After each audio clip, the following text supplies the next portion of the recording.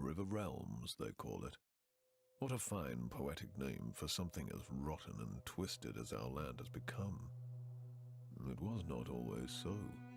Long ago, the old empire, the noblest and most enduring society created by humankind, spanned almost the entire continent of Zerine, the cradle of man.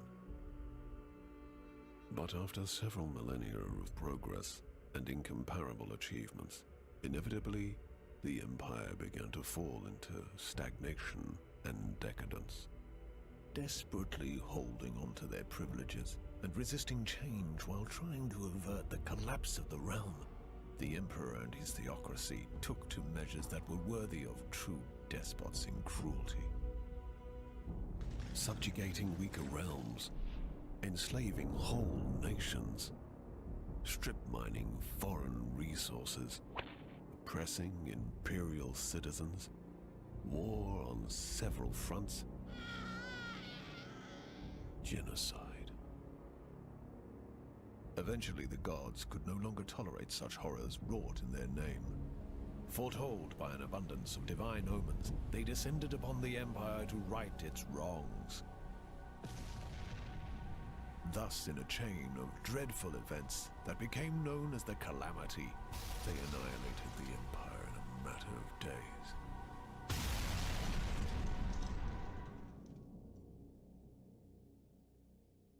The gods then finally saw what they had done in their anger and confusion. It is said that so much grief and shame filled them that they were broken and they left this reality, never to return. The continent and its inhabitants seemed dead, but at length survivors began to crawl out of their hiding holes and faced a land that no longer welcomed them. Arcane anomalies, the fallout of the Calamity, now riddled the continent, and people realized that they had to share their new home with changed and twisted creatures. Terrible beings entered through the cracks in the tapestry of reality, arose to rule over the natives. In time, these new powers rebuilt the fallen empire in their own image, and the River Realms, now godless and vengeful, reincarnated from the ashes. The inhabitants of the land, such as I, now eke out a living under the crushing rule of the new empire. The continent itself constantly resists our every attempt at building a cozy home for ourselves. As travel is dangerous, many ventures specialize in transferring cargo and passengers over bleak and deadly leagues of land.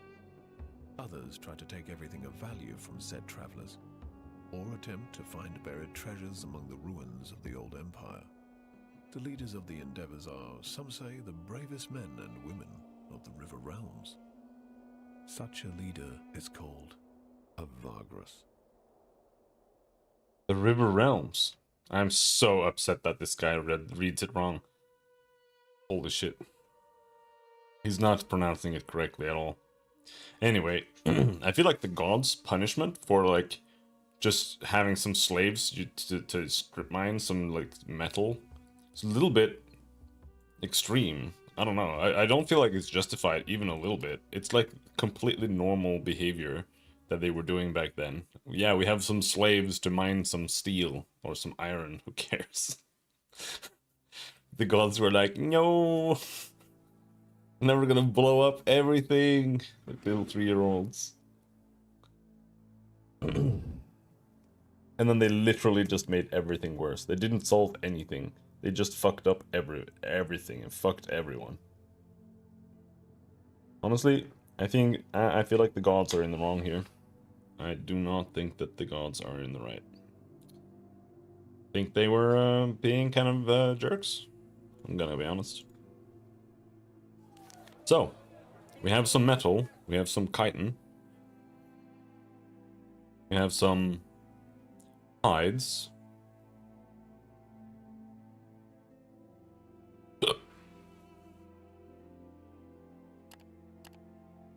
This goes to Avernum.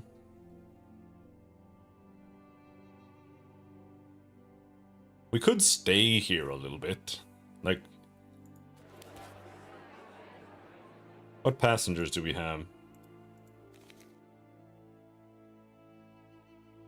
Acorus Quarry, 32 days. We could go up and down once. We are very close to Avernum.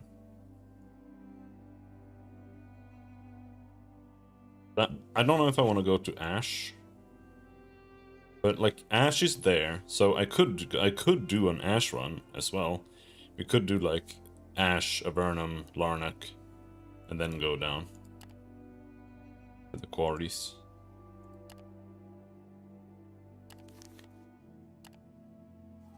That is an option. Ash. There is honestly only 2 quests here, but it does give a lot of money, 20. I'm gonna do that. I'm gonna go the Ash Avernum route. And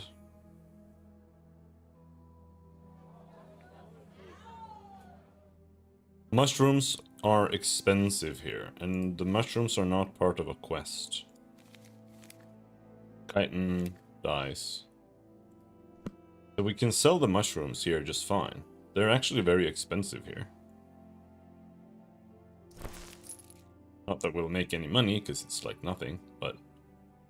What about chitin? Chitin is not worth selling here. It is worth buying here. Bright kelp. There's no way that's a good price for bright kelp.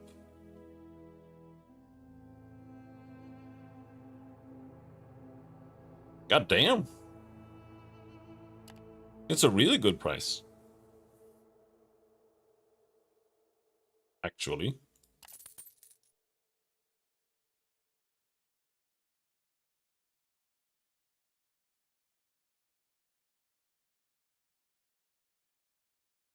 Oh yeah.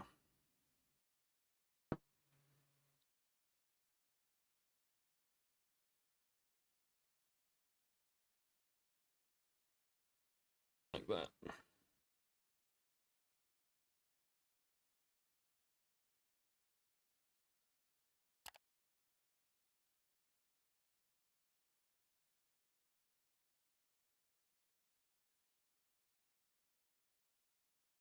Traveling saddles. Misk and harnesses. On hunting base chance. Honestly, the animals, are they even that good? +2 max march active.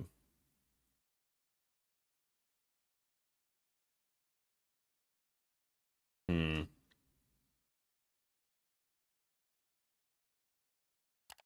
But let's see. We are in Larnak. We want to go to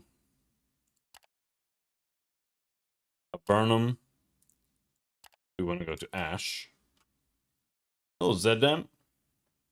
It's going okay, I think. I finally found a 4th party member. I've been trying to get that for like a decade now. So now we need to find a 5th. But 4 party members should mean I can semi-reliably actually do companion combat. I hope.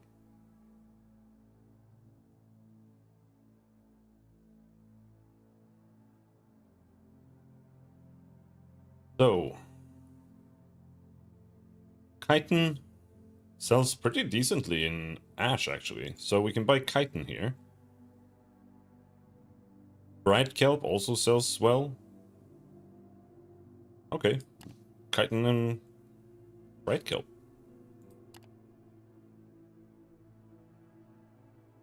Let's buy that.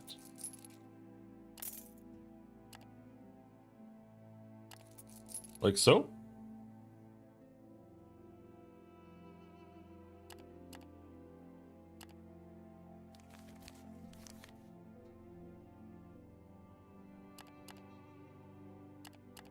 Can't really get more horse Or can't really get more storage there. Next up, I'm gonna have to get another beast of burden, basically.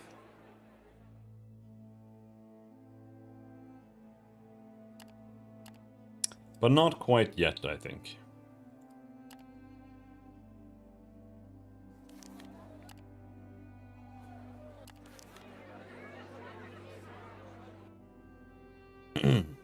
Alright, so now we need to explore this place a little bit more.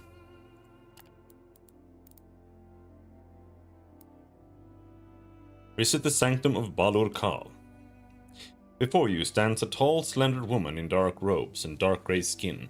Tufts of her silver hair and piercing, intense blue gaze are visible under the cowl that hides most of her handsome face.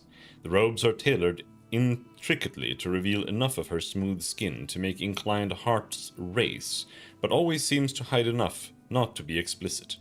The priestess has emerged from the inner sanctum hidden behind silken curtains, walked straight up to you with nigh divine grace, and is now looking into your eyes with a knowing smile on her fair features. Welcome, Vagrus. Her voice is sweet as honey. We have heard so many things about you. When you inquire what she has heard, the priestess smiles mischievously. This and that, promising things. Will you live up to it? That is the question. Nevertheless, we are glad to welcome you into our sanctum. You have great things ahead of you, and we would help you gladly. Come consult me whenever you wish, dear Vagrus. I shall be in the inner sanctum. With that, she walks back behind the curtains. I want to find some cool characters. That's what I don't really like so far. The characters are very unique, but I think most of them are kind of not that cool. Like the Mantis guy, he's like, he's like okay, but he's kind of weird. The dwarf is okay, but like this lady that I have now, the sorceress lady, she's super uncool. She's not cool at all. The Shrine of Bal-Ur-Kal, the Demon Prince, is an inviting place. Smiling and scantily clad acolytes usher worshippers into the black stone building, adorned with twisting statues. Inside, cowled priests speak in hushed tones, while purple and red candles give off a powerful sweet scent. Lies work best when wrapped in silk, they say. Ask the priestess about Bal-Ur-Kal. The dark elf priestess welcomes you into the inner sanctum and offers her assistance. While you talk, naked slaves offer refreshing sweet wine on a silver platter. You ask the priestess to talk to you about Bal-Ur-Kal and those who worship the demon prince. Our Lord of Secrets, Bal-Ur-Kal, is an elusive deity, but I'm sure you already know this. The priestess confides as she takes you for a stroll under the pillared arcades of the sanctum. In truth, he has ever been a proponent of personal freedom and a negotiator, just like when he, in his infinite wisdom and kindness, mediated between apostles of the Emperor, the lords of the Abyss, and the other gods of the Triumvirate. Following that, our Lord took a pivotal role in forming two of the three religious orders that have since served the realms, the industrious Aetermanis, the Nosferatis Sisterhood, and the Nosferatis Sisterhood. Without these alliances, the world as we know it would not exist, and the Empire would have long fallen into barbarism and despair. We priests continue this tradition by aiding negotiations, and our church is also responsible for the carnal institutions of the realm. If you ever need assistance with mediation or subterfuge, you have come to the right place, as the Lord of Enchantment commands many powers of intrigue, charm, and illusions. You thank her for her time.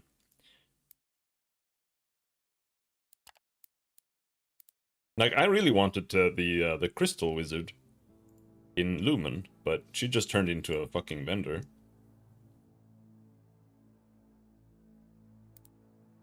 See what services the Sanctum offers. Enchanted perfume. We already have that. Ask for a blessing. No, I don't have... I feel like the blessings are ass. You basically need to know that you're gonna use it for it to be worth getting, more or less. Which means they're good when you can use them, but it's like not worth getting it just randomly.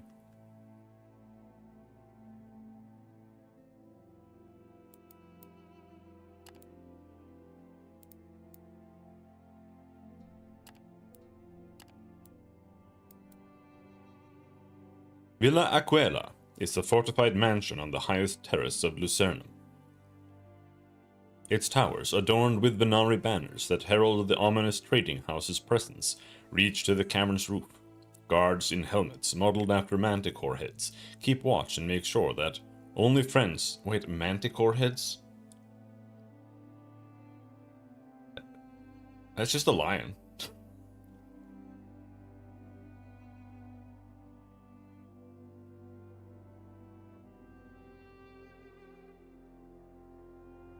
A legendary animal having the head of a man, often with horns. Oh, okay. So...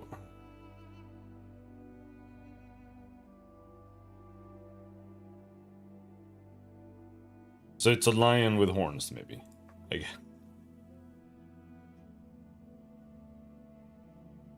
Guards in helmets modeled after manticore heads keep watch and make sure that only friends of the house stay inside the compound, where markets and offices offer trade as well as a number of services.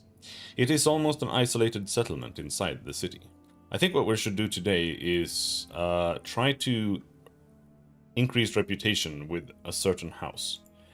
And I need to figure out which house is the cocaine house and smuggling house.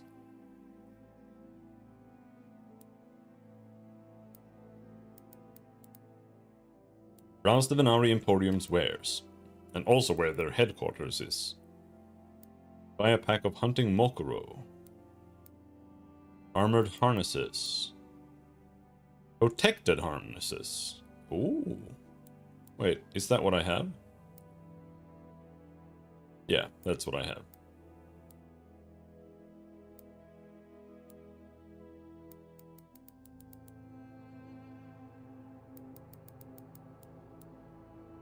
Alright. Sell goods. Crystal lamp. Arcane text.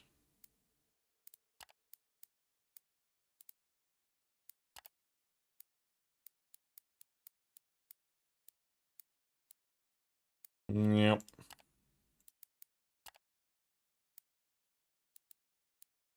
Visit the renowned Preclarum, a shop of luxury items. Right, here you just buy some stuff. Dwarven compass. This is good as fuck. Unfortunately, I can't afford it, but +1 max movement is huge. We should get that. What does the looking glass do? Scouting base chance.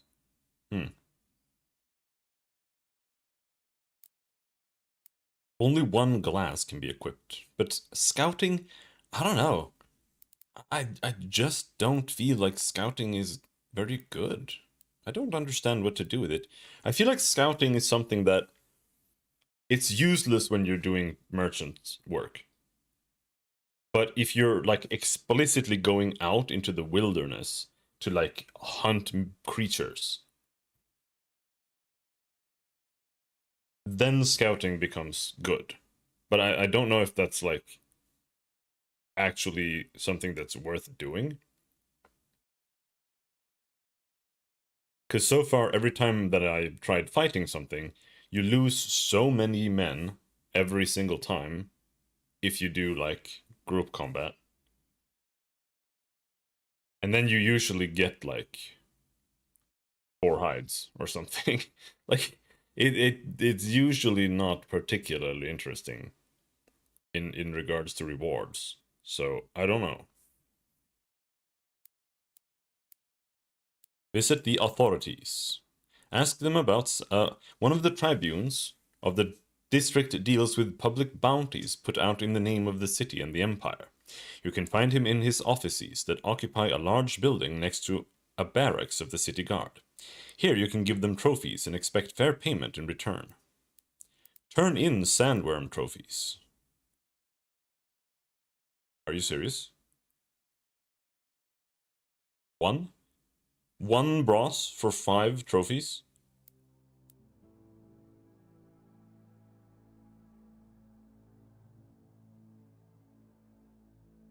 That's horrible.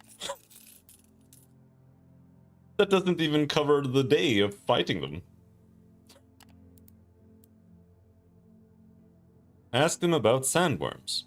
You query the officials about the rumors that the sandworms have resurfaced in great numbers. They're hesitant to confirm or deny this until the senior magister steps in and cuts the others off. It's true, Vagrus.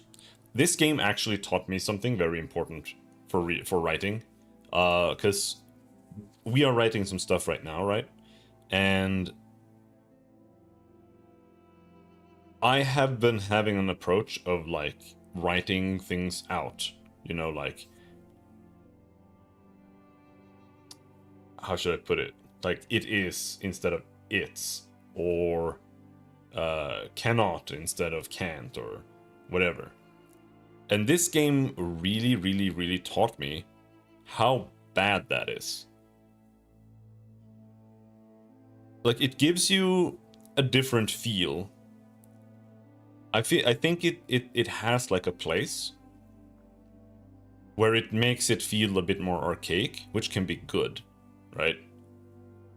But there are so few contractions here. In fact, I would say there are... I don't know if they use contractions at all. And I actually think the writing in this game is pretty good. But the fact that they never, ever, ever use contractions at all makes it very, very clunky and weird and hard to read and unnatural.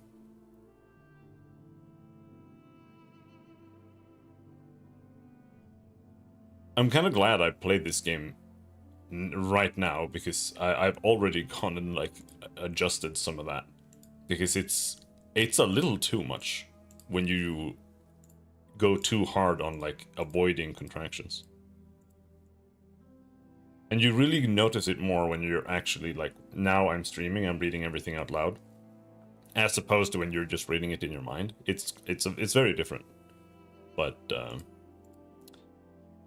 it is true, Vagrus, the older woman says, and you can detect genuine worry in her gaze. Reports are coming in, but it seems that the south is overrun. Nobody has seen these accursed creatures in such numbers for centuries, but they were beaten once, so you can rest assured that they will be beaten again. Should you be interested in giving a helping hand, Vagrus, I propose that you head to Tectum Carvos, where the efforts against the worms are now concentrated. You thank her for her time and consider what you have heard. Yeah, we're not gonna do that. Anything that has to do with, like, fighting shit for no reason, I kind of want to try avoiding now.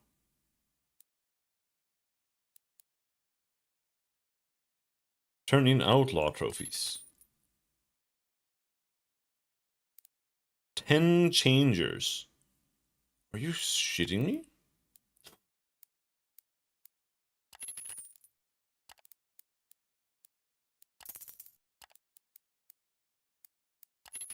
I would like to do that stuff more, but in this playthrough, I want to just do smuggling, and I want to see if you can get, like, cool things that way, because that's what I think is going to, like, make or break this game for me, whether I can actually find, like, cool storylines by playing it in certain ways, right?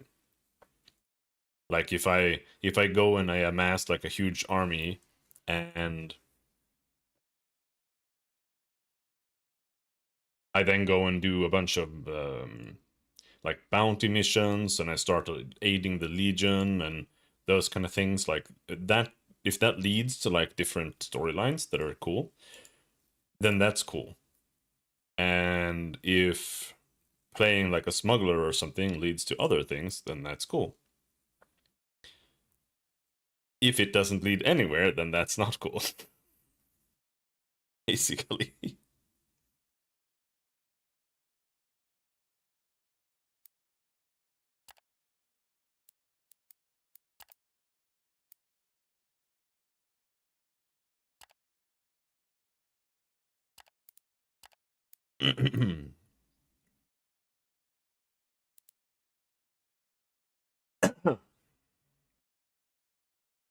Your wandering in the city takes you to a tavern in Lower Lucernum called Caelum's Fall.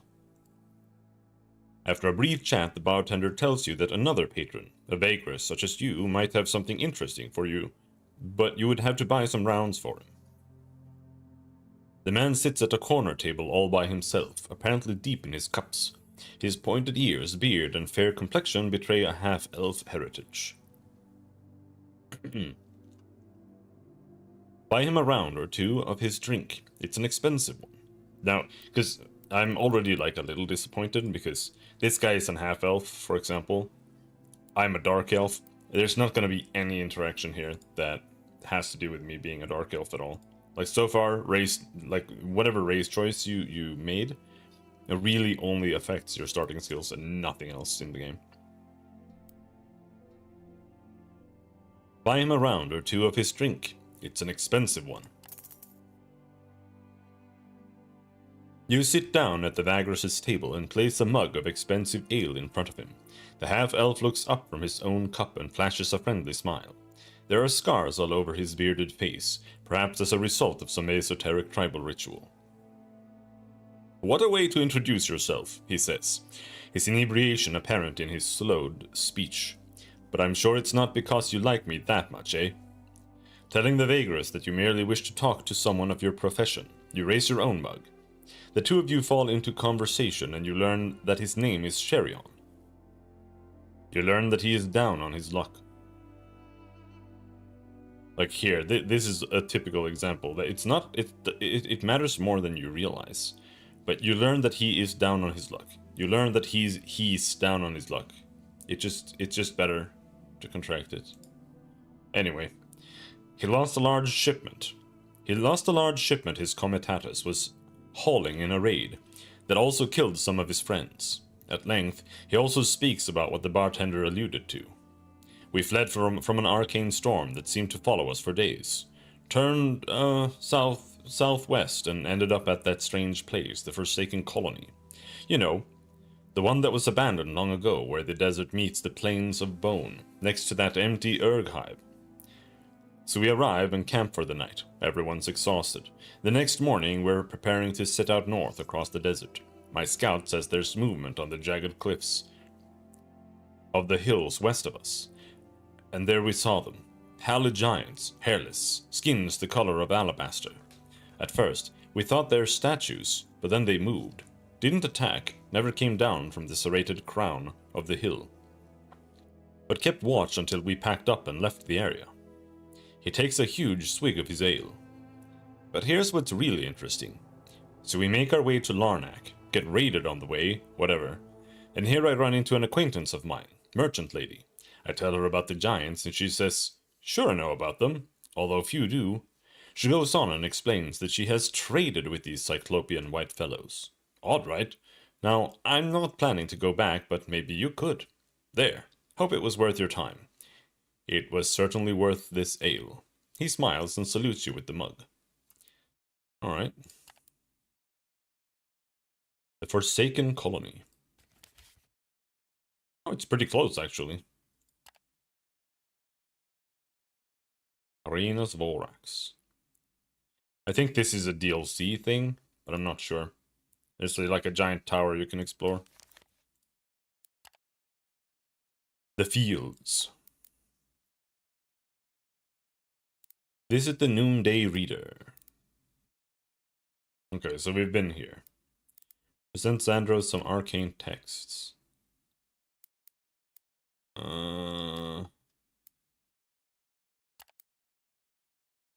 Take a walk around the bright kelp fields.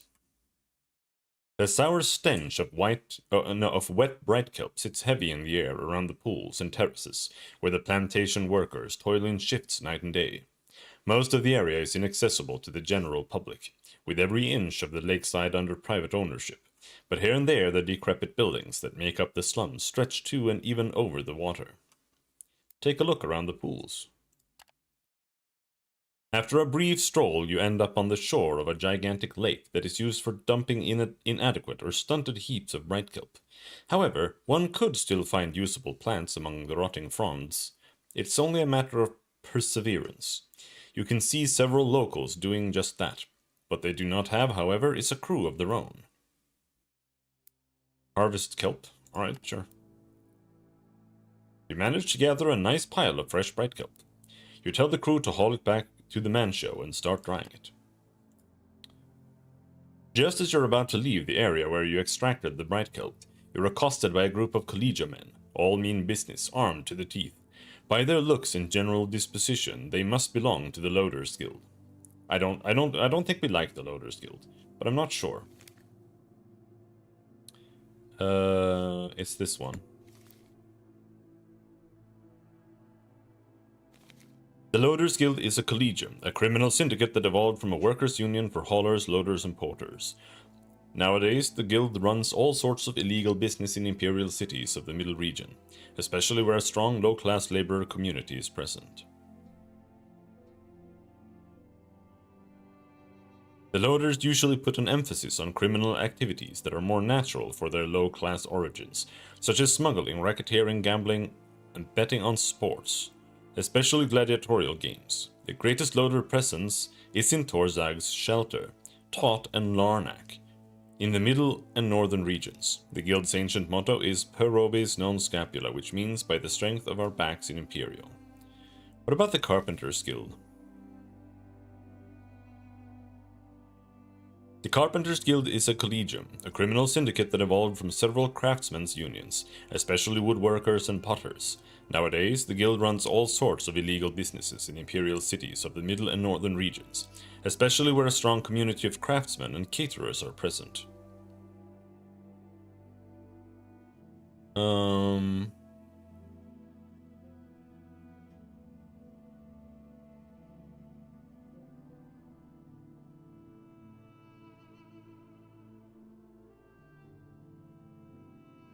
I'm just not sure if they're all just...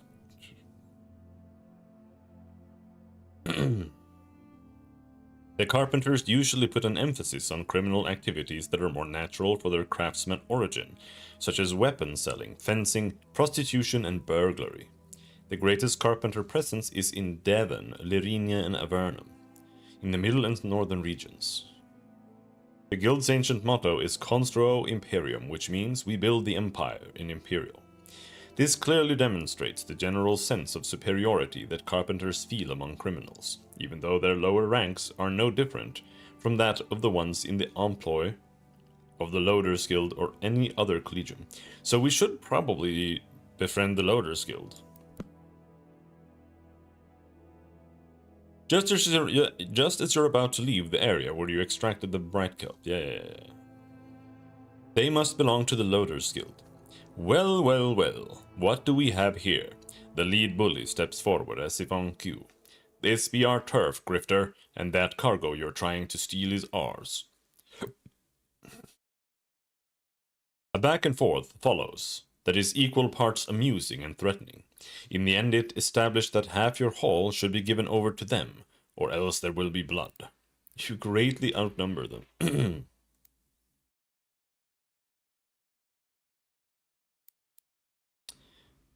You're on friendly terms with the loaders, so you should keep them all. Give them all of it. The guild will surely appreciate it. Sure. Pleasure doing business with you, the man intones. His cronies grab the wet sacks, and soon you're left alone on the dark street. You and the crew leave the area. Alright. Plus 12 loaders guild. That's good. That's like 4 delivery quests. Seek out the Freelancers Guild at the local castrum, whatever. No, I'm really just checking to see if they have like, maybe there's like a permanent guy there, but no. The Hive, Embassy of the Iskori Realm. The strange hive's bulbous, enormous formations hang above you silently. You observe them briefly after having made the tiresome ascent following the cliff road that leads almost right up to the great cavern ceiling. Nobody is around this place except for a handful of city militia, who were placed here as courtesy towards the hive's inhabitants. A single set of stairs lead up and into one of the earthen clusters. Try to gain entry. The militiamen tell you that you should not bother the creatures unless you're here for a very good reason, and that they generally do not take visitors. You look into the dark chamber beyond the stairs. There is a low, skittering sound emanating from the gloom. It's enough for you to decide that you will only attempt to you will only attempt to enter if you have some form of official business here. Okay.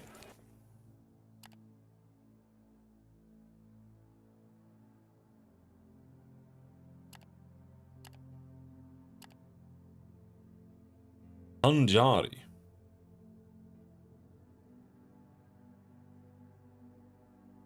House Okwo.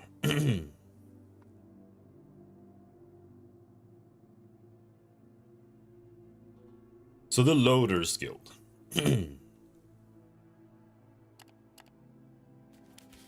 Did I find them here at all?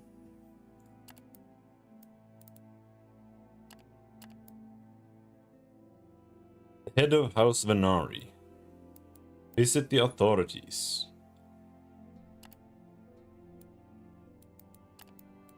Visit the infirmary.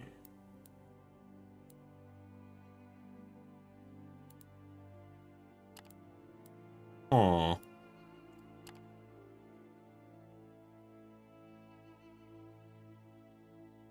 Okay, so the Loaders Guild doesn't have like anyone you can talk to here. I wonder if the Loaders are in Torzag. Because it said Lernak, Torzag, and I don't know what else it said.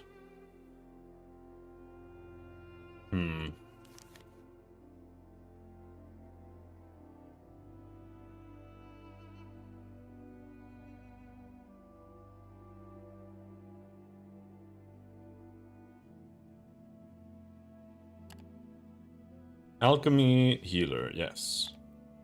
And then Garrick should have the Bronze Owl Pendant, because it gives him +5 accuracy. Borax. He's got Herb Lore there, which is nice, but I wonder if he should have, I don't know, Nadir, Harvick. Harvick has torture devices. Maybe we make him a bit tankier. With the Amulet of Protection, which gives Vitality and All Res, and this gives Bleed Res, Magic Res, and Die Hard.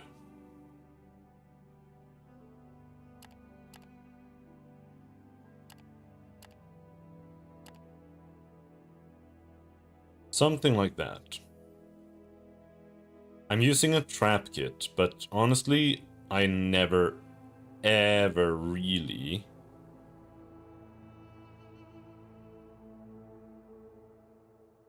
do that. +3 crit. I don't feel like that's that good, but I guess critting is... It would be nice to crit more often, I suppose. Intimidation. Because I could equip this if I ever need to go into a territory where I need to hunt. But like, right now survival hunting is all like garbage almost. Maybe we just make him a bit more charismatic.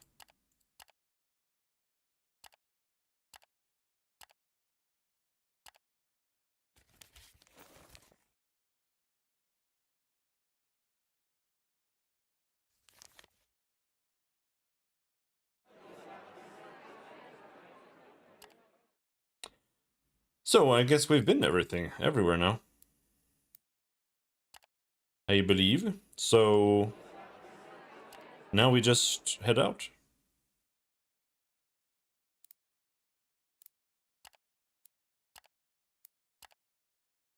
And then we head to Ash.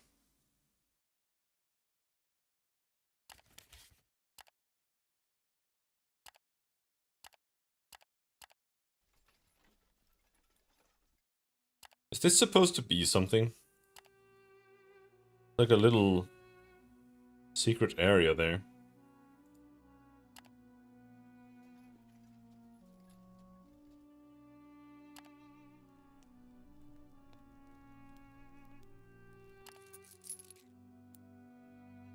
As the comitatus strikes camp and dusk falls, the chill of the desert dark sets in. This night, however, is much harsher than what you're normally used to. An ill wind blows, and you see small clouds of breath as you exhale. This cold is quite perilous. You have to prepare for an uneasy rest. See, survival, plus 60. How do I not have resourcefulness? Why is my resourcefulness like... Why do I have 1 maximum resourcefulness? What's going on with that? Anyway, we succeeded. Morning comes at last, but the merciless cold has taken its toll on your crew. Luckily, you were able to avert the worst of it, but people did not rest well. As the sun rises, you press on, somewhat shaken by the cruelty of the wastelands. Beware the desert at night. -1 vigor. Okay, now it's just that... Oh. Like, why do I only have 1? Huh?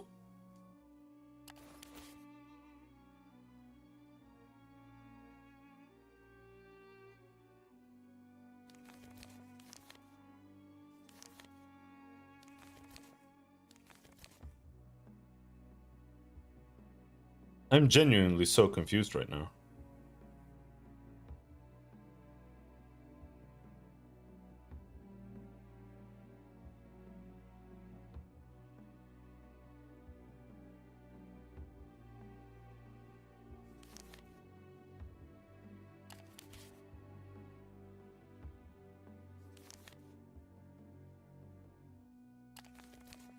Ash is actually quite far away.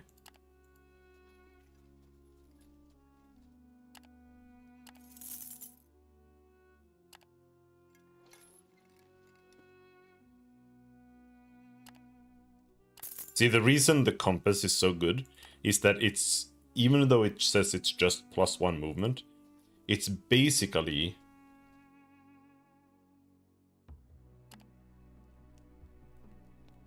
+1 step. When you're outside of the road.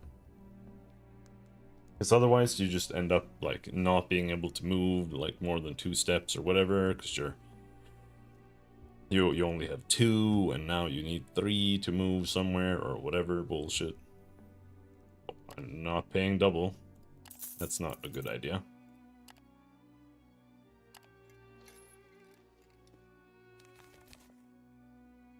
What's going on in there?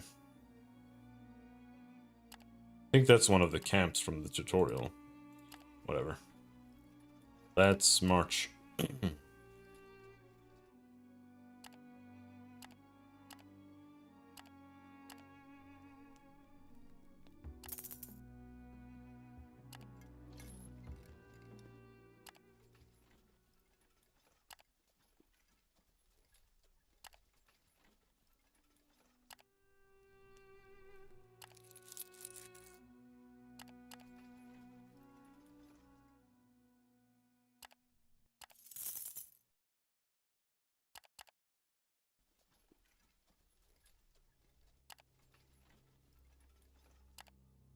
Now this place sucks a bit because it doesn't have supplies.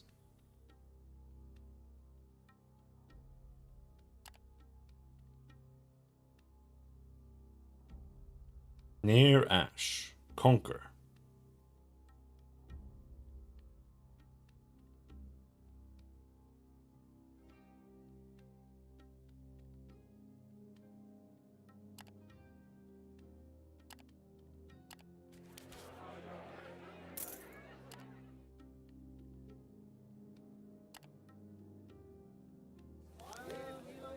So, I was gonna sell Bright Kelp.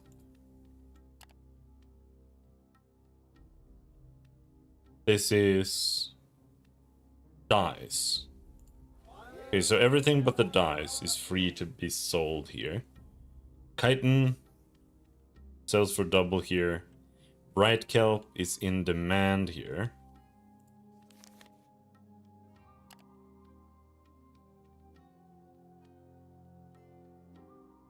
It does sell for more in Arkan and Devon, but it does like double what I bought it for. So I think that's worth it. What about hides? Hides are also almost double here.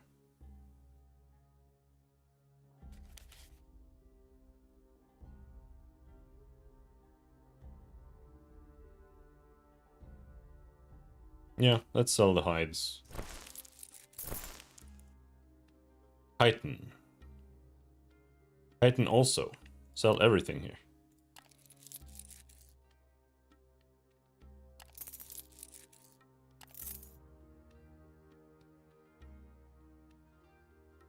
And again, they have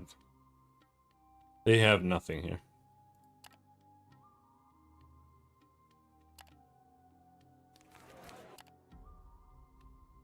Not even quests. Not even passengers. They have nothing.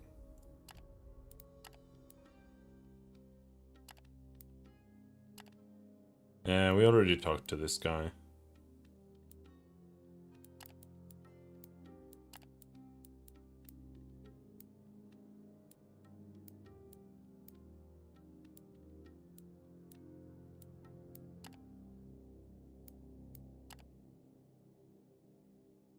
The Death Pit of Ash.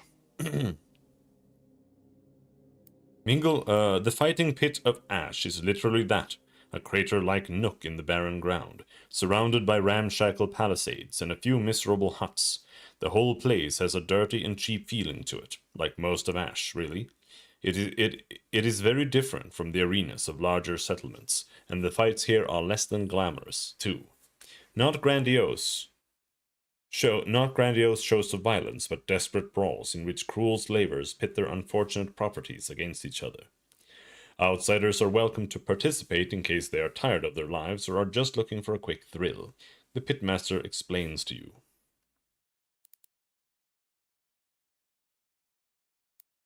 Mingle with the crowd to fish for news. The crowd here might not be the most sophisticated, but they are certainly well-traveled. Bloodthirsty too, so it comes as no surprise that they have news of strife and conflict from all over Terra Supra. It is mostly the usual culprits: Sharduk, orcs, slaves, dragon warriors, and rebellious Tarkins. Among the hateful drivel are bits of news that might be worth something later, however. You take mental notes of these interesting news. Ahar Kada. What the fuck is that?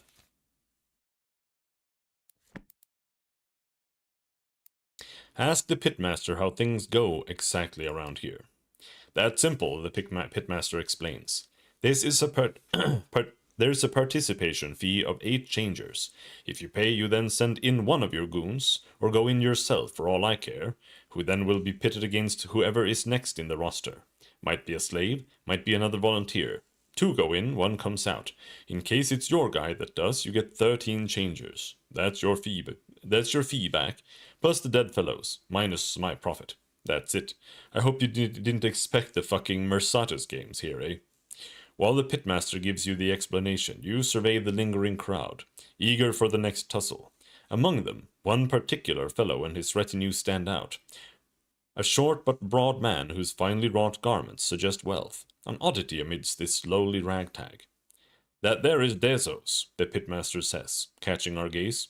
He is here every day, but for what I do not know. Never places any bets and seems to be bored out of his skull most of the time. Alright.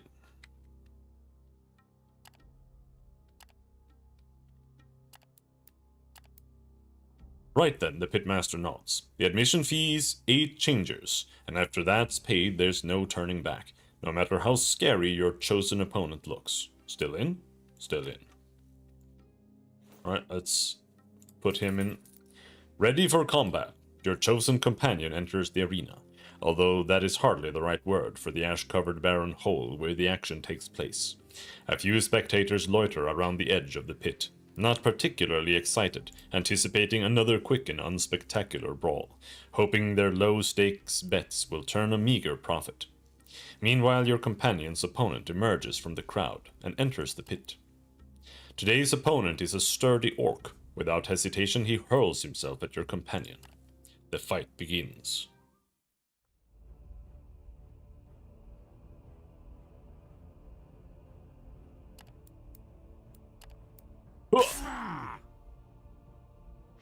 Ow! Oh!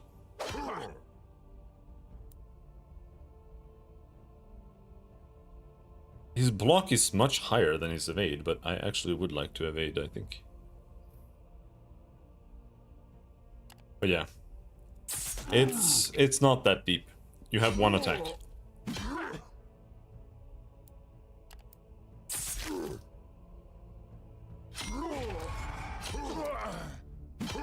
Dude, the orc is OP at this. What the fuck? He just does like 12 damage in one turn. That didn't go well. Your companion takes a severe beating and has to be carried out of the pit, and your money is gone too. Never mind, the pitmaster says while pocketing his earnings. There is always a fight going on here. Just be better prepared next time, or maybe choose a different champion. Okay, we can only do one. Well, good job, dude. Good job.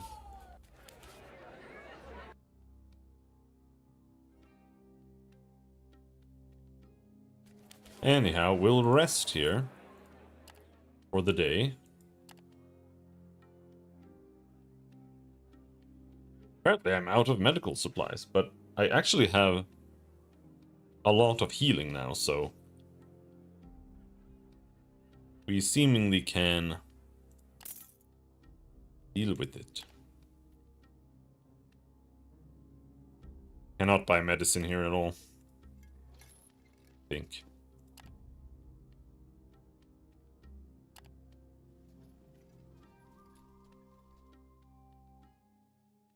Melkin Pride. A pride of Melkin. Alright. Some doggies. Let's fight.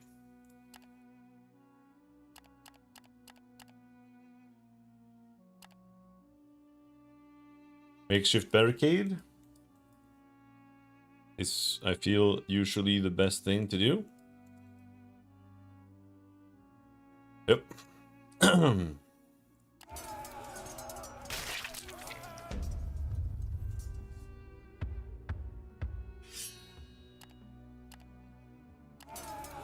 Cut them down!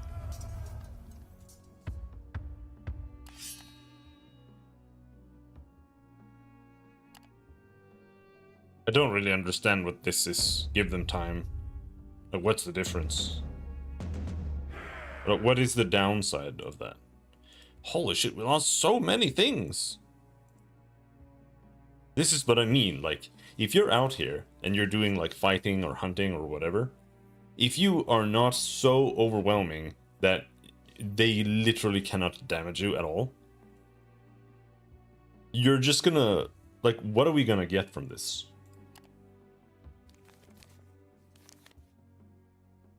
I got one bone, one hide, and maybe like a little bit of supplies. That's it. We might have gotten something here. I don't know. I think the menu for like what you get is terrible. But it doesn't look like we actually got anything here. Odd bone carving, maybe. No, I don't think we got anything. So, I basically lost like 4 brass or more. Because I lost a bunch of slaves and everything. And you gain nothing. You gain nothing at all from fighting. It's just bad.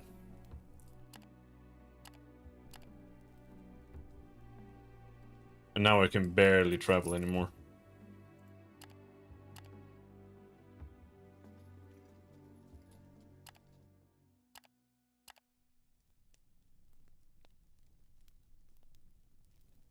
Holy shit, there's nothing to find here?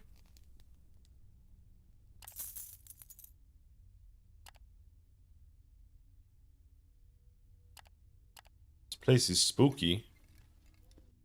The moment it becomes clear to everyone in the Comitatus that your heading is taking you into the black dead desert of Arenas Nigris, your crew stops the beasts and surrounds you. They tell you in no uncertain terms that you're leading them into certain death, and they will not abide that.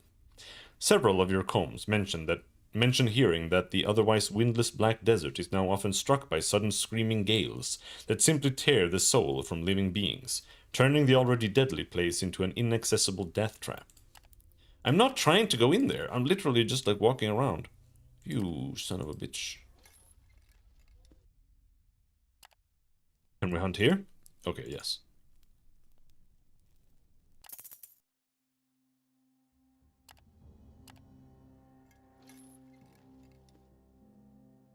The Omphalaut Outpost. I don't know if it's worth dropping by there. Like, they only have, like, mushrooms. That's it. There's mushrooms there.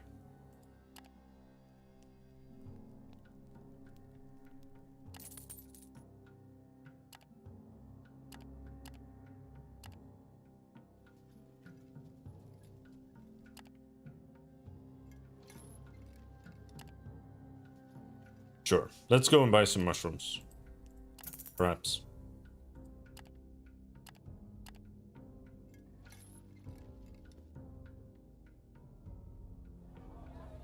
Actually, they have supplies. Which is actually kind of worth going here for. So, mushrooms. Mushrooms in Avernum. Go for 4. Here, we buy them for 3. That's not good. Mushroom Bear in Avernum sells for 6. Here, it costs 1. Beer does sell, kind of, in Lernac, but no. This is all worthless, so we won't buy anything.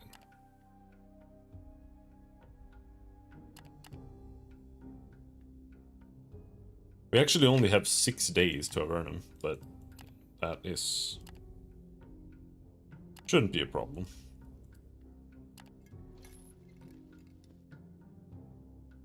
Which one is the entrance?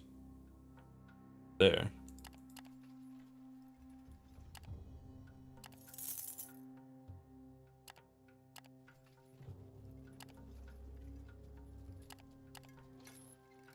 We made it!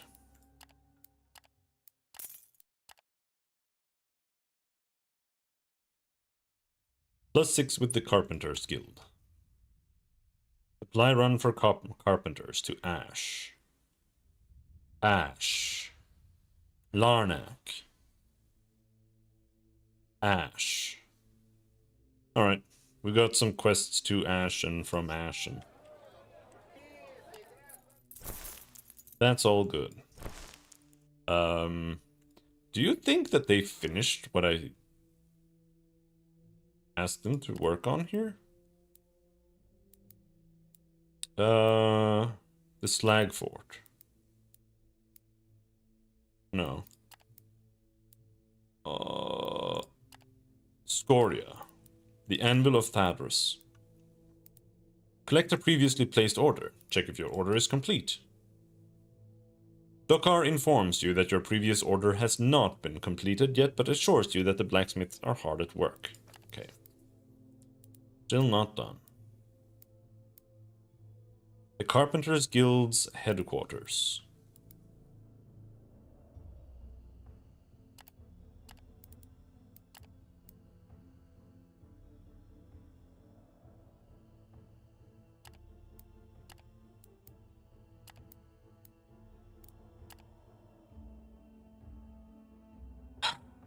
Okay, so if we want to sell illicit goods to the carpenters, I think we have to go here.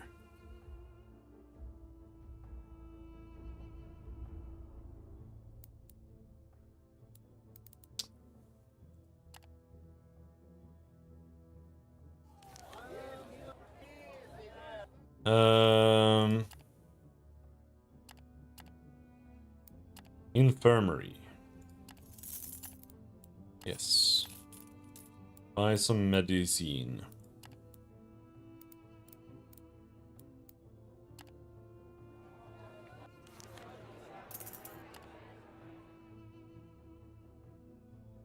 I need to buy some slaves, because they got stolen.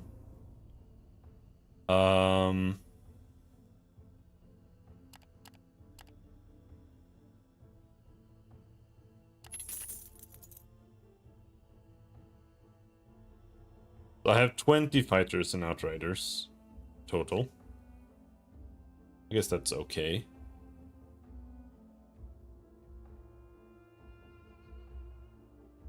Wait, am I not low on horses?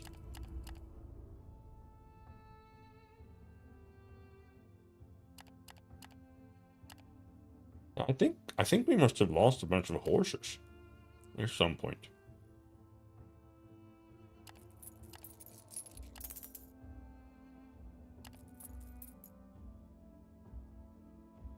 There. Workers to Larnak. Let's rest first.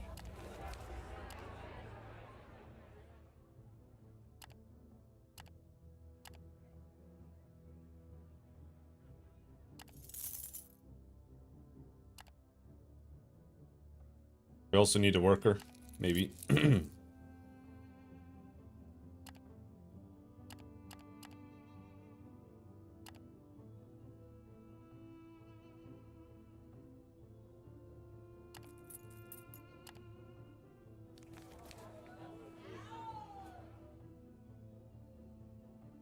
Alright. So, we are going to Ash, to Larnak. Oh, come on.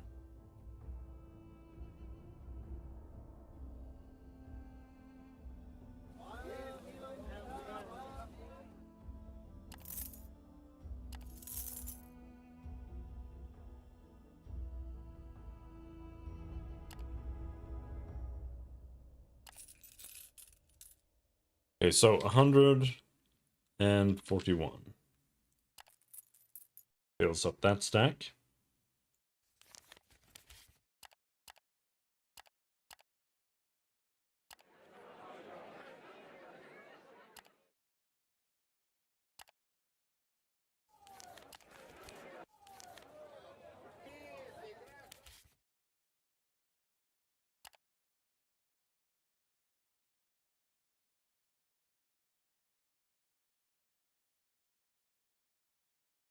Just iron from Ash.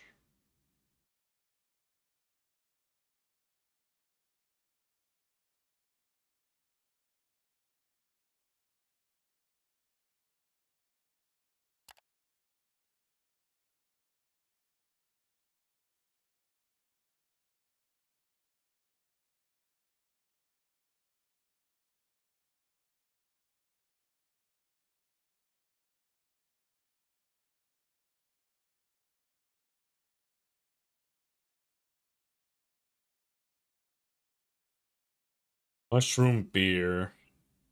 But it's just not really that worthwhile. I think. Spice.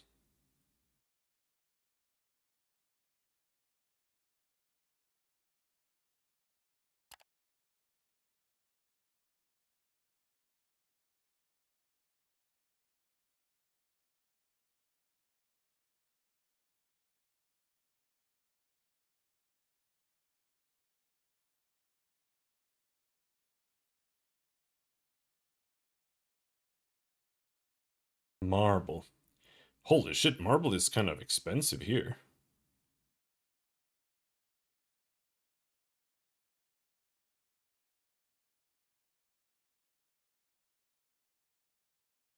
Oil, timber.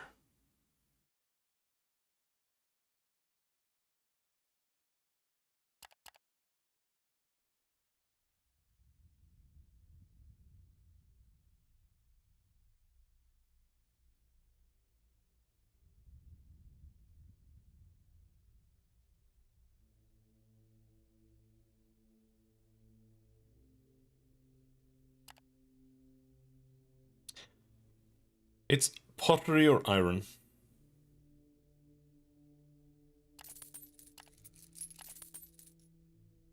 Or pottery and iron.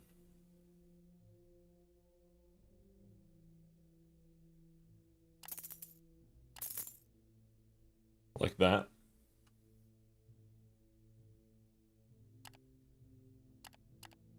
And Ash and Larnak again. But let's visit the mage. The tower's cool black innards welcome you silently, and the sorcerer awaits your request. Ask him about different sorts of magic. That is a question that we could discuss for days or weeks on end, the mage says coldly. Then he indicates a stone bench at one of the black walls. But sit, please, and allow me to elucidate some of the basics. You and Incanus make yourselves comfortable, and he begins to outline the basic division of magic in the realms. The most important distinctions is between arcane magic and divine magic.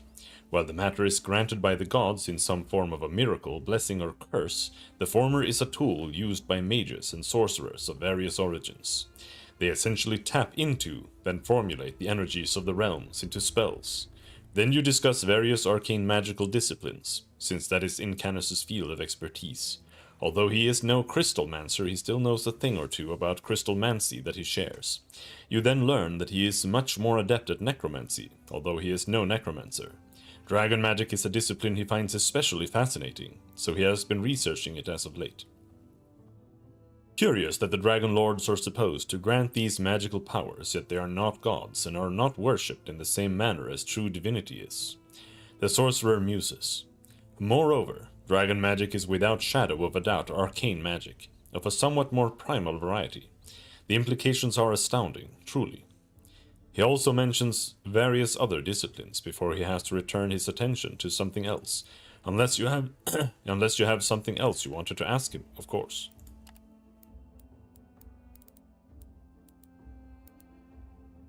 Ask if he knows about the Iskori in Larnak.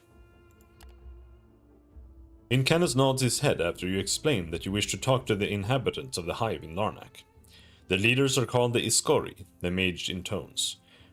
They are magnificent creatures, halfway between humans and Urgs. But they are more than a half-breed, much more.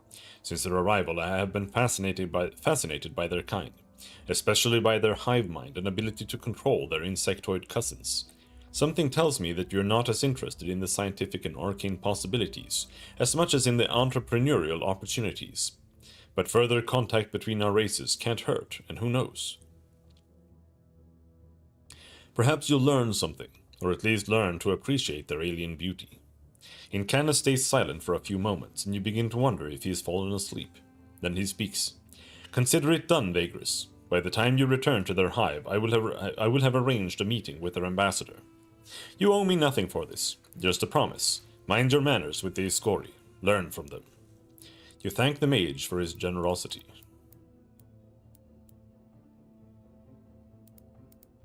Okay.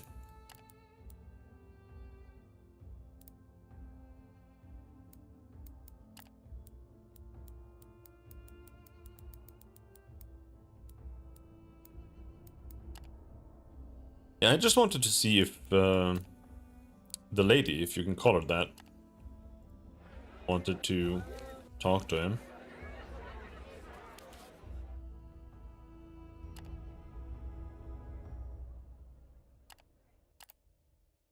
Nadir is meditating cross-legged right outside of her tent, but opens her eyes as you approach. Greetings, Vagrus. What brings you here at this late hour? Ask her about demons. That might be seen as a suspicious question to some, even though demons have been among us since time immemorial, and a lot of them are either disinterested in their prince's ongoing war against creation, or are more sympathetic to mortals than their own kin.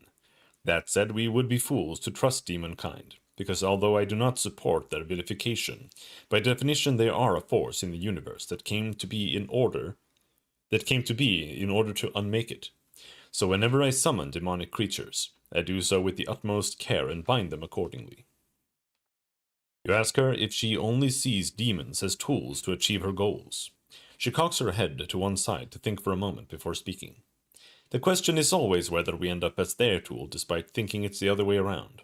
But I regard myself as more cautious than that, and my research into mind-altering magic is meant to augment my ability to control my summons better. As long as that control remains, demons are magnificent weapons, but I would lie if I said that their campaign against existence itself is not intriguing from a philosophical point of view. So to answer your question, no, I do not see them as mere means to an end. Not exclusively, at least. Talk about something else.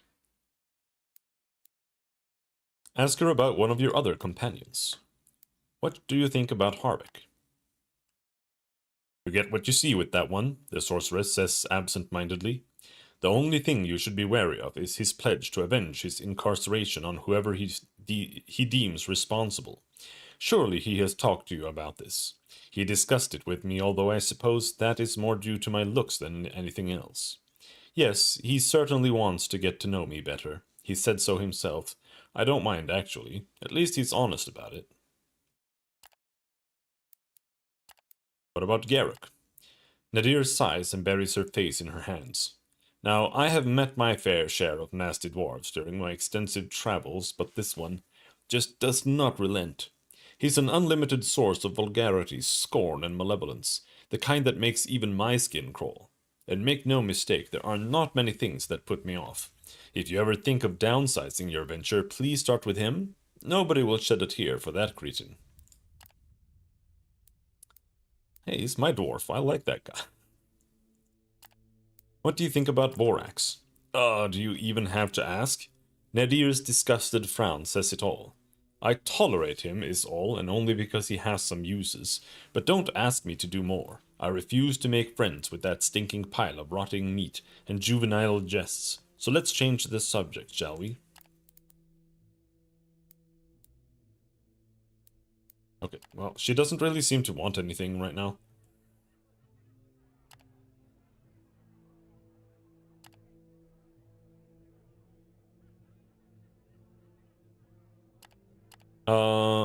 What? Using medical supplies actually doesn't increase my chances to heal here.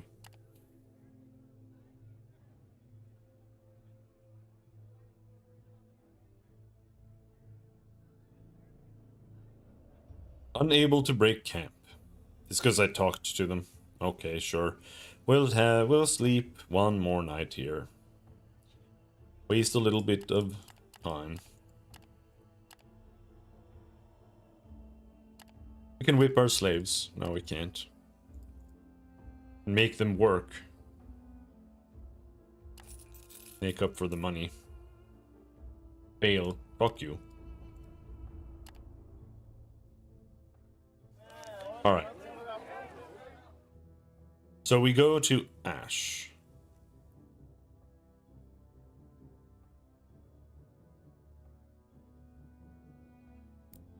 And that seems to be about it.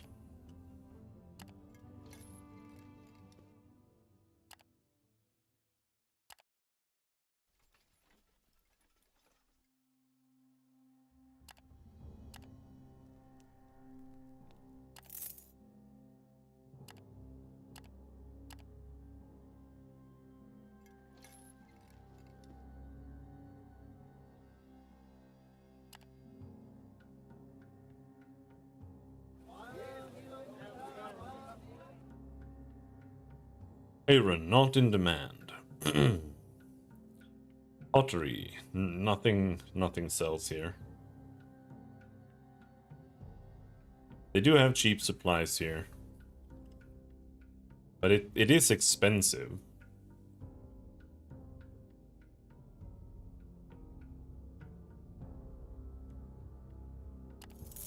I'll buy one stack.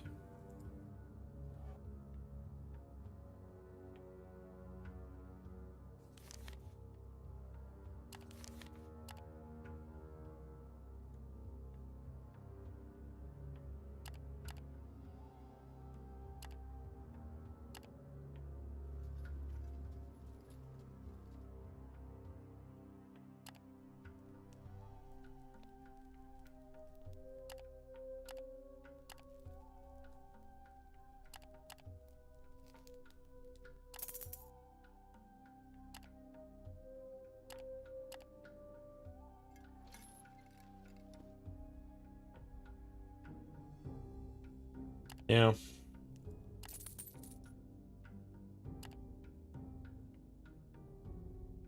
That's where they complained last time. So maybe we go this path.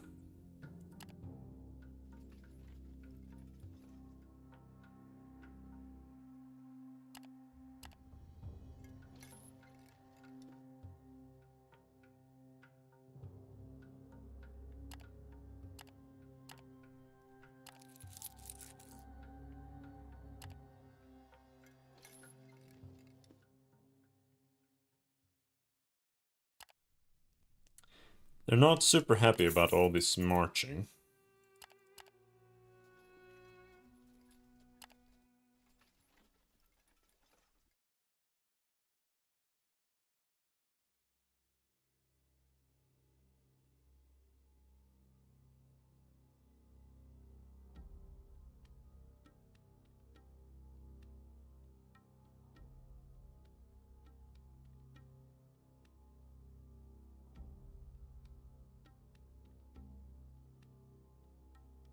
Turn in gives us a little bit of money.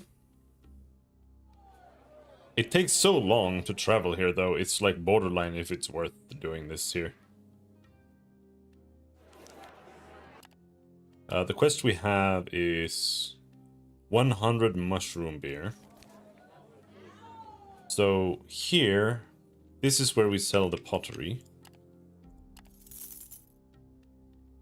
And iron here is...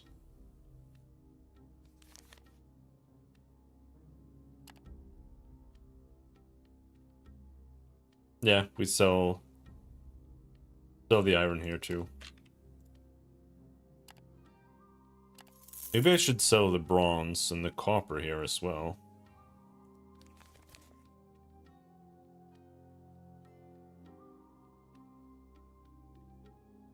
Bronze and copper isn't really that interesting, to be perfectly honest. But it is eating up space, which is bad. I don't want it eating up space.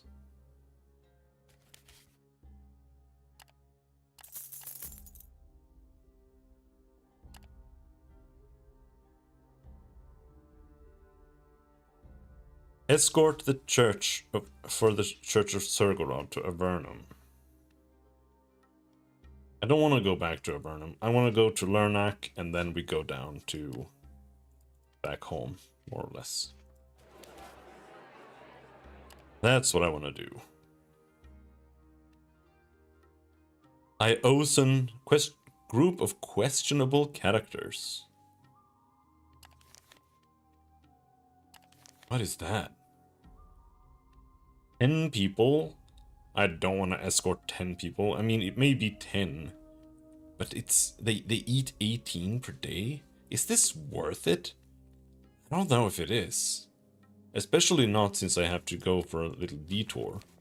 Like, if I was going straight, then sure, maybe. But like going down there and then there, with 10 extra people, for 10 brass, I don't think that's worth it. Because the traveling is gonna suck ass. I don't have enough guys to handle that, I think. I would have to hire more guards and everything. Not worth it.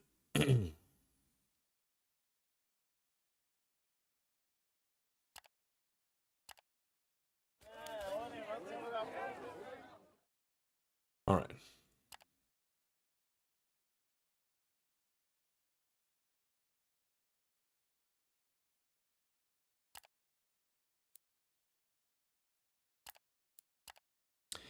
Let's try fighting again. I think he is a terrible choice. But let's give it a try.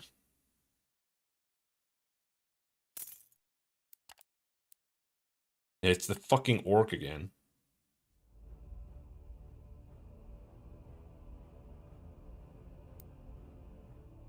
It's just that if he can just get some good shots in, it might be okay. Especially since he's back range, maybe he can avoid the combo. But he's so bad. Like, he's just so bad. Oh, crit. We did it. Hell yeah.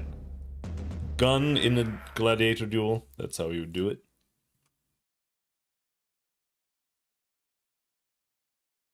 Your companion is victorious. Not that it matters to the onlookers much. There are no favorites here. Just one brawl of no consequence after the other. Only the pitmaster appears to be slightly pleased. Not bad, he says, while handing out your share. Almost exciting even. I wouldn't mind if you decided to come back another time. Okay, I was hoping that there would be like a thing if I won. But I guess not.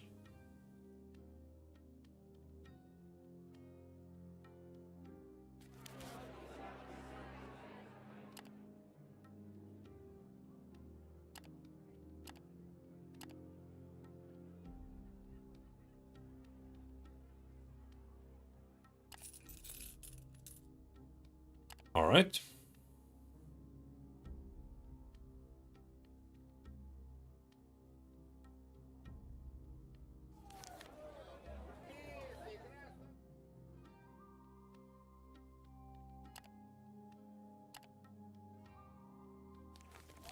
I think I'll buy the supplies.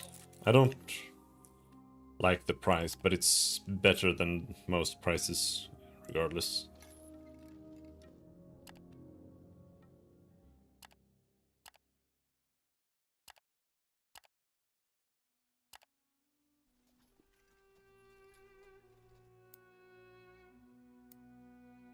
More angry wind blowing?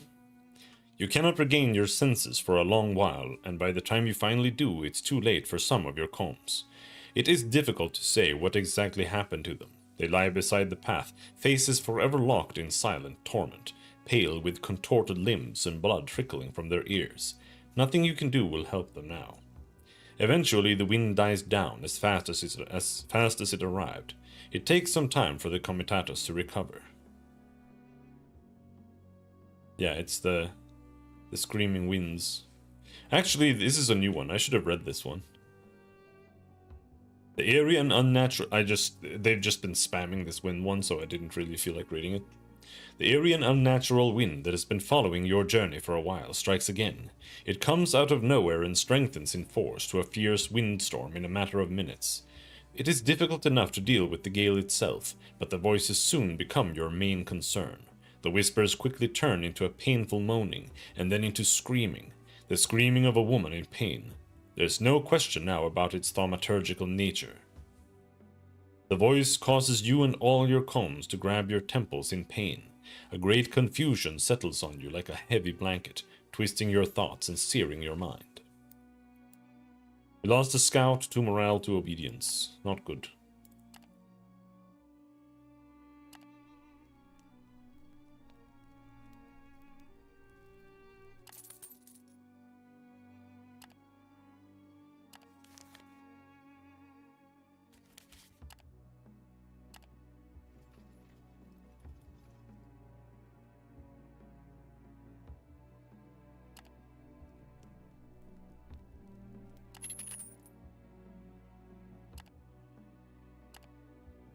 There is a path through here.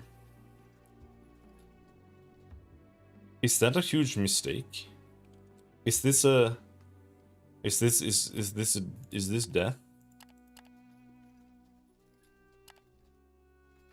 Does this even lead through? Does this just lead to some bullshit?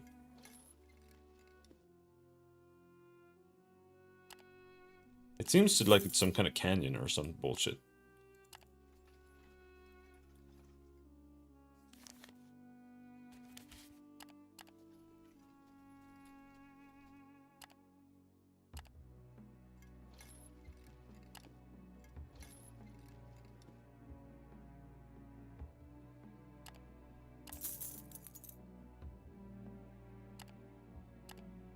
Everyone is distressed now. We can turn this around, don't worry about it.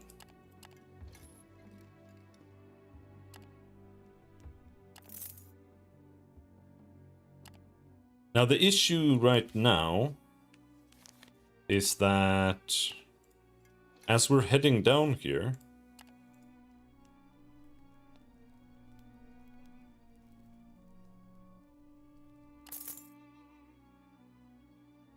we actually don't have anything to sell here.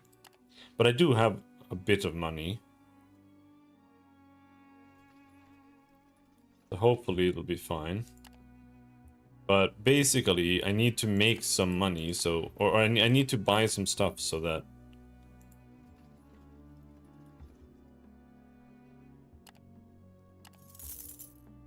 we can make some money when we get back.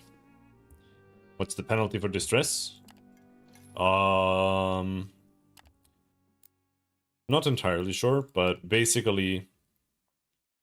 when you get to like 3 and lower in morale, they start revolting, but you also lose like movement, like your max movement and stuff like that. They might also start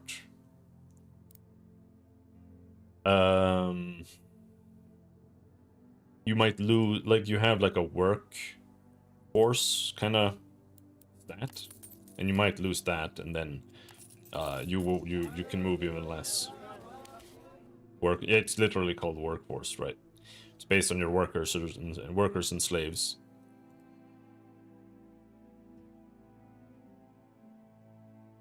$24. Alright, well, I have a bunch of money. We should be good.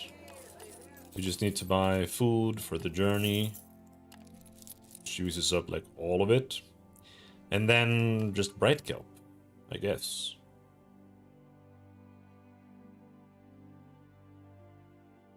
Ash, a vernum.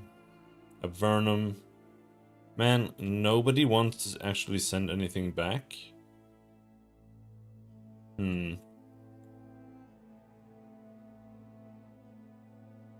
Alright, well. Guess we won't get anything.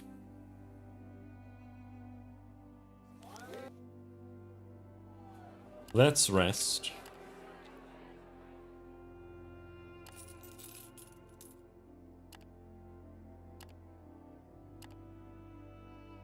And now we can visit the hive. Incanus the sorcerer has arranged an audience for you. Once you inform the militiamen that the sorceress Incanus has arranged an audience on your behalf, they usher you towards the stairs. Just walk in and tell the liaison about your benefactor, their leader says. You walk up the stairs. You enter a dark chamber at the top of the rough stairs and find it surprisingly dry and warm, although a peculiar smell hangs in the air. Not disturbing, but alien somehow. Light fades in above, and looking up you can see that a cluster of large insects has settled on the ceiling, their abdomens now emitting a muted orange luminescence. It's almost enough to reveal your surroundings. All the walls are covered in some kind of hardened secretion, forming curved motifs, interspersed with tiny openings, through which all kinds of insects come and go. Then parts of the wall move, and you are horrified to see that several hulking Erg warriors have so far been camouflaged to blend into the rough surface. Now they are unfolding their segmented bodies to their full sizes and tower over you. It is clear that should you make the wrong move, you would be torn apart in the blink of an eye. Yet the huge insects do not move, except for the twitching of their formidable mandibles. Then you spy a strange, partly humanoid figure enter through a tunnel. Its height matches yours, and although its lower body is a four-legged insectoid, complete with chitin-covered thorax and abdomen, the upper part is vaguely humanoid, with a segmented chest and arms ending in claw-like appendages. The head is that of a mantis, but there is a certain attentive intelligence in its compound eyes. You, come for a talk? You realize that the creature is talking in Imperial, using its weird mandibles to form sounds. You tell it that you're here on important business, but before you would go into details, it responds. We know. Now come, Ambassador, wait. It turns and beckons you with a segmented appendage, leaving behind the motionless Urg warriors. You follow the creature through ascending tunnels until you enter a spacious chamber with holes that serve as windows. Outside and below, the city of Larnak expands across the Cyclopean cavern. Ambassador, your guide says in a chittering voice and indicates a lone figure at the center of the hall. At first it looks like a tall, lean woman in a close-fitting, full-body chitin armor, but upon approaching it, you realize that instead of wearing a suit of armor, the creature's own skin is in fact chitinous, Its form is completely humanoid, with a face bearing large insectoid compound eyes, a tiny flat nose, and a mouth with sharp teeth, as well as a pair of mandibles. Welcome, it says, turning to you. Her voice says surprisingly warm and articulate, even melodious. What can Iskori do for you? You greet and return and think about what to say. I literally have no clue why I'm here. You have questions. I am listening, the ambassador intones. Ask the ambassador about itself. You ask the ambassador its name. It considers your request for a few moments before speaking in her melodious tone. I have no name, not the kind you know. We speak in thought, the ambassador says as it points to its head. And in thought name is not needed. You can call me ambassador. You ask how it got assigned to this post and what it did before. Again, there is a moment of consideration, as if the ambassador was trying to comprehend the question. No assignment before. It's looking for the right word. Spawned for this purpose. This is not done lightly by my kind. This place is important. Ask about the reason for the embassy's presence in Larnak. The reason why this place is important, the ambassador chirps in its strange voice. It is close. Hives to south. Large hives. Lost strains. Time has come to talk to your empire. The hives were spawning without herders. They were hurting, deranged. So we come, we herd, we negotiate. Many things we can use from your kin. Many things you can get from our kin, perhaps. And we watch, learn, understand, shape ourselves to better live near your empire. It is important.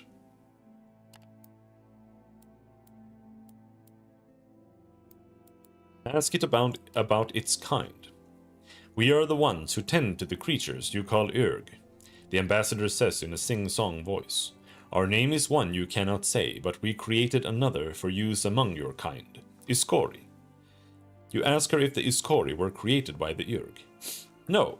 For a moment it appears that the ambassador will say no more, but then it must sense your curiosity because it adds, the one that created the Urg created the Iskori, to herd, to tend, to mediate, to negotiate, between Urg and Urg, or between Urg and others as requested.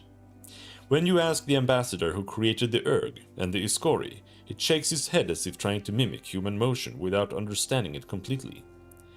That we know not how to say. We only have the thought about the one. Maybe the one is the thoughts themselves, present in all of us. Ask it about the sandworms. We heard about these beings. The ambassador sounds somewhat indifferent. You ask it if the worms are related to the Urgs and the Iskori. This seems to upset it because it chitters and shifts uncomfortably, which is quite unlike its usual behavior. No, those beings are deranged. They are not part of the thoughts, as foreign to us as your kind.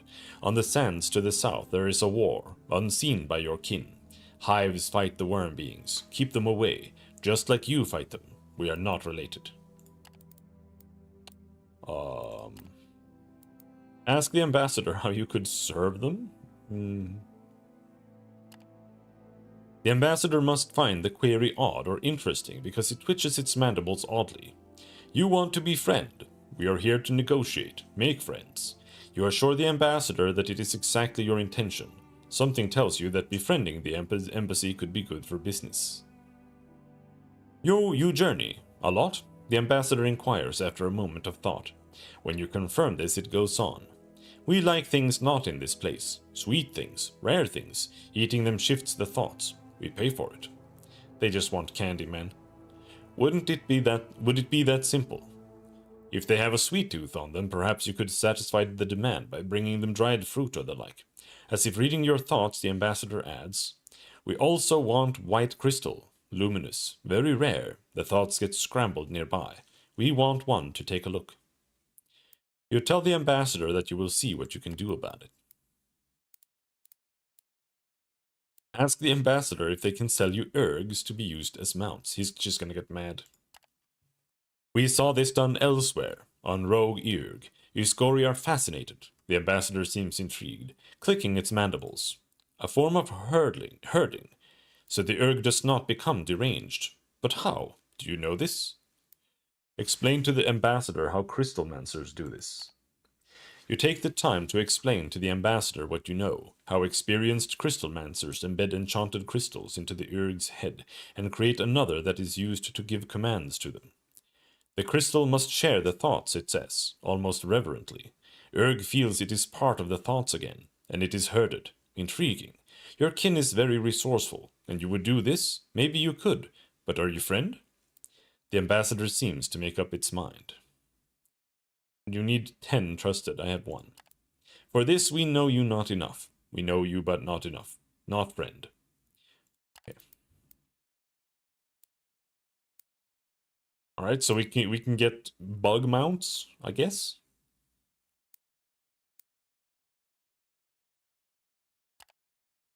We leave.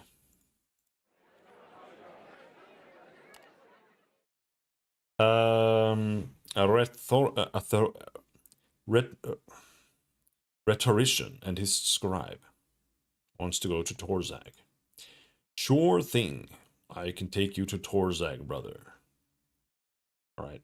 I was hoping, because I saw there was a bunch of quests for Torzag, but they're all high tiers, so we can't do them. Like I said, we should go back and we should do a bunch of quests for... I don't know for who exactly, but I think for the Carpenter's Guild and for the Loader's Guild. Unless I end up having to choose between one of them, because they're kind of maybe in opposition to each other. But we're going to... We're in Larnak. We're going to be going to Acarus. We're going to...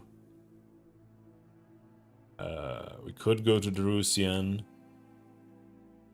But we're also going to...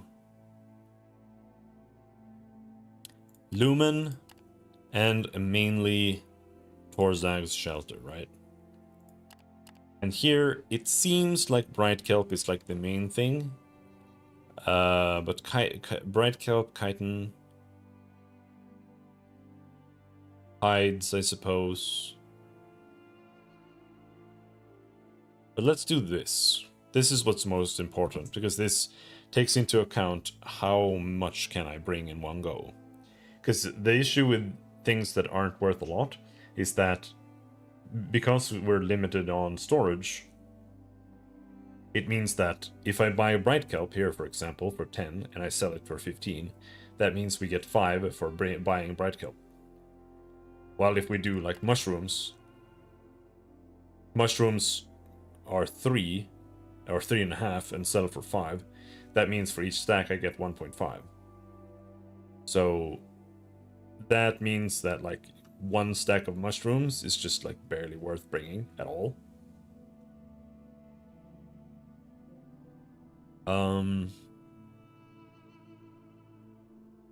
But this place is mainly Bright Kelp.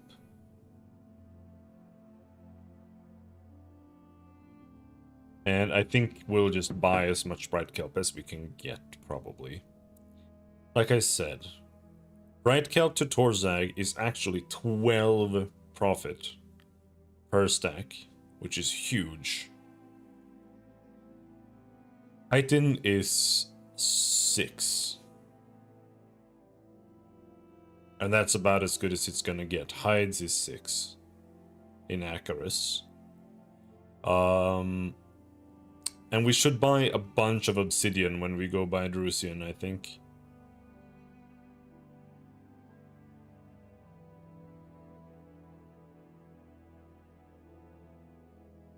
Probably.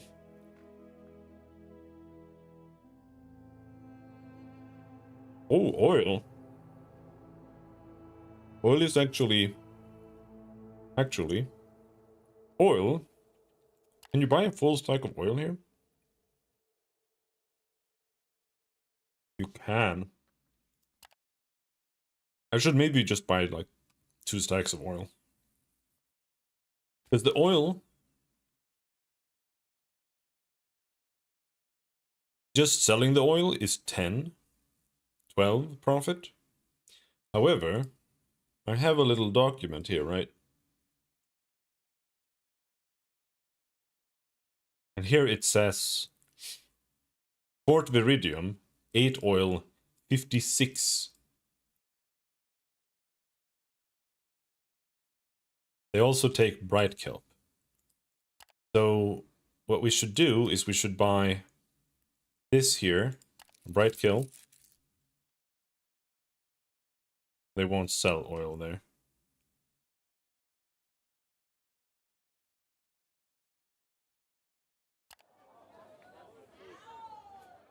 And then we should buy at least 1 stack of oil, which is 8.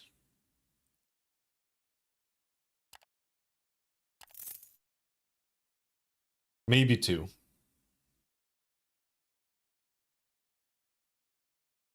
But let's see. The bright kelp, 1 stack of bright kelp is 10, which is a profit of 25. Titan, that's a profit of 16. While oil, that's a profit of 35. So assuming that they will buy 2 stacks of oil, which I don't know if they will, oil should be the best thing we can buy here.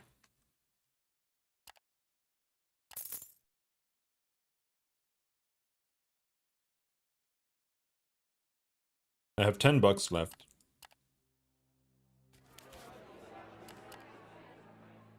Which should be fine to take us all the way.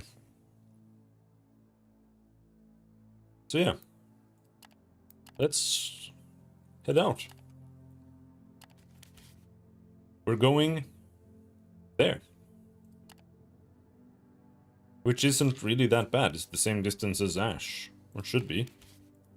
Assuming there's no bullshit going on here.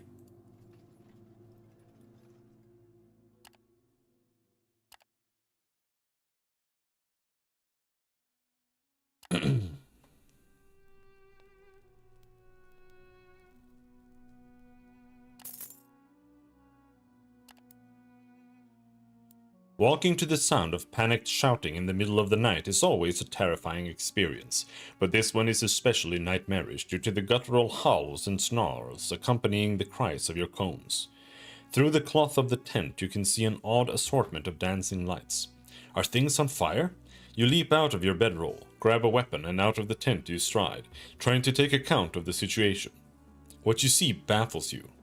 Your whole crew is in disarray as they try to stop a handful of wiry leaping humanoids who jump about your camp, setting things on fire with their bare touch and attacking people.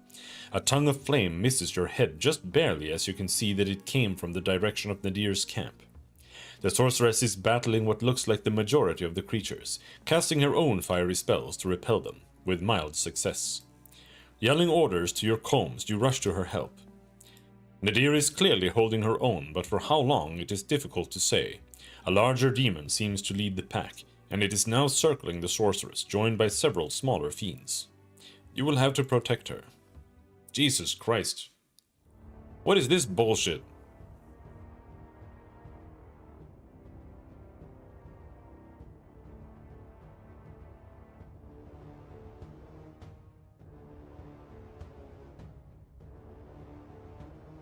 Well, at least I'm full strength, but that just barely.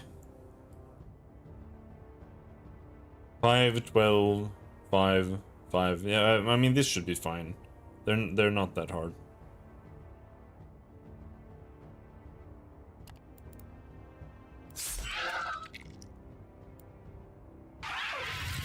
Ah!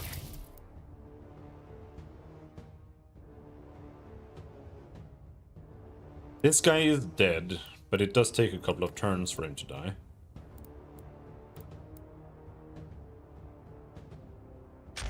Fuck.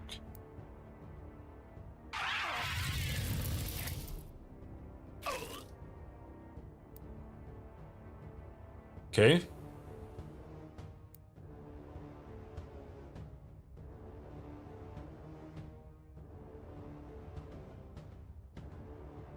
So this is still just single target. I don't really understand this necessarily.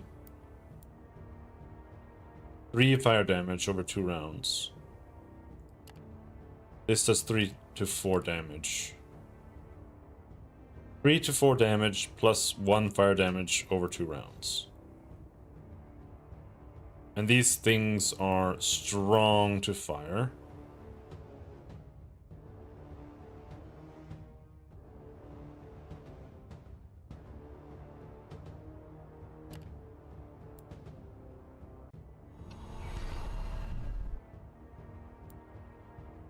Wow, where have we seen that before?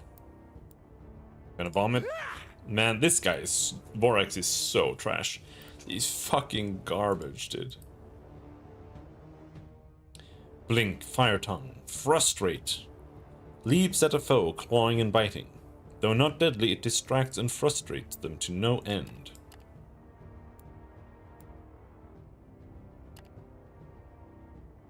It does more damage than the Fire Breath, because these guys are strong to fire.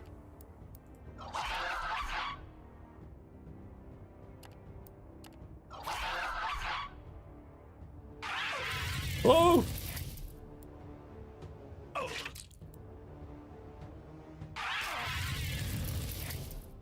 Is it my turn soon?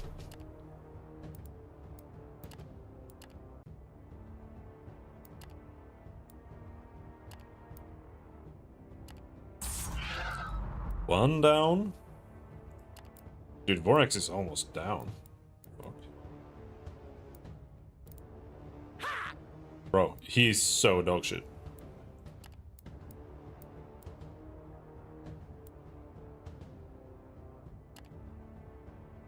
What does this do?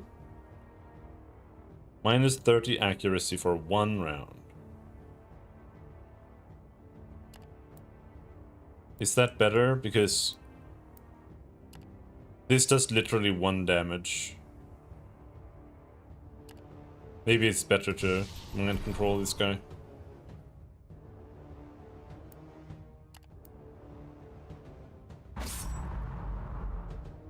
Bro. He has 8% evade. Why is everyone missing?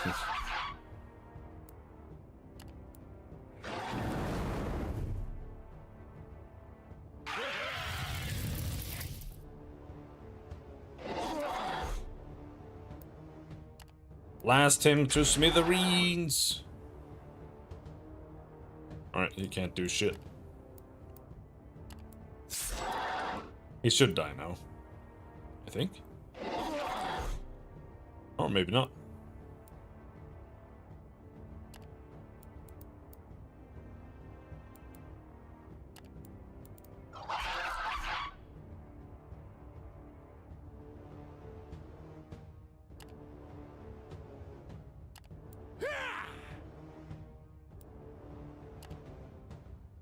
Oh, it died? I think it died. There's no effect, it just got deleted.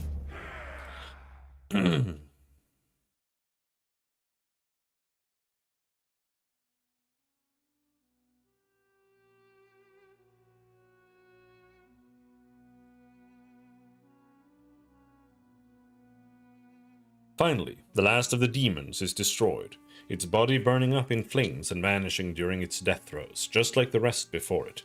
Only piles of fine grey ash remain behind after the nightmarish attack. Panting, you check on everyone. The comitatus suffered no losses, but everyone is fairly shaken and bruised after the demonic pandemonium. Fires are put out and wounds are tended to. Once your cones settle down and you make sure you are safe, your gaze meets that of Nadir, and you realize immediately that she was the cause of this. I believe that I owe you an explanation, Vagrus, the sorceress says, without a hint of guilt, but her eyes betray her uncertainty. She indicates her tent and enters. You follow her, sit down inside and tell her to start talking. You gain beaten and bruised. Nadir rubs her temples and looks at her feet while you ask her what in Tartarus happened. I'm unsure, she hesitates and sighs. Well, I am sure that we were, or rather, I was attacked by lesser demons, and I also suspect that it happened here because a local tear in the barrier between realms. But I do not know why it happened. You ask her if this was the first time. No, not exactly. There were 2 other attacks about a month apart, but each, but those were much less potent. 2 or 3 small fiends, nothing my spells of abjuration couldn't handle. But this is serious. And it also confirms that the attacks won't stop. If anything, they're going to get more and more devastating. Is that fear you hear in her voice? You ask her what she's planning to do. I have to look into the matter and fast. I have someone to turn to, a powerful sorcerer who lives in Avernum. Oh, you bitch, we were just there. I was there twice. I was just there. I literally went to him to see if you wanted to talk to him. You bitch.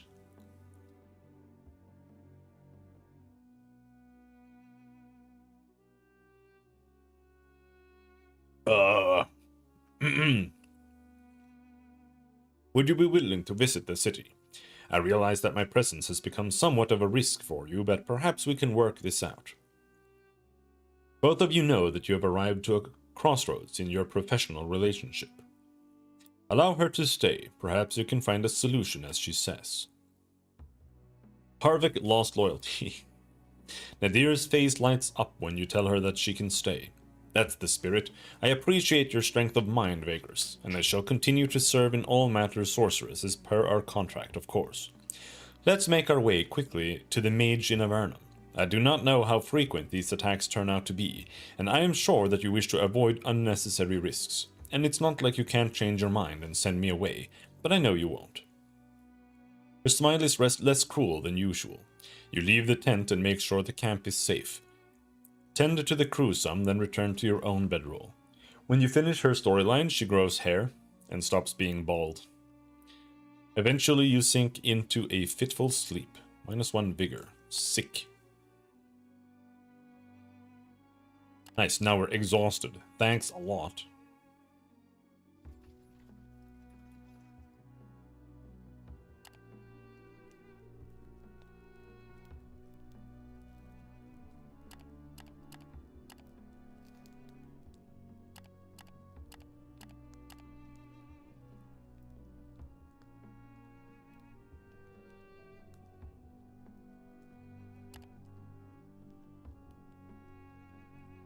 Post no guards.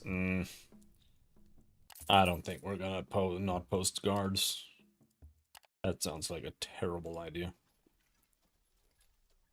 But yeah, when you can't force march.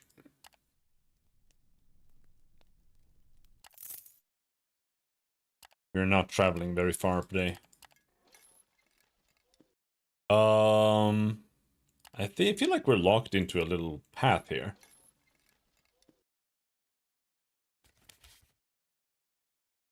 Let's just hope that it's not a bad one.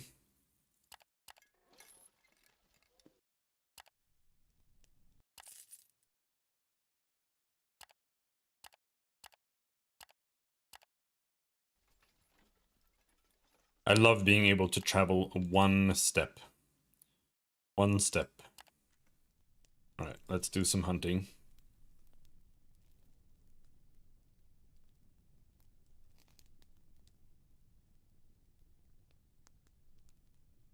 Why am I only able to... I feel like that should be an 8. Oh, we lost a scout. Goodbye.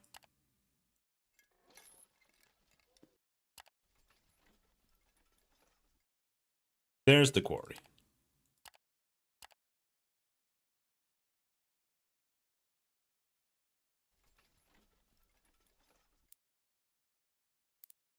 One of your scouts finds a man wandering the desert wearing rags. The relentless sun has already taken its toll on the poor wanderer, as is made apparent by his delirious demeanor and cracked skin. After giving him a little water and shade, he comes around slightly. You learn that he has supplies for a day at most, and is apparently the last survivor of an Imperial mercenary patrol, attacked by barbarian nomads. His trustworthiness is questionable, as he is unable to name the prefectus or praetor who paid his band for their work. He might be a runaway slave, or a free man down on his luck.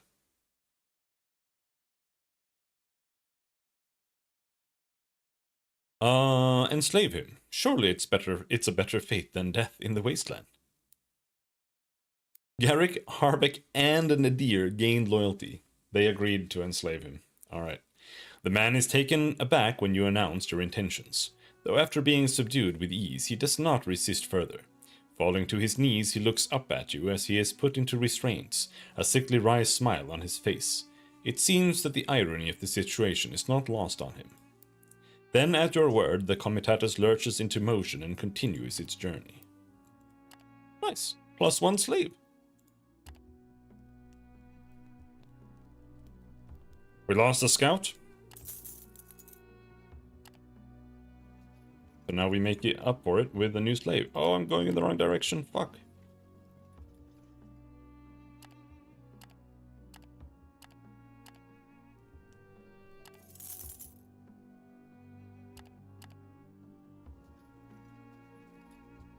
Alright, we go in and rest here.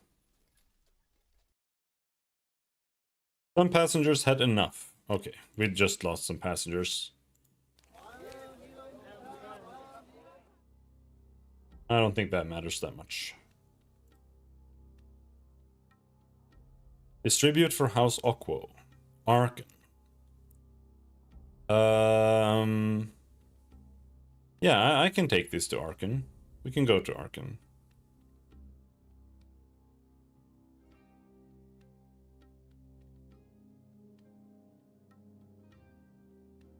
Because what I would like to do is we go to Torzag.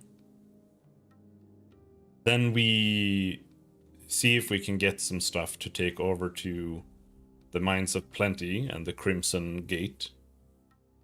And then we buy a bunch of scrap metal again.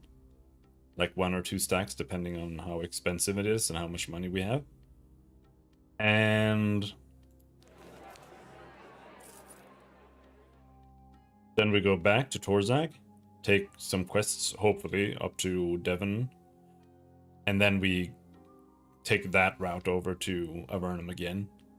And then we go and convert the scrap metal again as we go and do the quest for the bald lady. Something like that.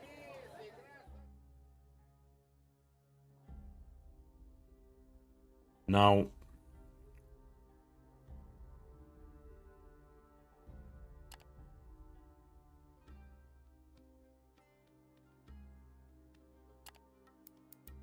sell goods.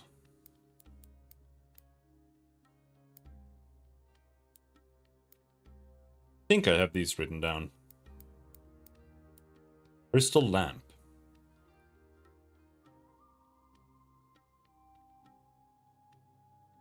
I just don't know if it's worth selling. Like, it maybe having a crystal lamp comes in handy. Like, I don't know. Maybe.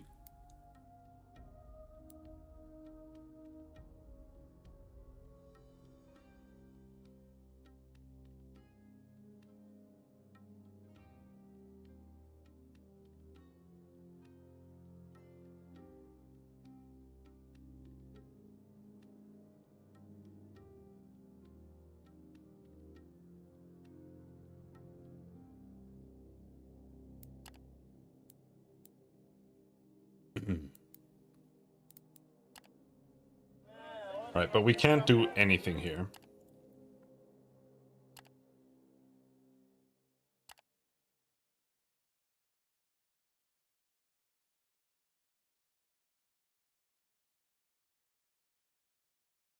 Go soft on them. The lenient methods of House Okwo are sometimes known to produce beneficial effects on slave labor. Go easy on them? What? Occasional breaks? Oh, they are nice slave owners.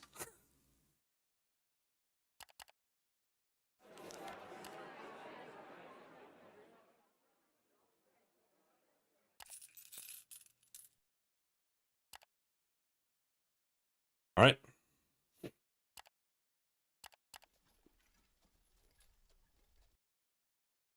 Is it Fort Viridium we're going? Yeah, it's Fort Viridium.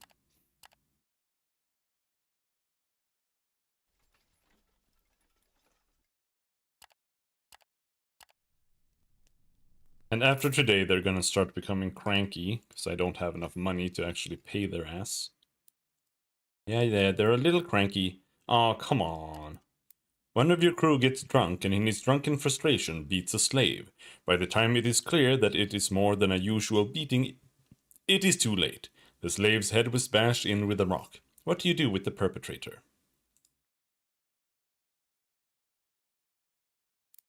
Have him be treated as a slave. Yep, it is what it is.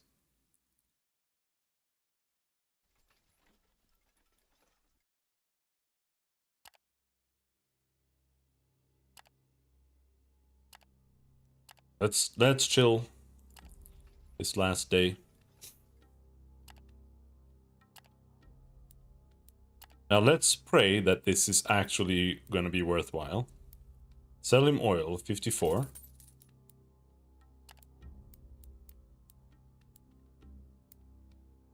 He only buys oil once, which is kind of ass. Every 60 days you can do these. Okay, these are actually really, really good. So we should try doing these if we can. But these are all giga worthwhile.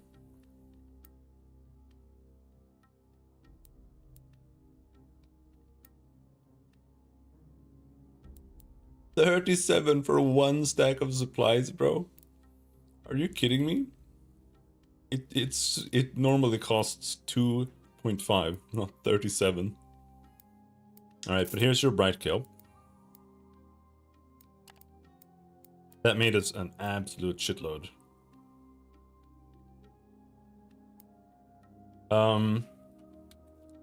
Last 1108 Sindonius 23.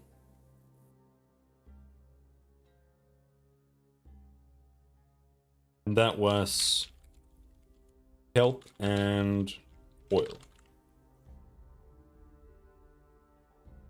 All right.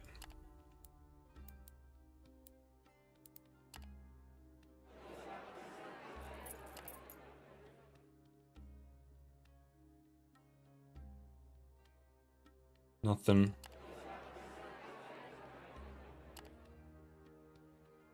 Do we even bother resting here? I think maybe. I think my... Oh, my morale is fine. Maybe we just head out. They don't sell anything here. Not like they do in Vagrus.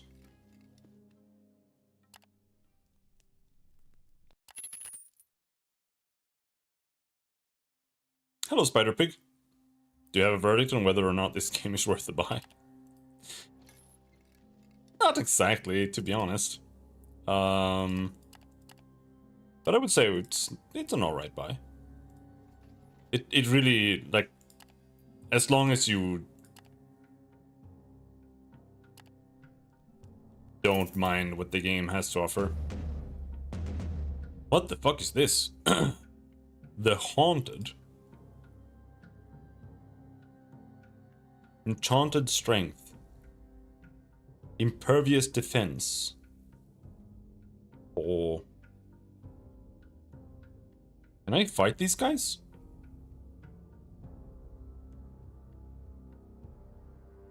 I think we can kill them with the wizard.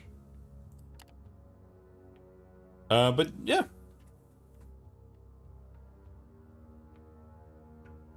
I appreciate you narrating all the story stuff. Yeah, it helps me as well. Otherwise, I would have like struggled to focus on it, to be honest.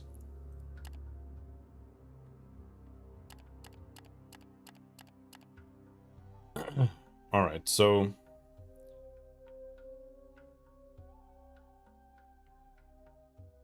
I actually only have her who can fight them. So the question is, do we do combat Companion combat.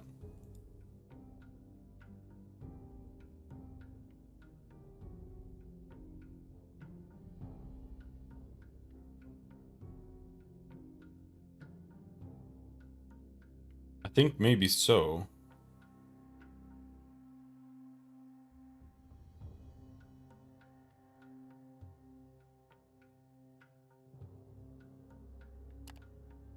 Because these guys are ghosts, which means they are impervious to normal damage.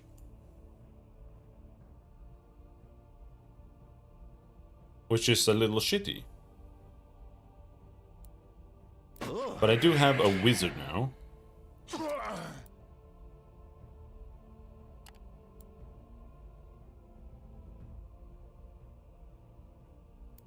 So I don't know, maybe I can do something. Knock him back. Nope.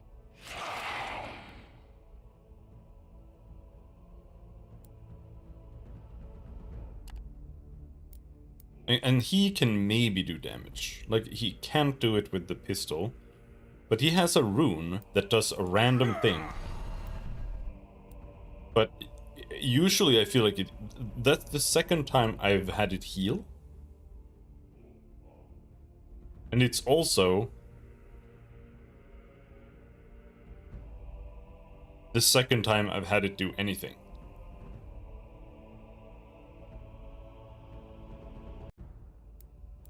So why does he have a rune that heals enemies? I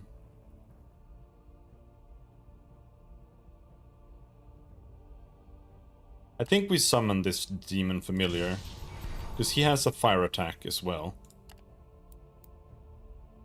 And that's... Oh, of course he misses, of course. And yeah, but yeah, that's the only thing here that can actually damage the enemies. Because I can do poison damage, but poison damage can't damage... Oh, you one-shotted him?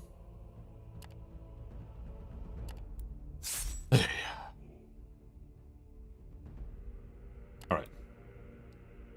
More magic rune. Evade. Cool.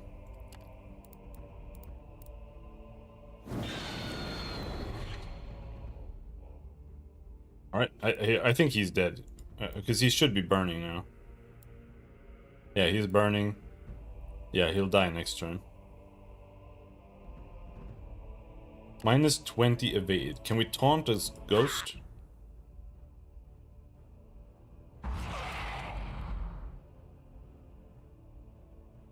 Alright.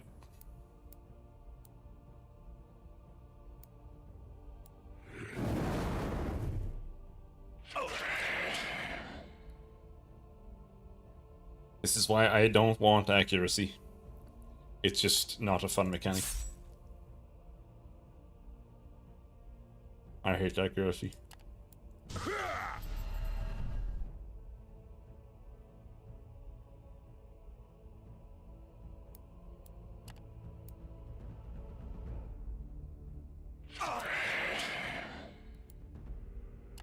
Does this rune... I like... The rune is so garbage. Like, it doesn't do anything at all. Alright, we got the guy.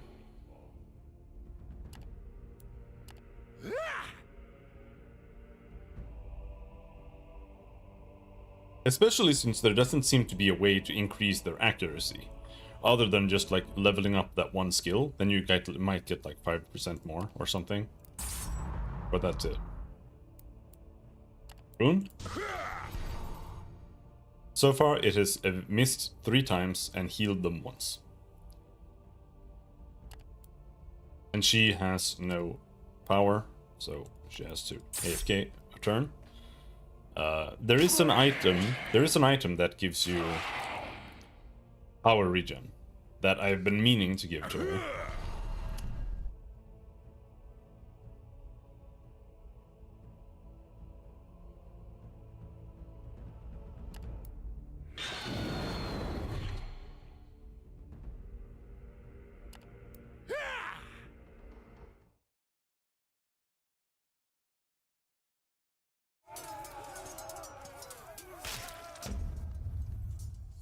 Okay.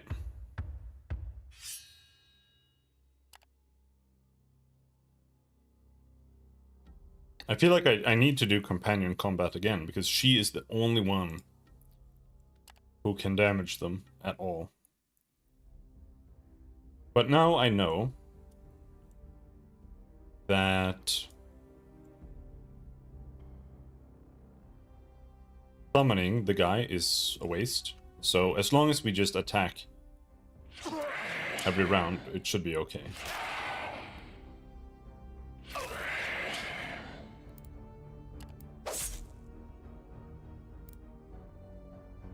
The question is, do you think we can debuff them?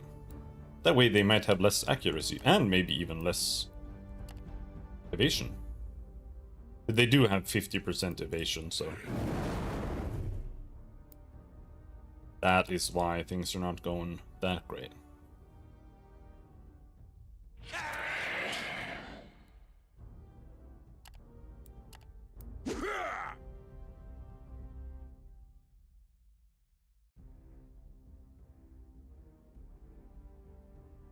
What's this bullshit? What? Huh?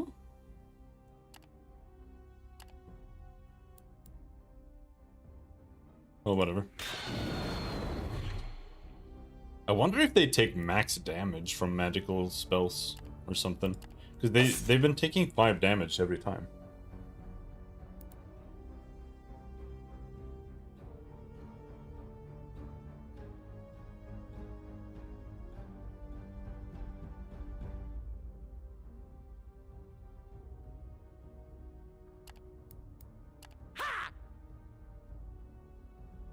One ghost down.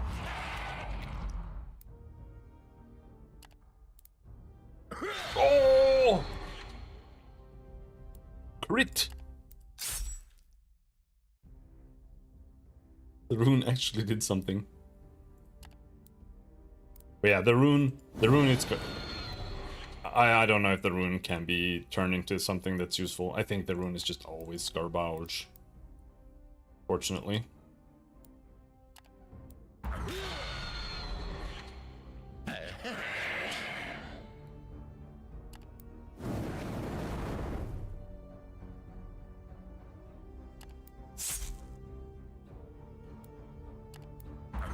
Oh, got him.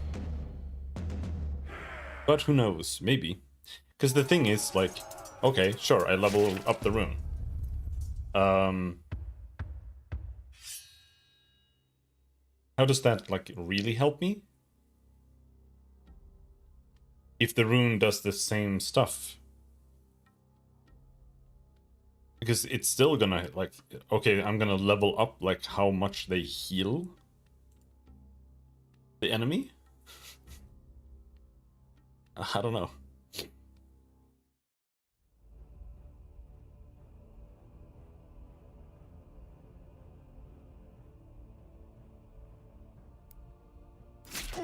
Oh!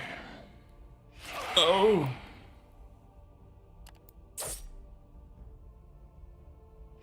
Oh!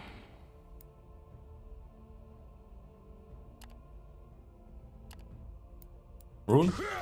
Yes. Yes. That's one down. Put down the sandbags.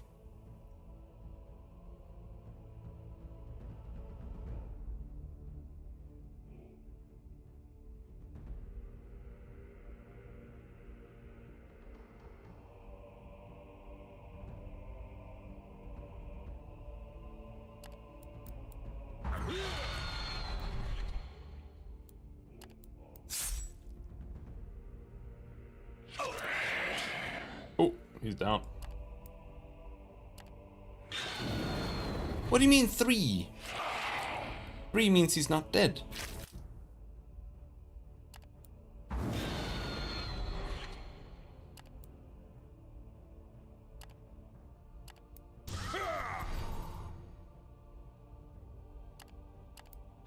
Oh, we killed all of them. But I don't know if that's like all of them.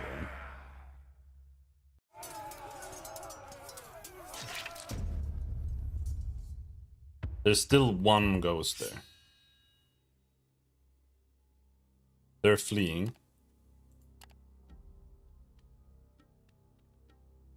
Yeah.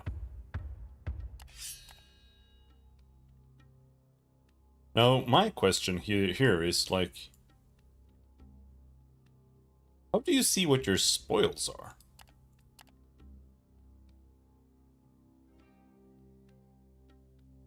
Like, I don't feel like you ever see that here.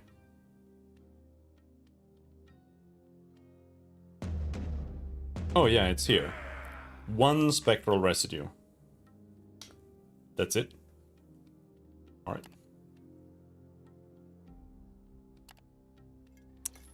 Okay.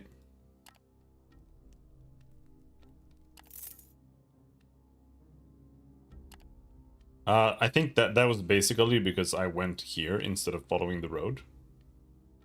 And then I just got fucked.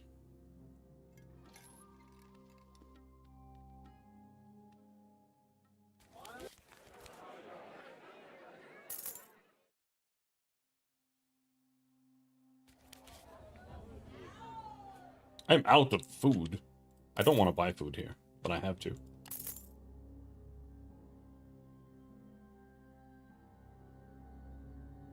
We are so out of food that...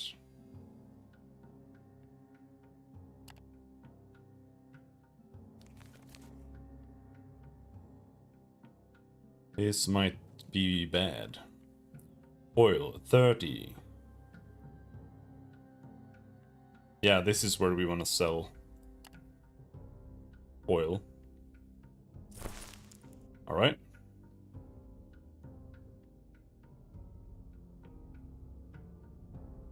Distribute to the Twin Towers. No.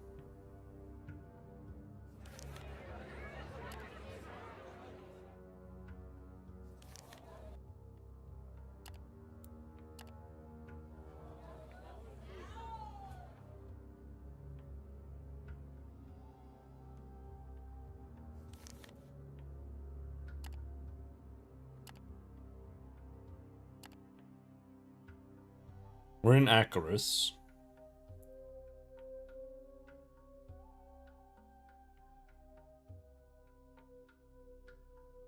The obsidian is actually kind of expensive right now. Like, what if we go to Mines of Plenty? There we can sell it for 2.5 each. And in Crimson Gate, price isn't that good. But it would be... obsidian's the only thing that's worth buying here. This is an obsidian quarry after all. But I think it might be worth buying it. Let's buy 2 stacks.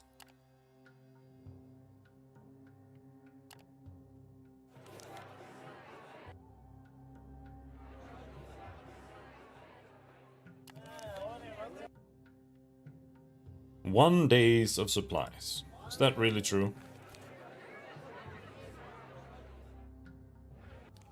That's not so good, is it? All my guys are fatigued, hungry, everything.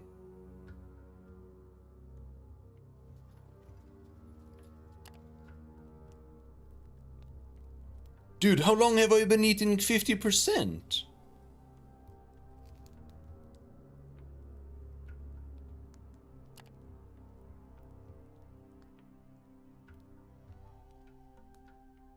If we eat 50%,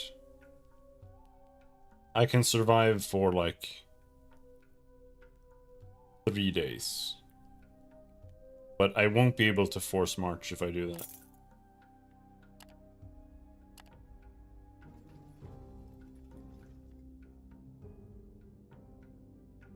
It's gonna be rough, but this is how we have to do it. Because otherwise, the day after, we're not gonna have any food immediately. And that will kill everybody.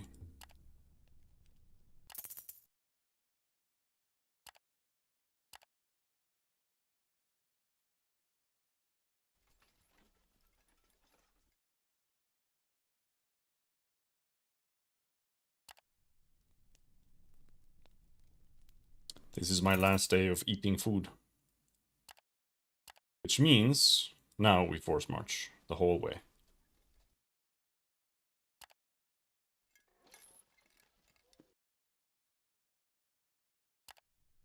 No food. Starving. Yep. Come on, guys. Double pay. Let's whip some slaves. Yep. Nope, that gave us almost no. Nothing. Come on, guys. Oh, they can actually move quite far. Pay the road tax. Holy shit, it's expensive as hell.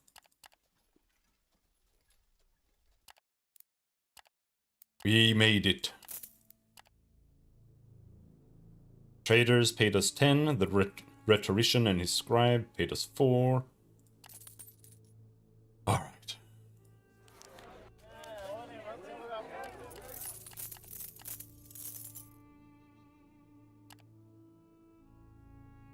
This is for Arkan, so... defend.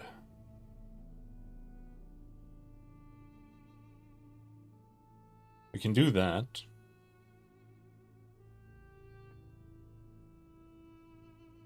Supply run for Arkan. Was hoping to find more.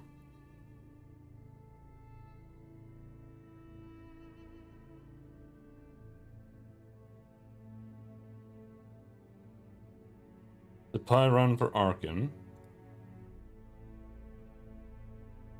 Okay. Now, there is some stuff for Ventulium. Eliminate the Church of Ashkul near Ventulium. But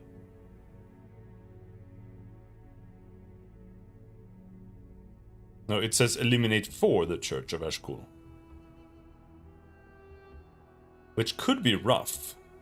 Because what if they're undead? Because the church hates undead. 2 combat encounters with 200 power. I mean, we could take this. It pays 48. It pays a lot. And I did mean to do these actually, like the combat ones.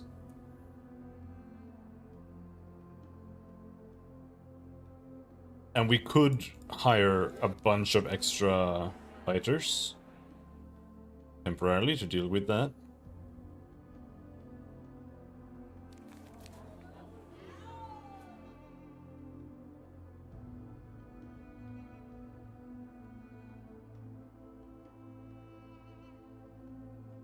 I suppose. Here, I think the best thing you can buy is wine or beer.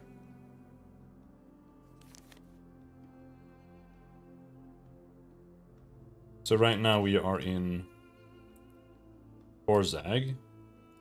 And we're going to Arkan and...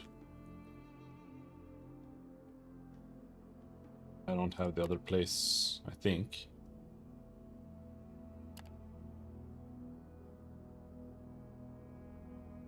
But yeah, mushroom beer.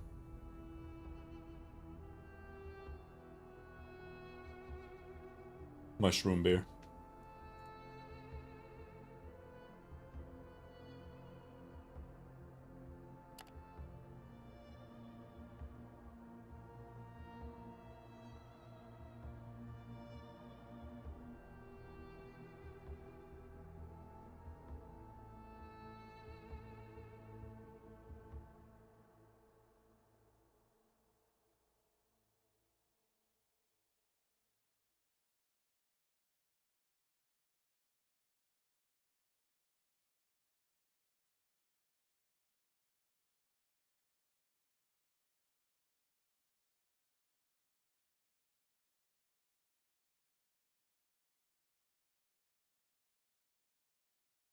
Right.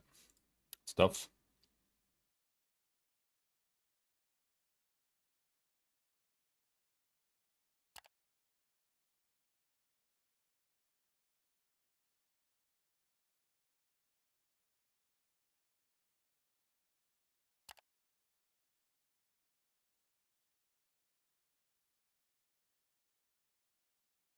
Linen also works. Pottery mainly. Okay.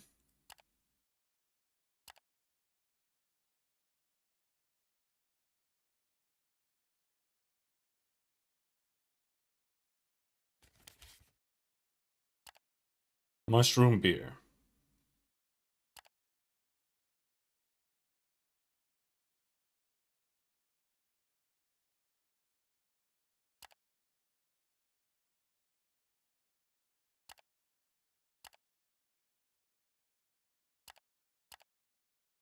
Pottery.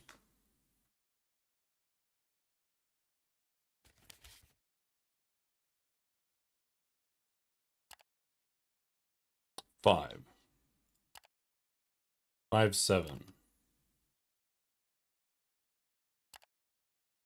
5, 5. Are you serious? It's always weird when it's actually more expensive to buy it from that guy than just buying it in the market.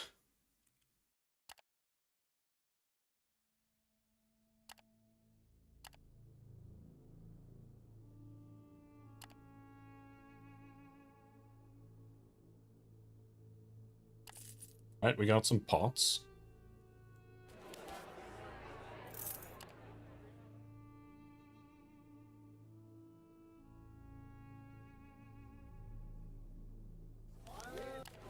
Let's rest.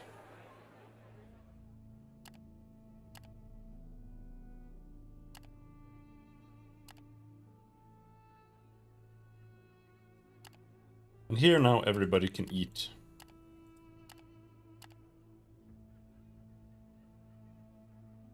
We can pay them double.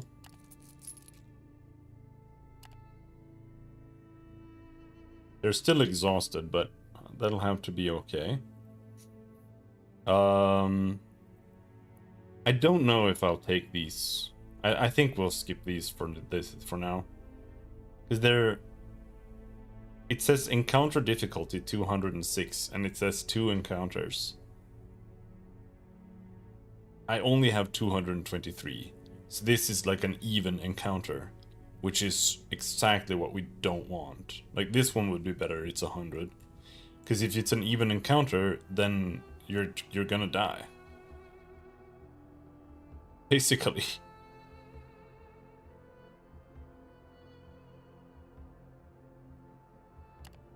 So we really just want to go to Arkan. I do have a defend mission here.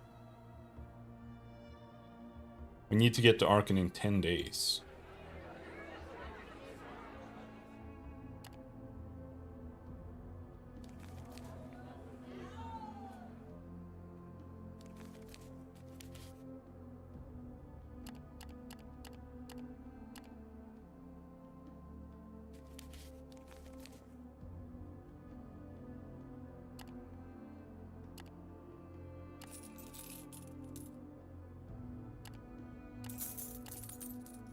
Supplies.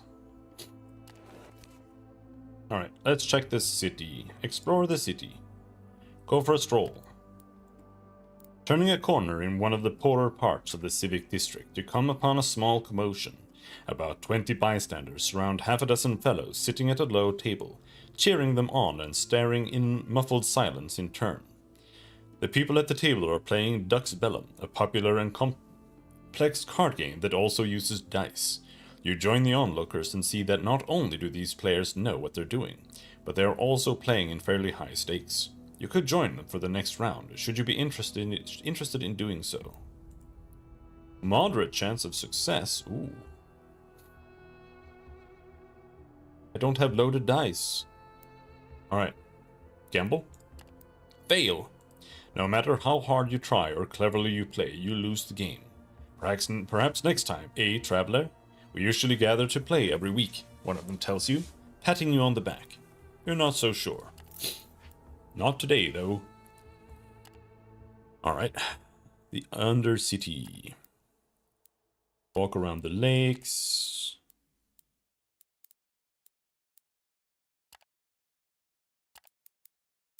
The gardens. Can we still get XP here?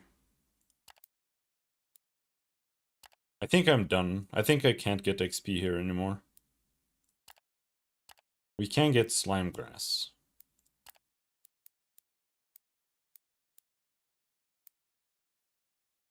Where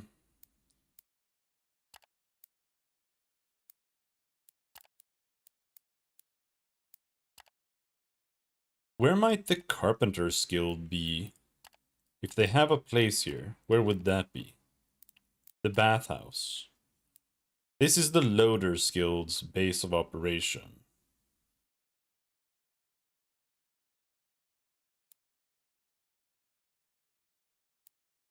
We need Loader's Guild 1 to be able to access this. Makes sense. That's why I've only been able to borrow money here.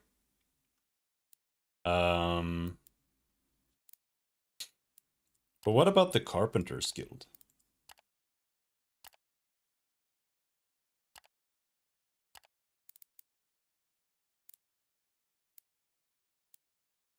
Visit Dryas's compound.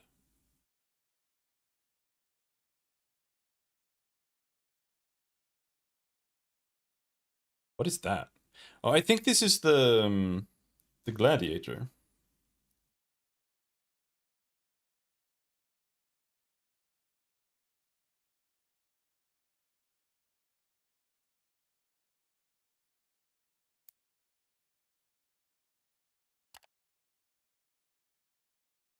Yeah. Hmm.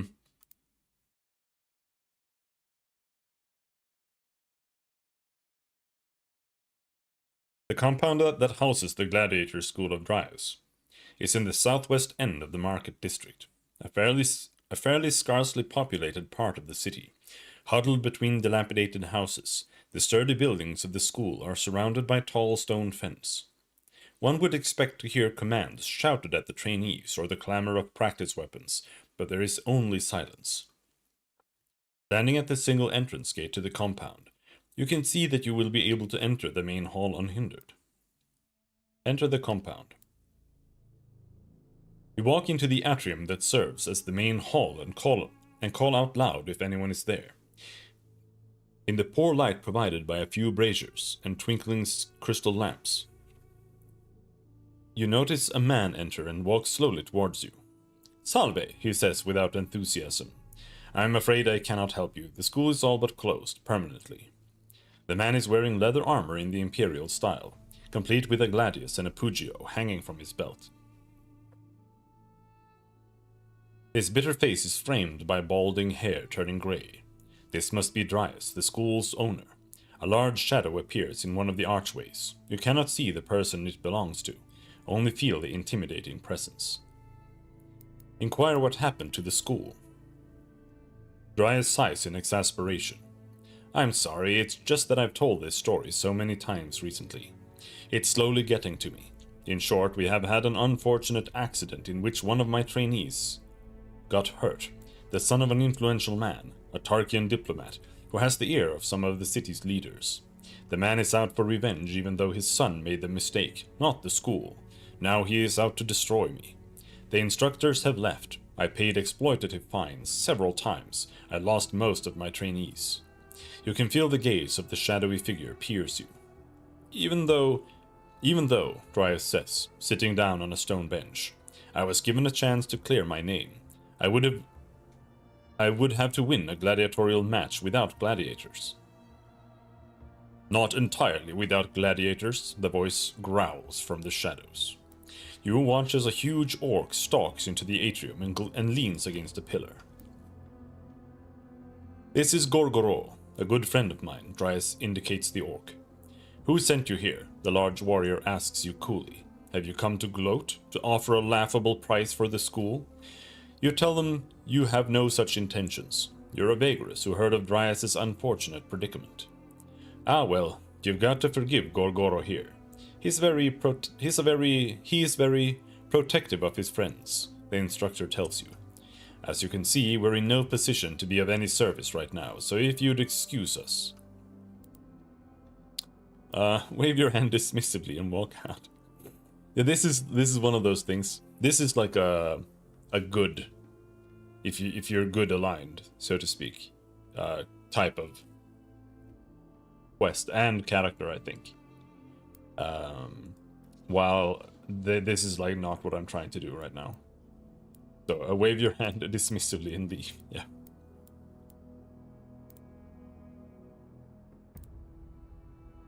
All right. I just don't know how many characters there are really. If, you know, me not taking people is just gonna like hamstring me.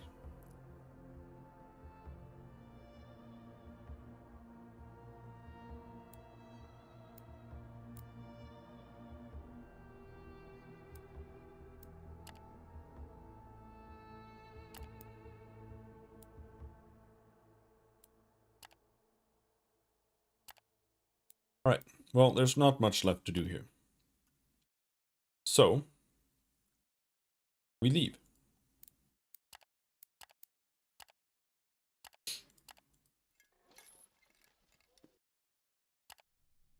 We'll have to take it easy for a few days here.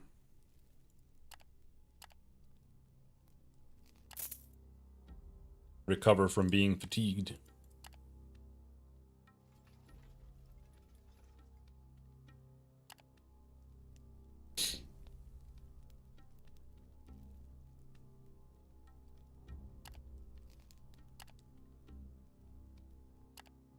Whip my slaves a little bit.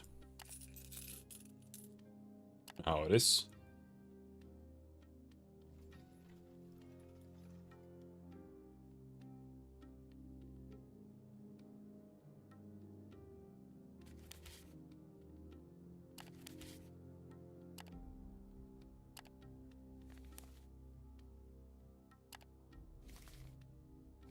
Arkin, Arkin, Arkin.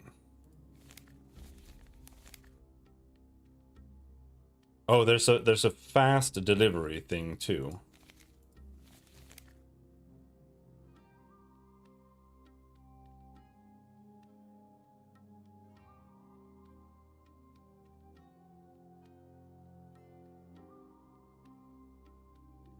Fast completion deadline in 5 days.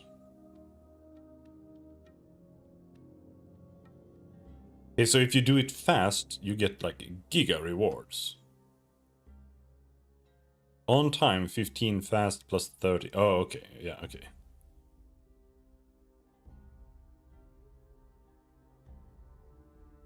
I think you get the same amount of money if you do it on time.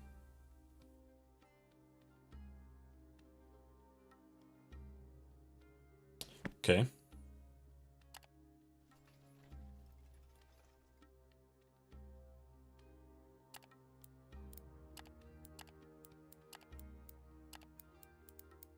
One day we'll follow the tracks there. But not today.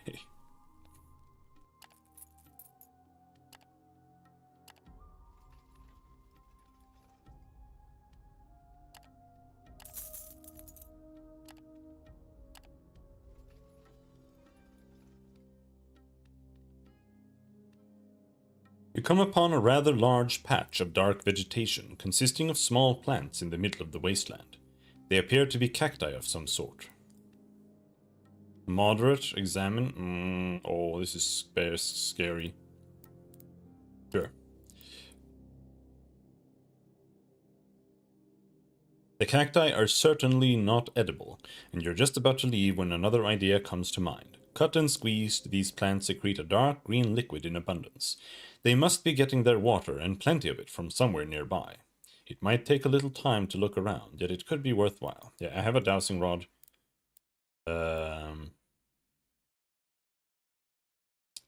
Gather the easily accessible water. Yeah, 100 supplies. That's not bad.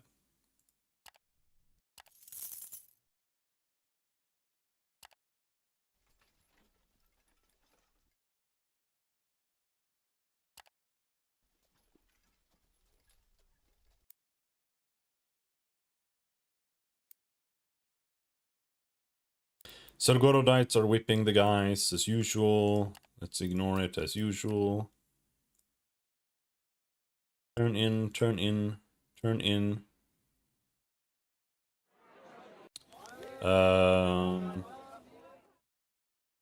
Obsidian is in demand here. 6, 9. Is it worth selling here then?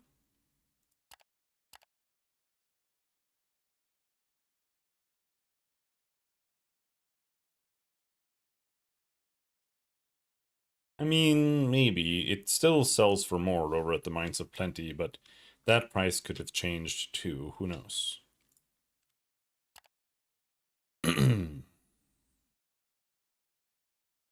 Let's sell that. Pottery is in demand here too. Let's sell that.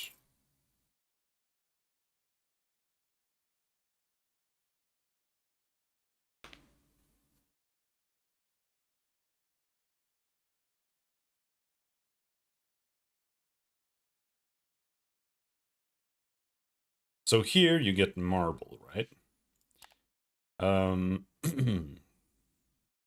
Distribute, Torzag. Very unfortunate. They never actually tell me to go where I want to go. Defend for the Church of Sergorod, near Villarius. Let's do that one.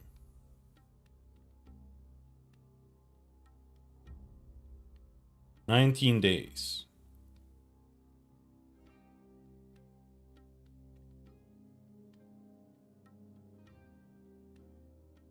Near Ventulium. But we can't do that one anyway.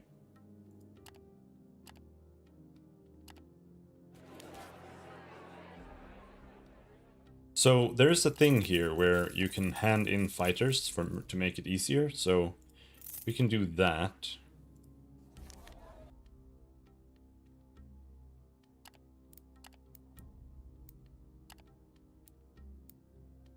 Thotmas has sculptures.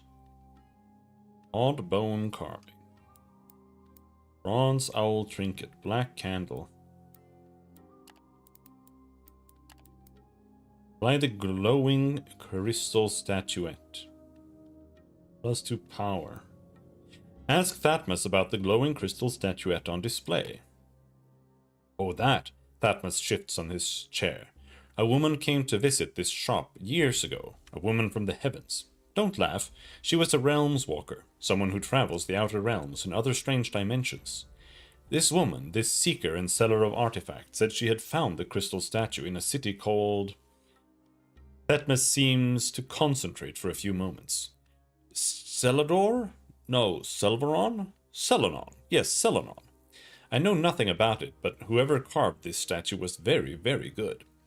It is true, even an uninitiated eye can pick up the vastness of detail, the delicate form and the clean technique. The idol appears to be a humanoid being with 2 pairs of wings on its back, one larger and one smaller pair. A white inner light glows from the relic. Unfortunately, Thotmas knows little about its properties, except that it might require a real mage to tap into. Interesting.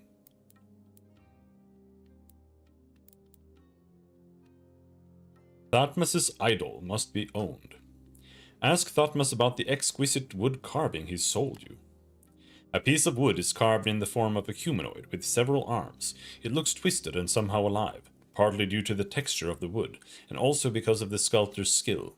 Are the small roots hanging from the statue carved or grown? I made that myself after I bought that strange wood from a curious-looking man. I swear he looked half plant, half human to me. That got me thinking about half-breeds. Am I a half-breed? Half living, half dead, half clay, half bone? Ha! Mind me not, please. I tend to go off on tangents. When you ask Thotmas about the properties of the statuette, he says he doesn't feel anything when holding it, but the plant man swore the material would heal wounds if the little roots are allowed to latch on skin. Do I buy this? Spellweaving channeling.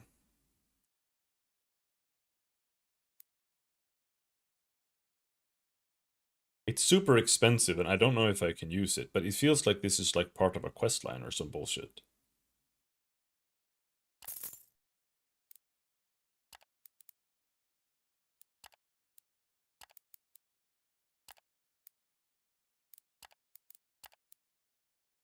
So he had he's a sculptor, and he has 2 sculptures on sale, and one of them he didn't even make. Alright, sure.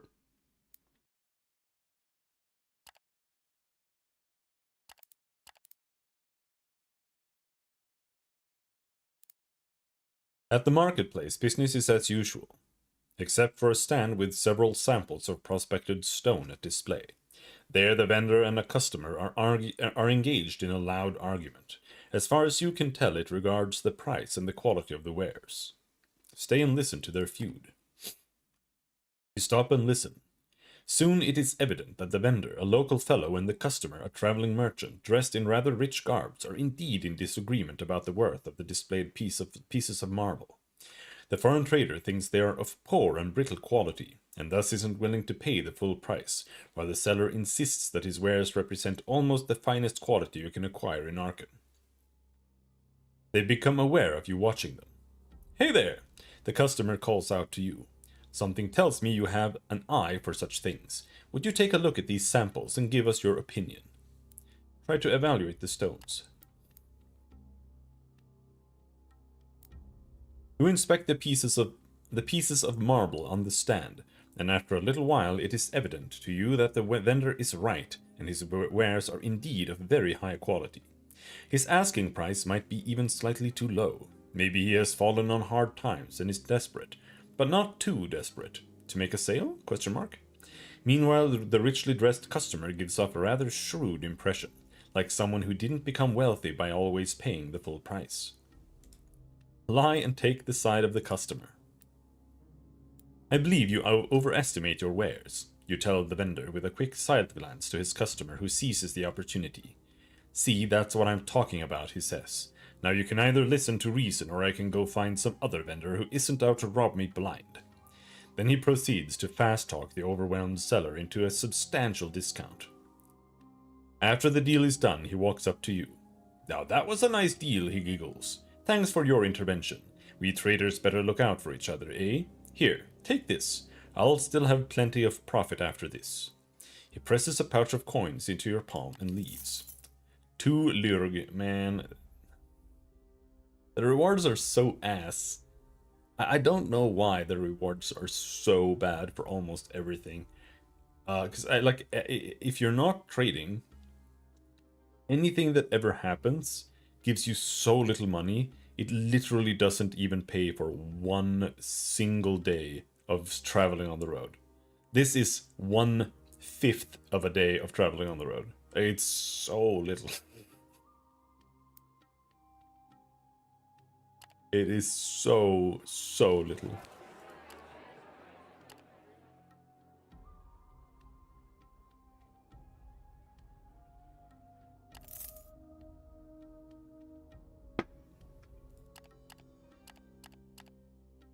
All right.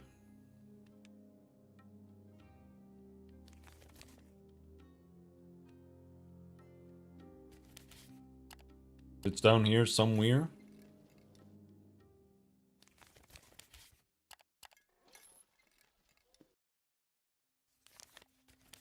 It might be the next step. I'm a little afraid of heading in there with the march. Yeah, it's here. You have arrived at the place you pledged to defend. Once you begin, you need to see it through, and that might take days. Depending on whether you have brought the agreed upon number of fighters as reinforcements, the fight might become easier. Here are the reinforcements. -4 fighters. I actually meant to get a blessing before going here, but I forgot. And I don't think we can get a blessing here, so... The undead shamble onward. But it's... as long as it's not ghosts, the blessing doesn't really matter, I think.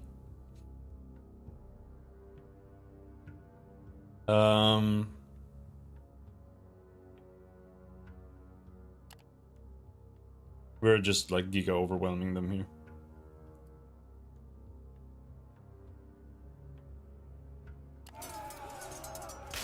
Somehow, it's a 1 to 5% chance there. And somehow every single time you lose a scout or something. I don't really understand.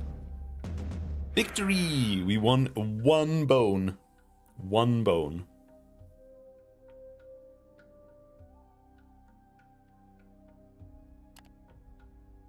I have completed all of my objectives.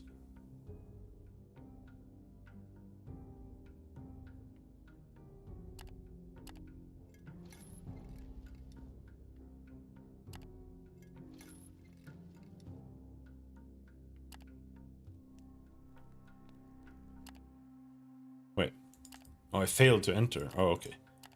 Missed.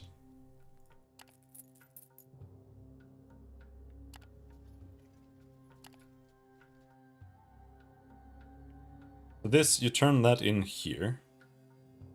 So now we need to go up here. Bring reinforcements, optional. 8 guys. I'll have to give him some of my guys in that case.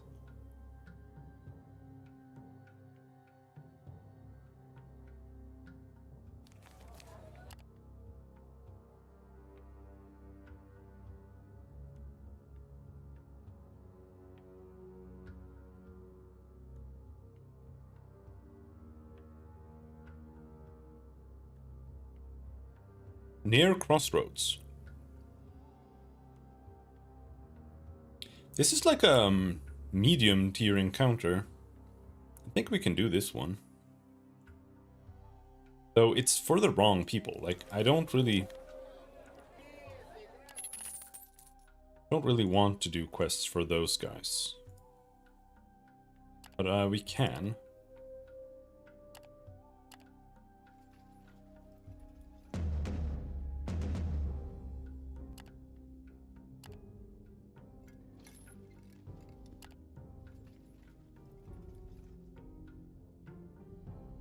Where are we going? There. I wonder where you hand it in, if you hand it in Valarius.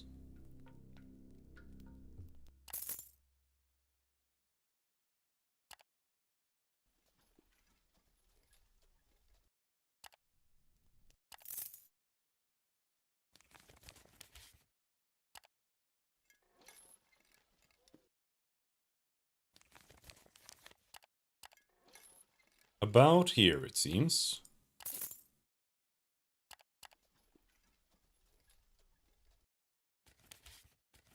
One down there. Here? Yeah.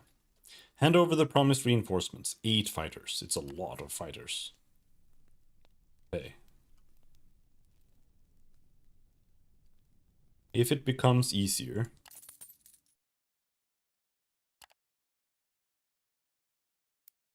The Yerefani work themselves up in a frenzy. Ifriani. They're like dragons. 2 dragons. Do a companion fight here? I don't know if doing a companion fight really helps. Nah, fuck it. Just kill him.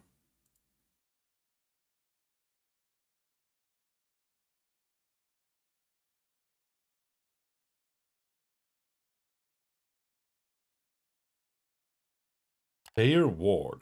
What is that? Is this ward? No, this is defense. Player ward 7. What is player ward?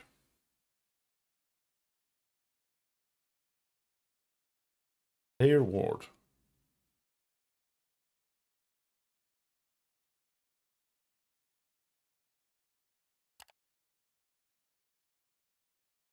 Either way, let's flank. Oh, they died.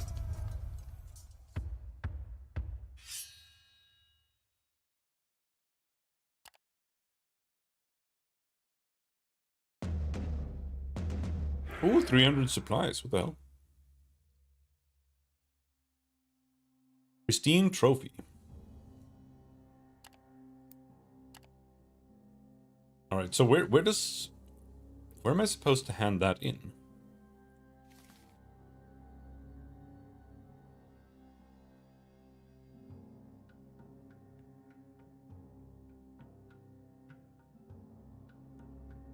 In a settlement where the Church of Ashgul has presence. What does that mean? Oh, hello. Faction view.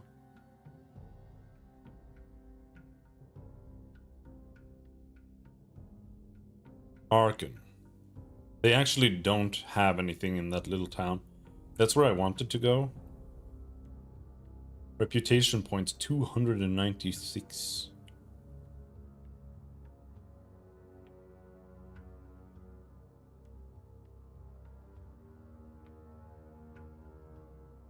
All right.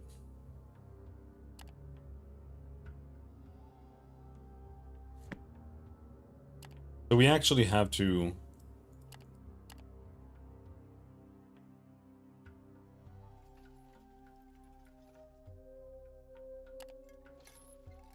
go back all the way here to Arkham. And then we'll see what we do.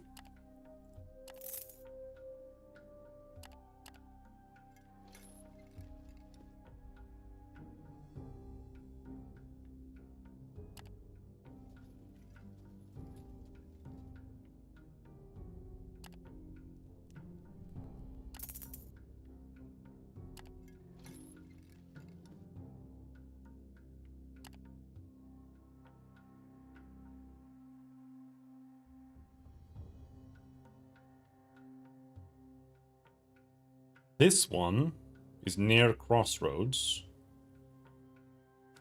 So in order to do that one, we have to go down there. Defend. Distribute to Lumen. Lumen. Devon. Lumen. Lumen. Devon. 1 to Crimson Gate.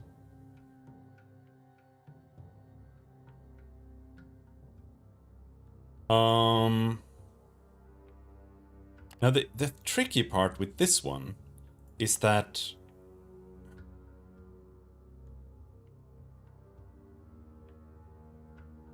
if we choose to go and do this, which I've already chosen to do, then we have to hand it in. Which means we have to go do this and then go back down somewhere. So Lumen 9. I don't like those. Defend for House Venari.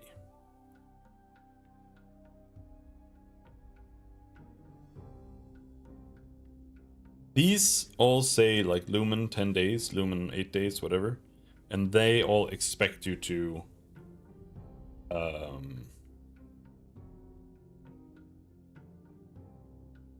take the shortcut across. So there's actually nothing here. There's nothing to take.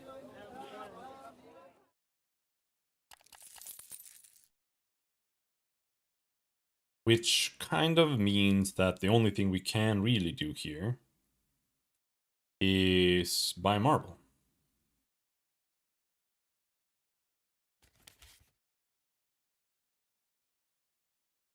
But we can sell marble at Torzag just fine.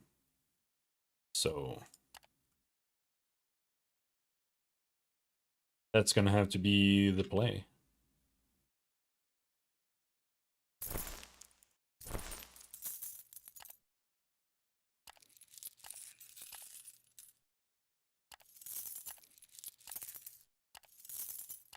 That's all the marble they have. Now, I need 25 luxury wine. What is it I need? I need luxury wine. And what else was it? He likes luxury. It's luxury wine and spices. But maybe I only need one of them. So let's see if we can gather 25 luxury wine. And then we have to gift that.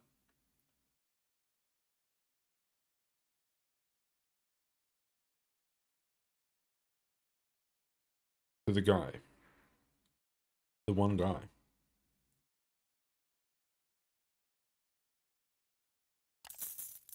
Well, we're not buying anything else, so might as well.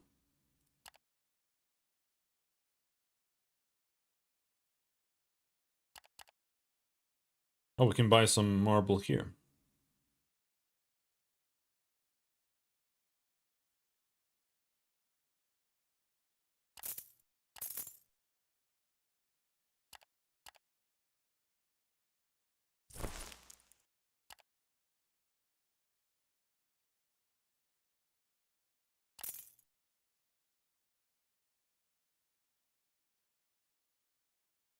All right.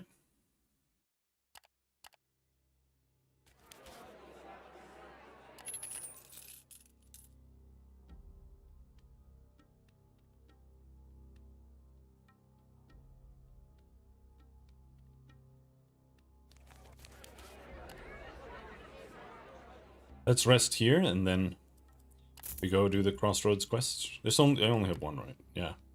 Near Crossroads. There's nothing else to do. Especially not now, because my inventory is full.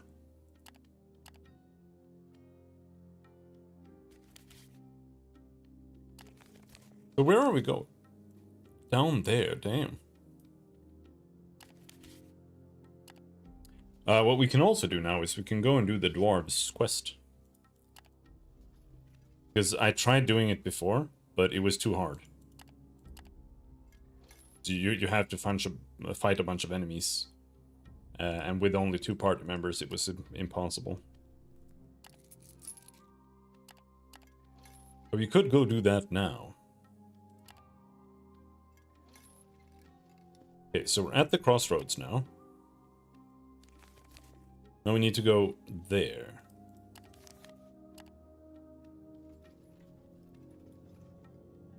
Fuck. As the Comitatus meanders through the drab green plains of Hargad Tool, you spy a large group of dry, leafless bushes not too far away.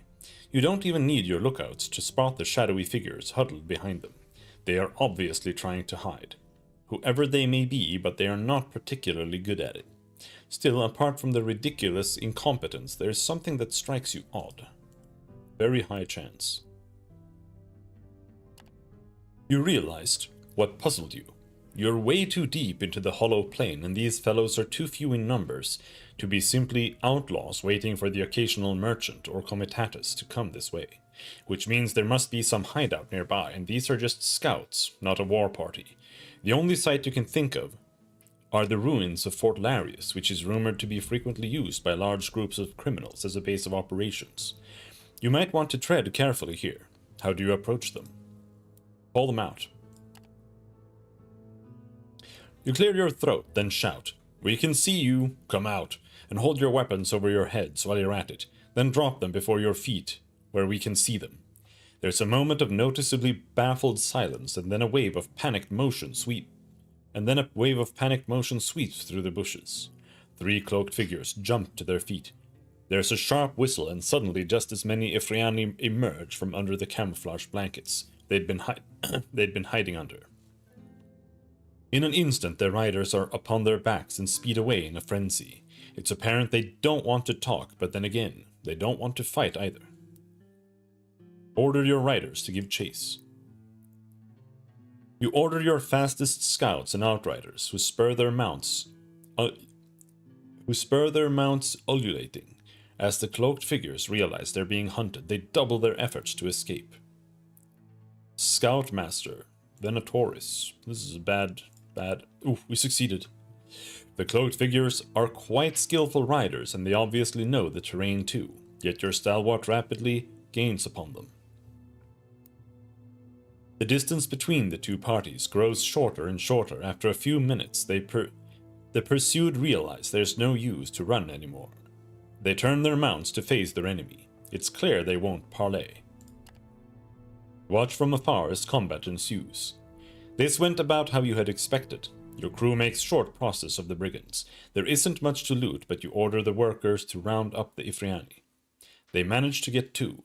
As you rummage through the corpses, you find something interesting. A satchel with a rolled-up parchment inside, accompanied by a small polished stone, which has a symbol resembling a drop of water carved into it. As you unroll the parchment, you see it is covered in neat handwriting. Apparently the content is divided into 2 halves. The upper one consists of a lot of numbers and short notes. It looks like some kind of a ledger. You spot vaguely familiar location names like Iosian and Drusian Quarry. Under them there's a seal and a signature. Tullus Capsius of Tenebvitris. The lower part is a message. Scribbled down in a different handwriting, it reads: Dewcatcher. This is all we could acquire for now. TC is becoming even more suspicious. Security is tighter. We're working our way around it, but we need time. I suggest you lie low for a while. Also messengers with the token might be fewer from now on. Krengu. That's curious. Tenebvitris is the official imperial name for Torzag's shelter, although it never quite caught on. This Tullus This Tullus Capasius fellow must bear some office there. You can't make much sense from the rest of the letter, but maybe it would interest him or other functionaries. You can't help but wonder what this is all about. You set out nonetheless. +2 mount, +1 insight. Ooh, +2 mount. That's like 8 brass, actually. That's a lot of money.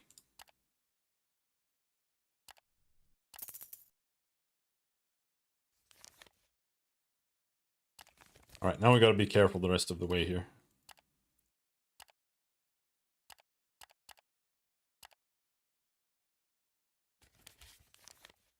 Yeah, let's go there.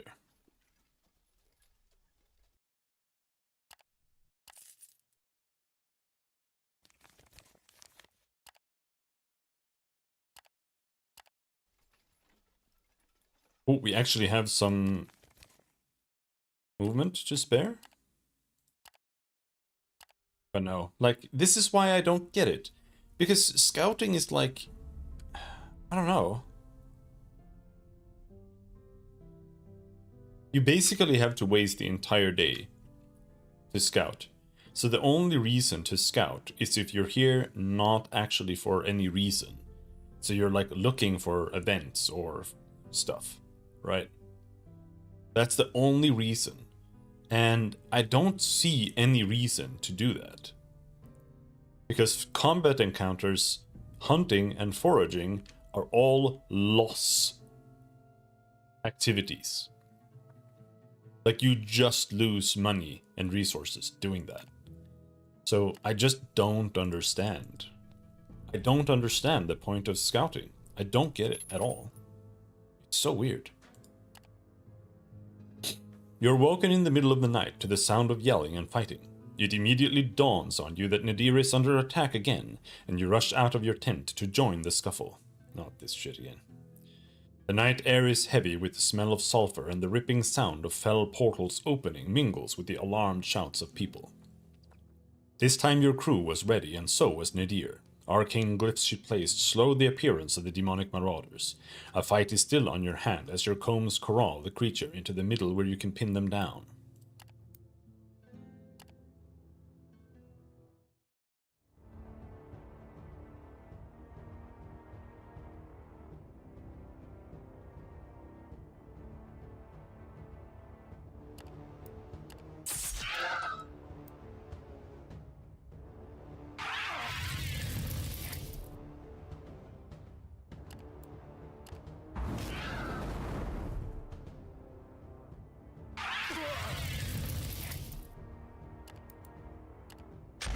Oh, fuck you, crit.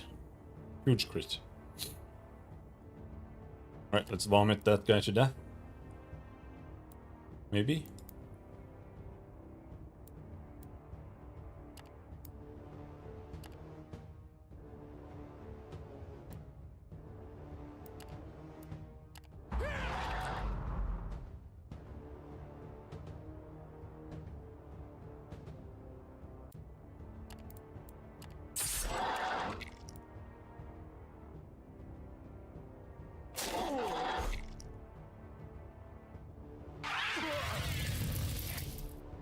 Now we reload.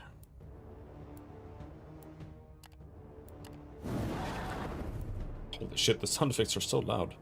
But yeah, this is not good. Like, it works, but the combat or the skill design is just not interesting here, so that just means that the gameplay isn't interesting when you're doing this. There's no strategy or anything, you just attack with your attacks.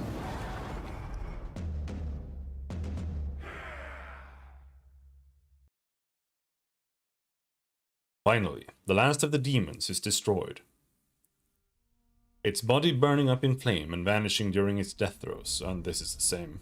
We got to get to Incanus, and fast, she concludes. You make sure the camp is safe, tend to the crew some, and then return to your own bedroll. +1 morale, okay. Well, alright, if you're gonna be like that, then I guess we'll go after we finish this.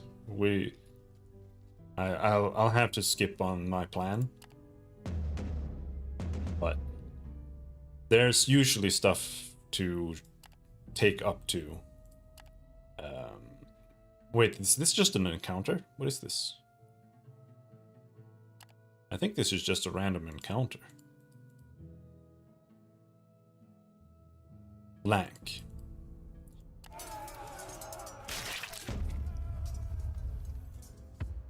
2 soldiers injured?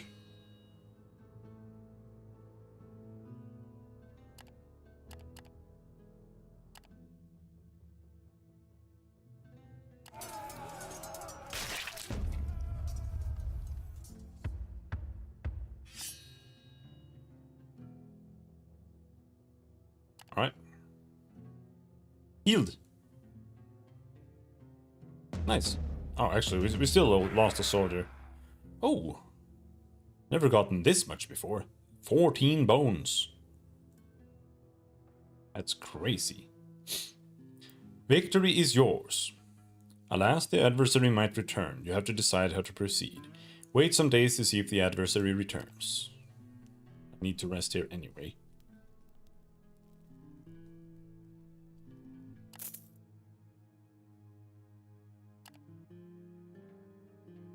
After a while, the adversary returns, bent on retaking what is lost. Okay, another fight.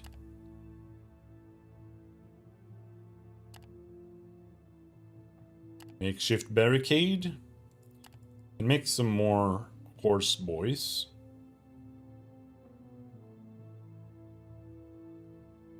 There's no reason to make him fight it. Ow, my soldiers!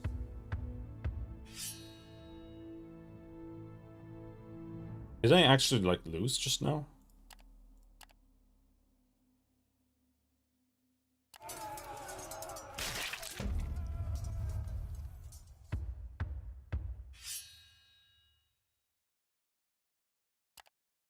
Damn. Oh, so I'm losing a ton of guys. Tons and tons of guys. 6 horses? That's massive.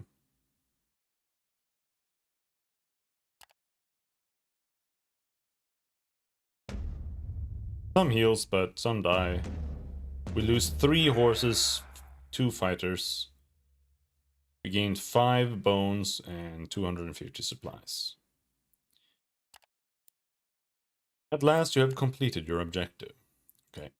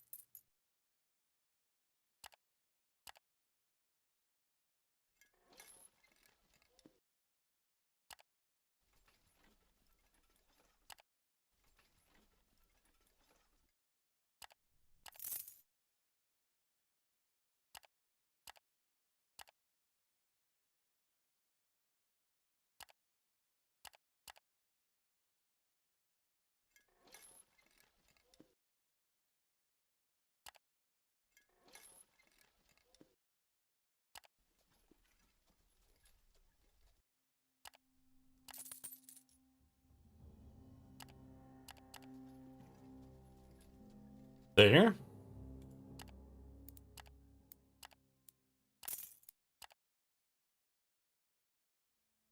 Turn in 47 bucks. That's pretty good, actually. So here we have marble in demand. I think we're actually going to make huge amounts of money here. And bone. Our bone prices actually good here. Yeah, they're good enough. Especially since I didn't have to buy them. What about luxury wine? We don't sell luxury wine here? What? No, there.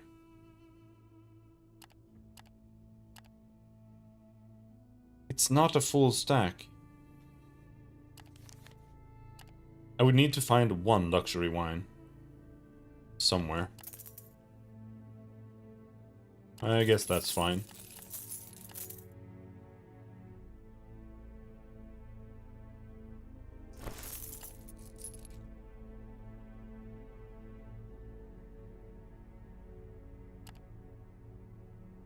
So, we're going to Devon. Let's see, is there anything for Arkan? First and foremost. I see 2 Arkan. 3 Arkan. 4 Arkan, but that's a tier 3, we can't do that one. Supply run for Arkan.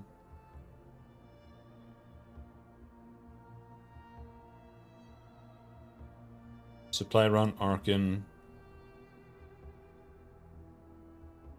Supply run Arkan. And with that we're full. But I would like to take this one, which we probably can. But I do need to replace some things here, I think.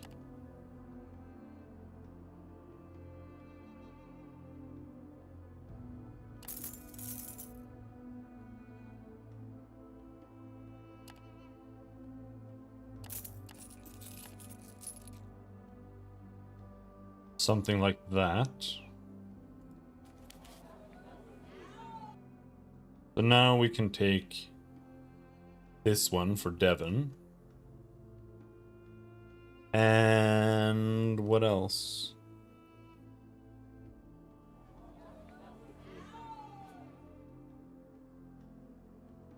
Do we sell spices here? But I don't want to do the spices. Because it's so expensive. Like 35. 35, it's gonna be 70. 70. Yeah, it's gonna be 70 or more. Over 70. For a full stack of spices. To appease the dark elf prince. Crazy.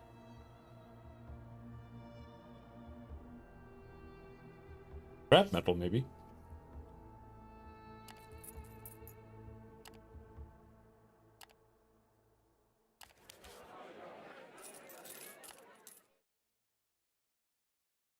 Passenger for Devon.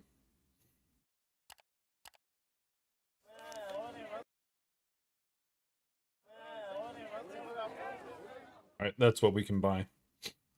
It's like on... it's like borderline. If I should buy another Beast of Burden. But I'm worried that if I do that, it's not going to be as simple as just buying another Beast of Burden. It's gonna increase workforce needed by 3.7. Which right now we're at 26.6 needed. I have 31.4. So I am quite a lot above. But this fluctuates a lot with like the mood on my slaves and whatnot. So I'm not sure if I'm ready to buy another Beast of Burden. But maybe.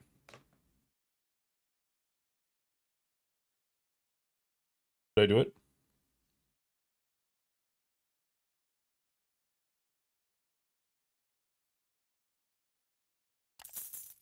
I did it.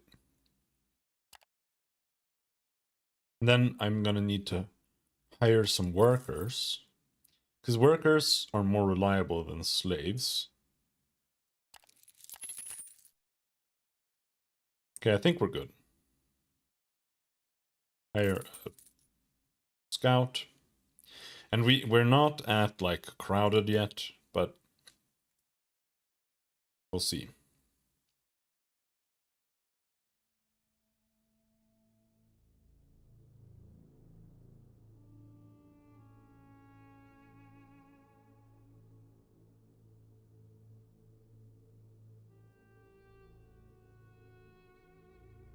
So,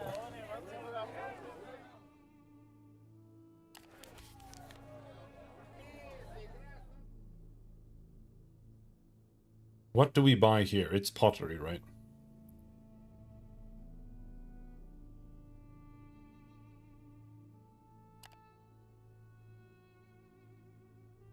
Pottery sells well in Arkan, I believe. Yeah. Alright. Pottery. Oh, hello. The Church of Zergorod. Plus 5% combat strength. Torture devices. I have that already.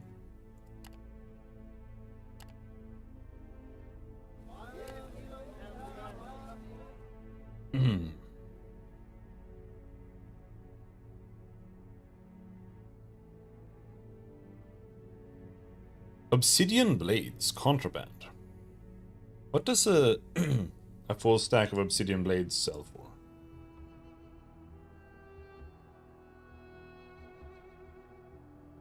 Full stack of obsidian blades sells for a 9. So, having to smuggle this shit is the least profitable thing you can imagine. It's, but this is why I want to see if we can figure out,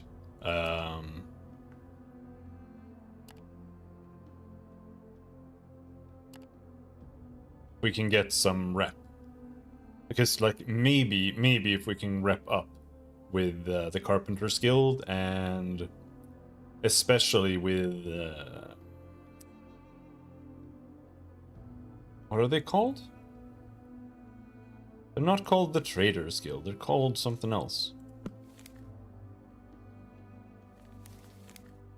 The Loaders Guild, right?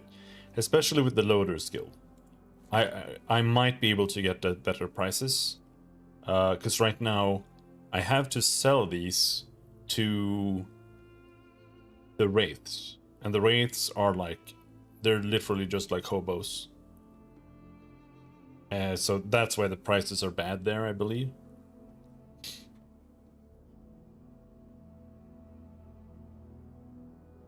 But maybe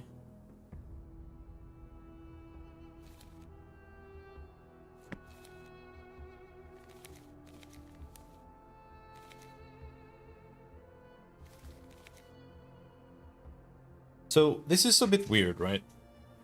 Because there is a screen where you can actually see the factions.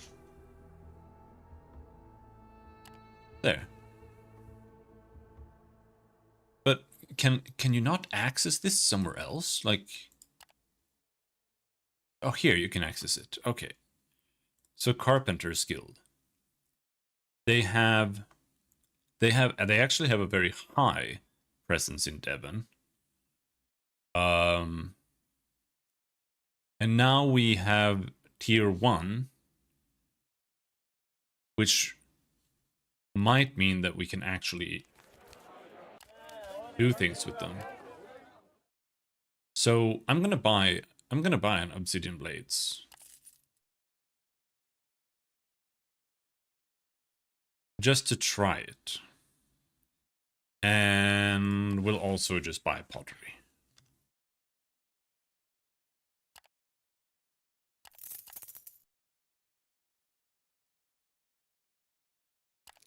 As simple as that. However, now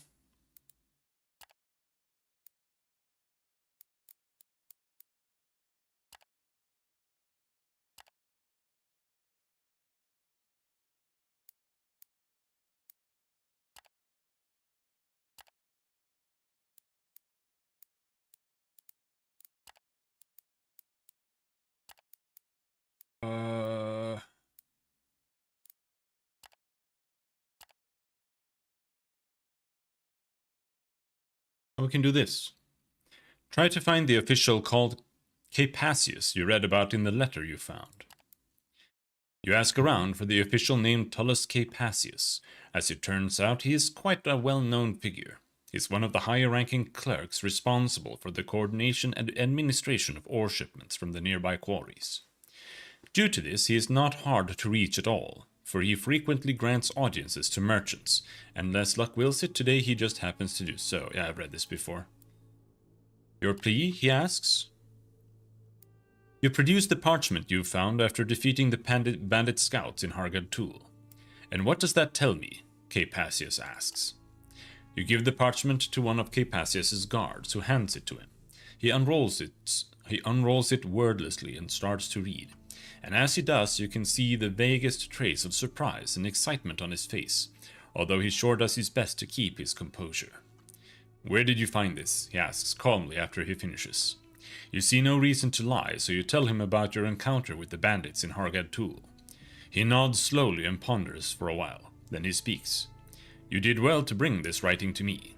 You strike me as a person of some resourcefulness. Would you be interested in a proposition? Maybe. What is this about? Capacius stands up and begins to pace slowly and evenly up and down. Yeah, it's this thing again. Yeah, he wants me to, like, infiltrate some bullshit.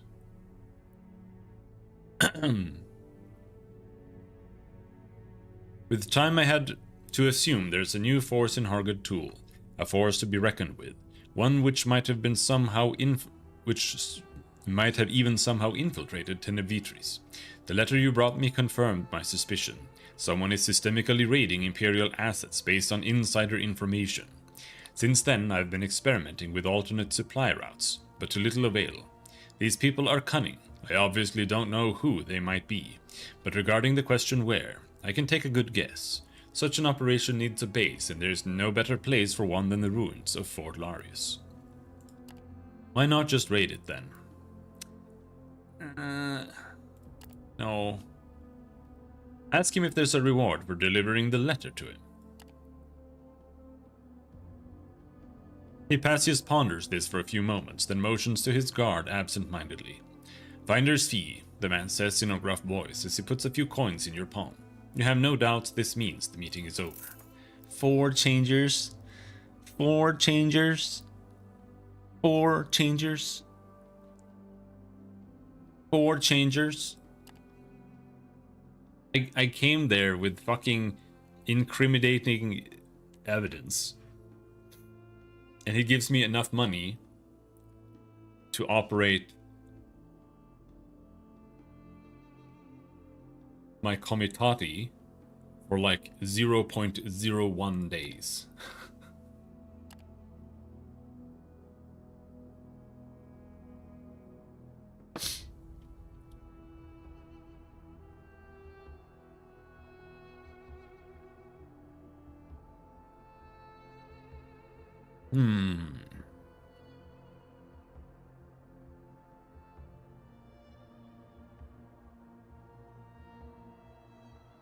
This one is weird.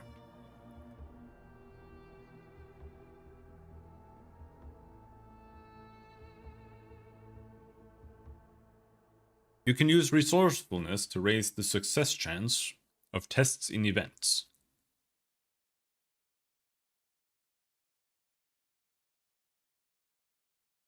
Wait, what?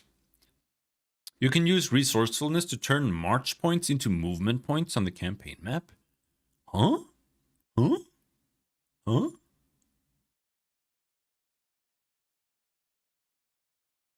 Cost 6 insight and 4 resourcefulness. Huh?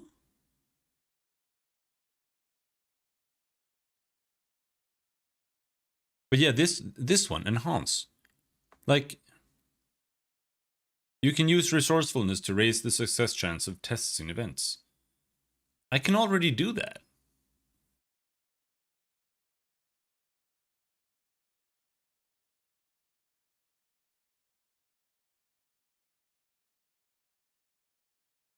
So, what is this? I just don't know. I don't get it.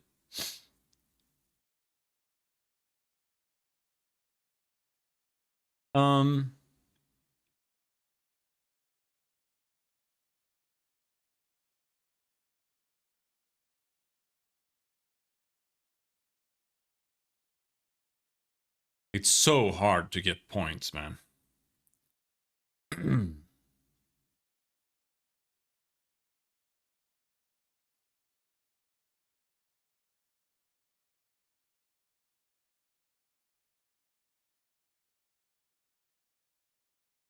I want more resourcefulness. Because right now I only have 3. That means I can literally only do 1 thing per day. Which means that if there's like an event that has two things in a row, I can only boost one thing. So being able to boost two things would be very useful, but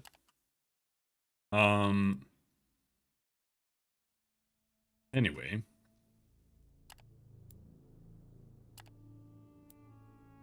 Loader's Guild 1. So, does the Carpenter's Guild not have a hideout here?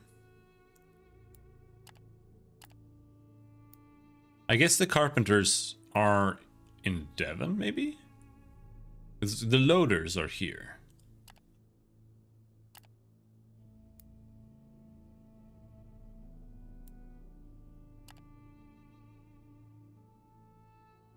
Alright. Well, either way. Let's just rest.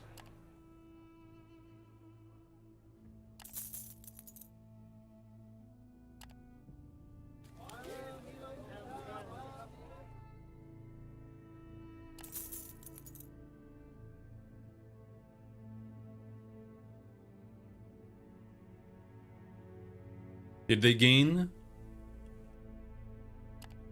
Oh yes, they gained a luxury wine.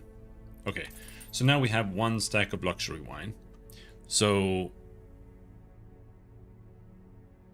it's just, the question is, does he want both luxury wine and spices, or is he good with just one or the other? Because the quest before meeting the prince, you didn't need to find everything. Like they wanted a stack of iron, a stack of leather, a stack of obsidian, and they wanted maybe marble, I don't know. And they wanted tools. But I didn't need to finish all of it before I could see the prince. So maybe the prince also just wants one or the other. Hopefully, he just wants one or the other. But yeah. That's that. Now we just go to Arkan. Fast delivery is 5 days. That gives double rep. And quite frankly, I don't know if going across to Arkan here is actually faster in like any way. And if so, from where? Like maybe from here and up. So what if we march for the first day, and then from here tomorrow we just cross?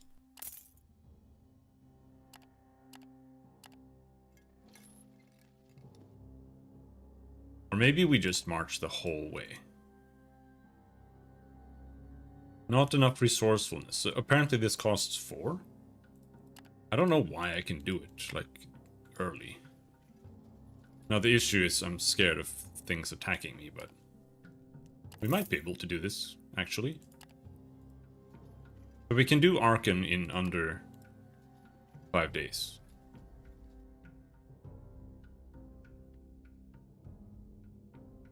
Now we have one for Devon.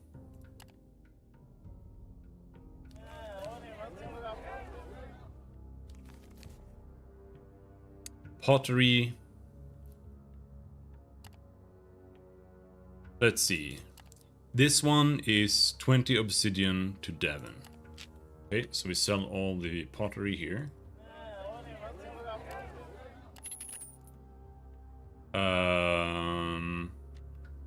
Buy some supplies here.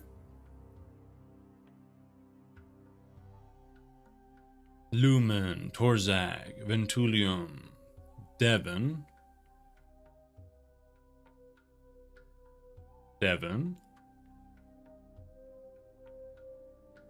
Nothing for Sunrock. Eliminate near Sunrock, but this is huge encounter. Do that.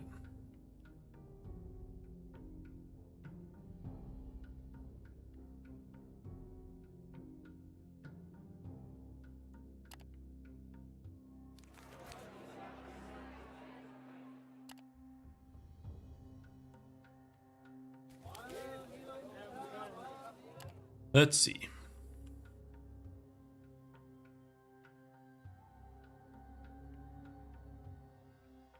Marble. A stack of marble is 4/4. Here it's 4/5. Alright.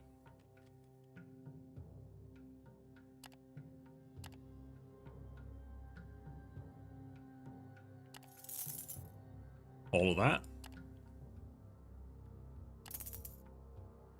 And then we rest here.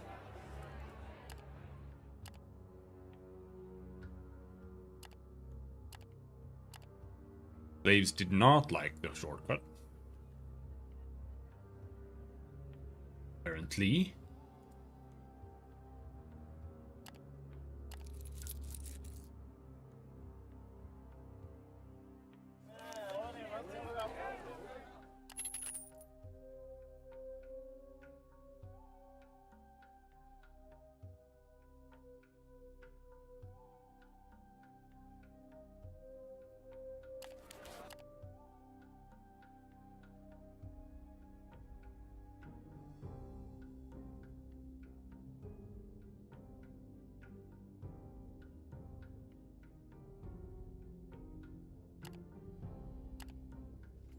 Now we have to be a little bit more careful.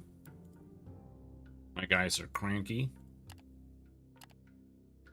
But all they need is like 1 day's rest. I don't know why they're cranky.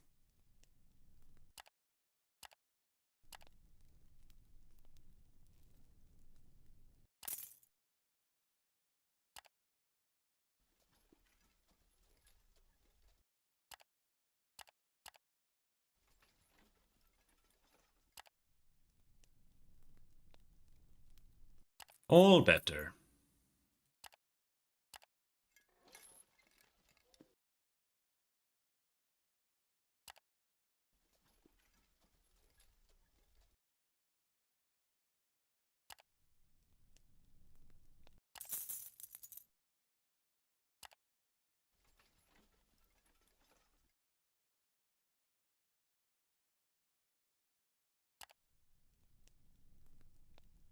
Let's whip the slaves a little bit just because we can.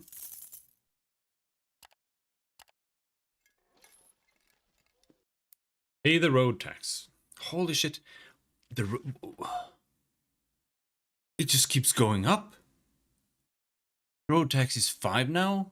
Is it like maybe based on my total inventory? Or some bullshit?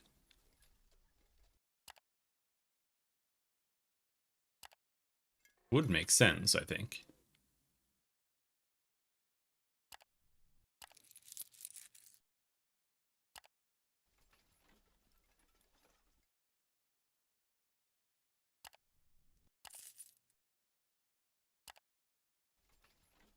Actually, stop.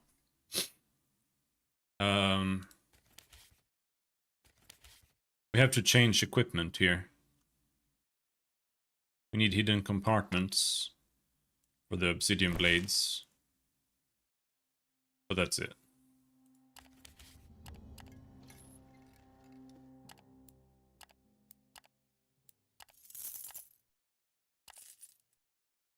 Alright. Turn in. I think this gives us a bonus. Yeah, we did this one fast. Bonus. This one also, we got bonus. House Venari. Aristocrat's authority. +1 authority. Potent poison. Okay.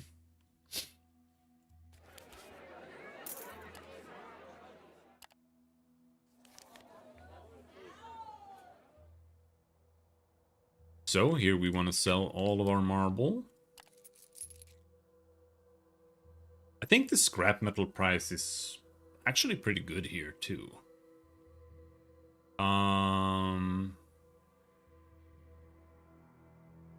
I think we should just buy all of that.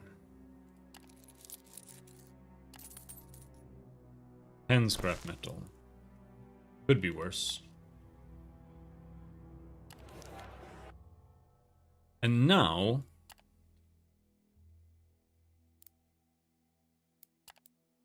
the Hall of Trade. Yeah, this is Carpenter. Okay. Tell her you're here on official business. No, okay.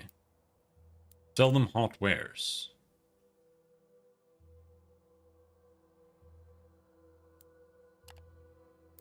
Why can't I sell them obsidian blades? The carpenters don't do obsidian blades?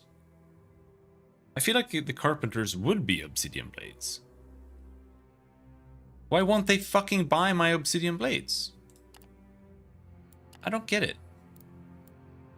Being a smuggler in this game is so far just kind of ass. I can't make it make sense. Nobody wants to buy my shit.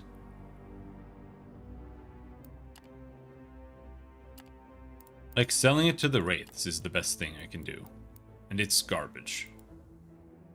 Is this going to incur a penalty? Like, it's not... The prices are just garbage.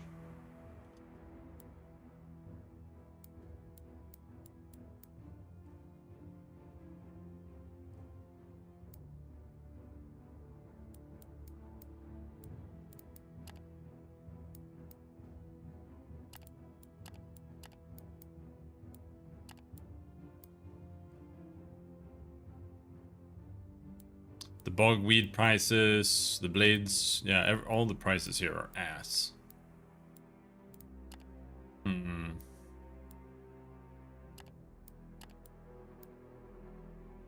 Let's see what the prince says.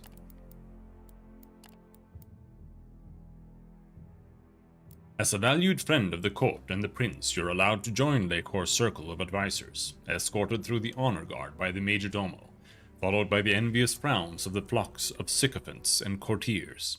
The sovereign acknowledges your presence with a glance and a nod. If you have business with him, now is the time to address the prince. Talk to the advisors about recent news.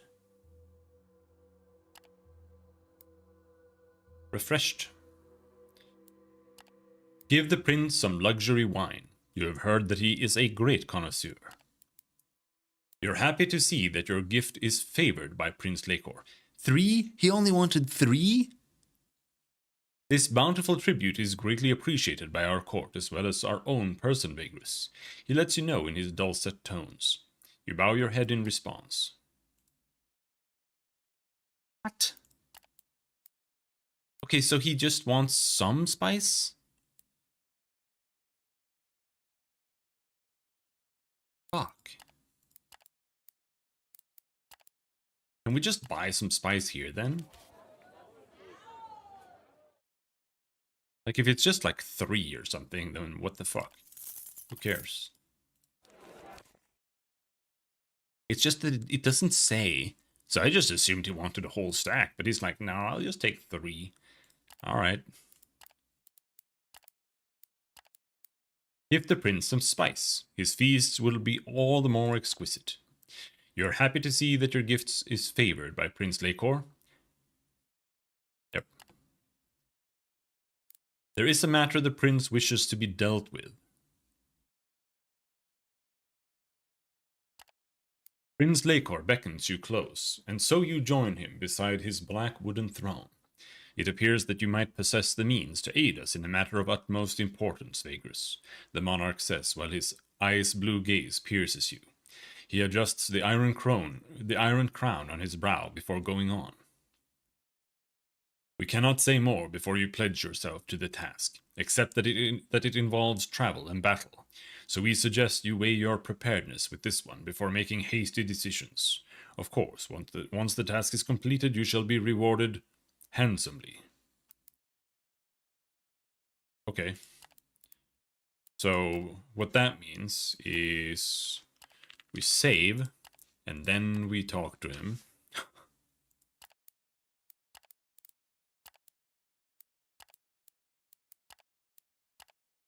Very well. The prince's statuesque face twists into an almost predatory smile. Hearken then, Vagrus. We shall tell you what needs to be done and why. You can see Lacor's hands curl into fists as he speaks. Perhaps you are aware that our current predicament is in part due to our less than fortunate altercation with the Varrock dynasty, my family's ancient enemies.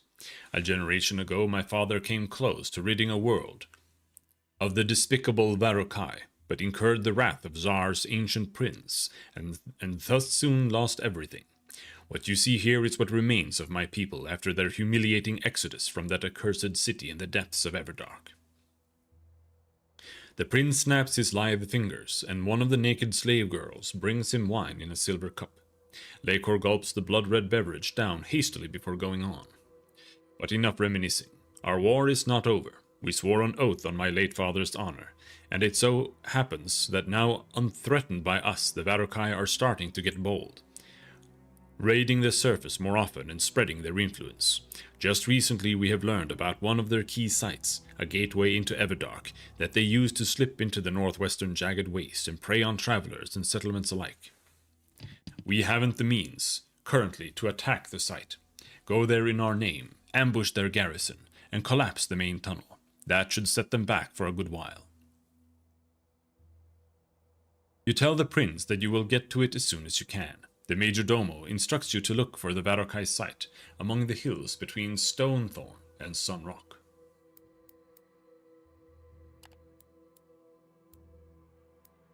Petition Ren Kylon's released from service.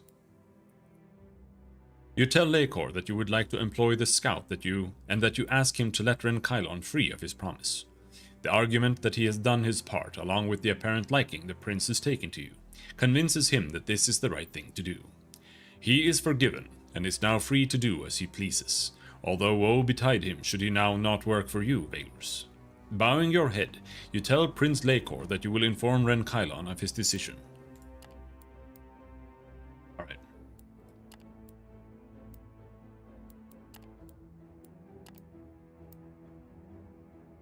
You have some doubts that you would find Ren Kylon at the same decrepit establishment as before, but here he is, brooding at the corner table as if he has not moved since your previous encounter. When you tell him that the prince has agreed to let him leave his services, Ren Kylon does not believe you initially. You have to explain how it all happened before he accepts it. That is truly amazing, amazing indeed. Vagrus, you have helped me wriggle out of this predicament. I don't know how you did it, but thank you. Thank you so much. I am a man of my word. I will work for you. If you still need a scout, that is. Yes. After you tell him that you wish to work with him, Ren Kylon shakes your hand. You come to an agreement very quickly, and he grabs his gear from upstairs, walking back to the mansion where you can introduce him to the crew. He talks about his previous travels, quite uncharacteristically, and you can see that he is excited to leave Devon behind. Alright. So, 4 + 1. Aristocrat's authority. Oh, okay. We got one for free. Okay. Well, that's good. Then I don't need to spend any XP here. And I wouldn't be able to because it costs fucking 12. But that lets us have a deputy. He's a scoutmaster. +1 max movement. Oh. I actually kind of wanted to have like a Venatoris or a chief handler or something. Because this is for having animals, and this is actually really good. This is really strong. This is consumption reduction, +1 max march, which is kind of the same thing as max movement, except worse. And an animal slot, and minus consumption outrider. But we'll do scouting. Now, I don't really understand scouting, as we have covered before, so I'm not really sure what the hell that's good for, but it's also good to have another companion. We should level him up to 3 as well. I think that's always a good first step, but we can only get him to 2. He can be a Venatoris too. Let's see. Mark target. Singles out a foe to coordinate attacks against it for 2 rounds. What does that do? See, there is another menu. If you go here you can see more in detail what his stuff actually does.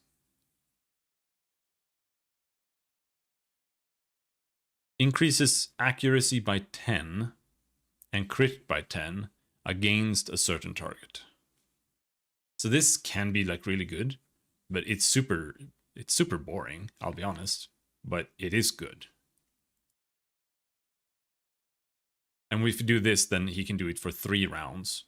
If we do that, then he only needs to do it now and then instead of every single turn. So leveling up mark target might be a good thing for him. Knife throw just does damage. Also does bleed.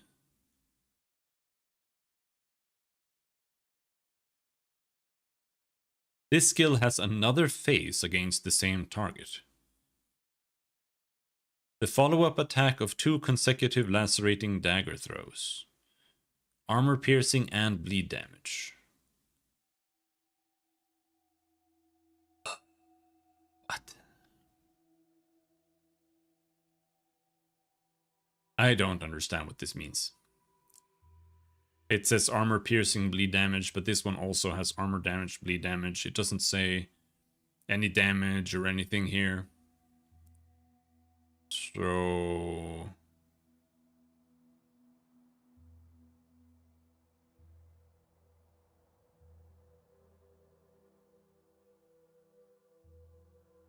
I don't know.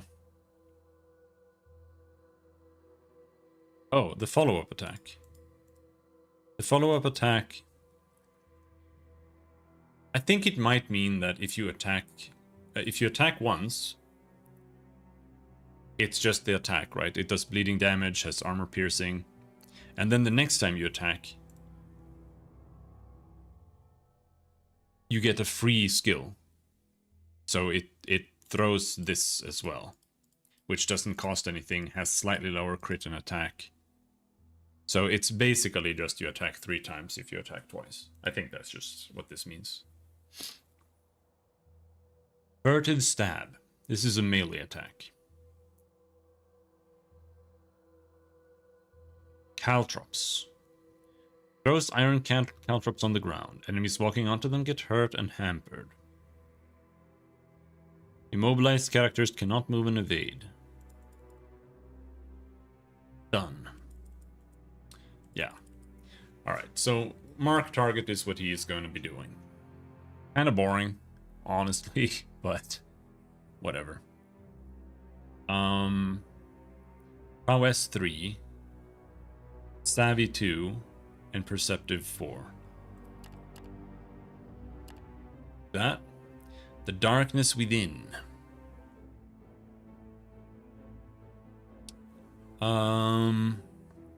Skulker. Navigation. Scouting base chance. Magic sense. Hunting. Evaluate. Negotiate. Beast lore. Hunting base chance. Alright. Stuff like that.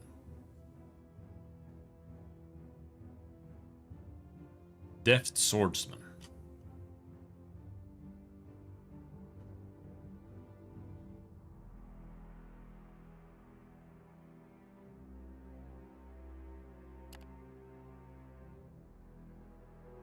Alright.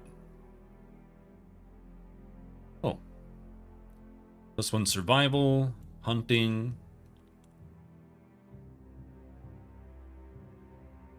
That's all he can have.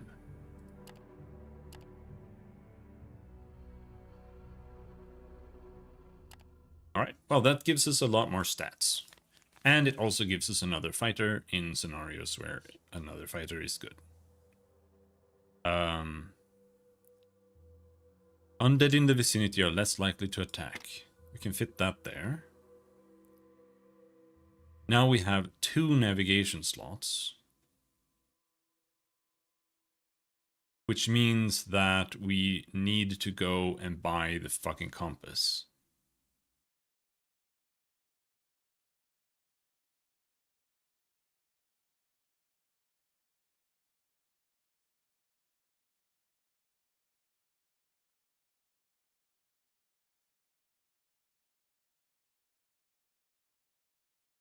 All right.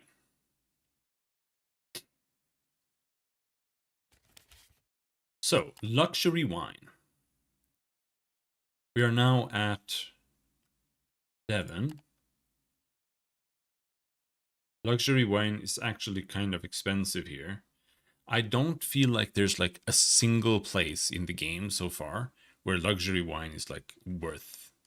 You can buy it in Torzag and sell it at Crimson Gate. That's like the only thing. What about Avernum? It's actually worth quite a lot in Avernum. And in Devon, okay. So we can buy, we can stack this up and then we sell it in Avernum. And the spices in Devon 69. No.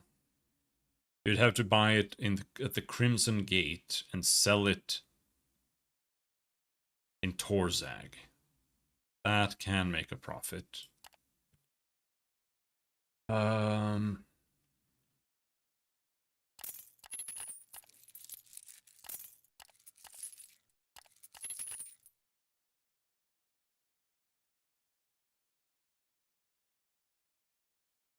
Meanwhile here, Ash.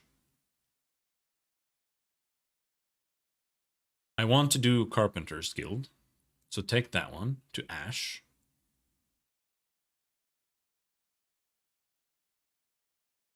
Ash. Just want to see before I take the last one to Ash. For Loader's Guild to Sunrock. Take that one.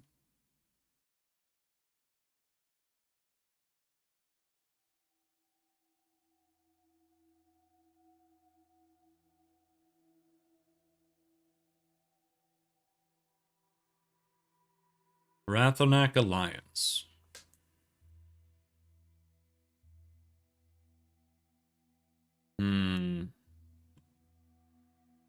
House Venari. I mean, I guess the houses could be good to have some connections with. To Ash.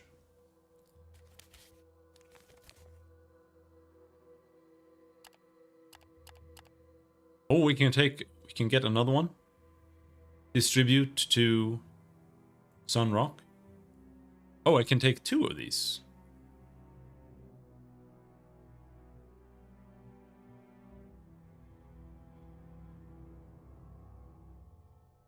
All right, Sunrock.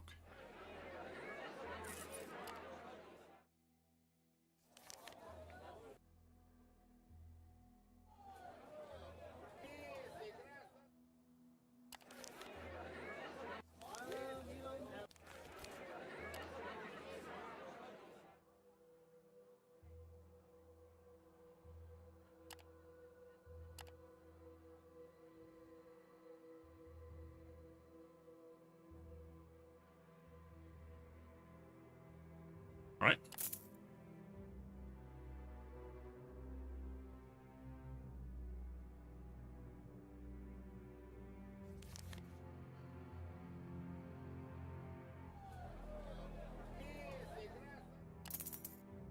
One more of those. Spices. Or spices weren't worth buying, right? Just gonna double check. Spices. We're in Devon, 69. Ash.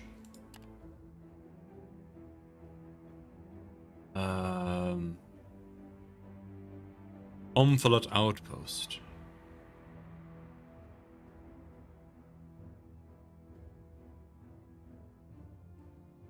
No, it sells for the exact same that we buy it for. Which means I should actually dump that. We shouldn't bring 1 spice.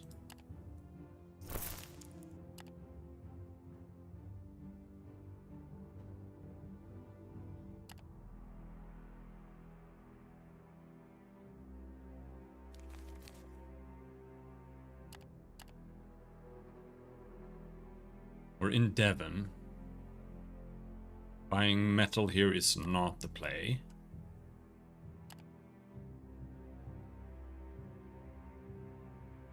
Linen. Linen to Omflat Outpost. So 1 linen is 8. Can we buy linen here? 6. No, that's sell.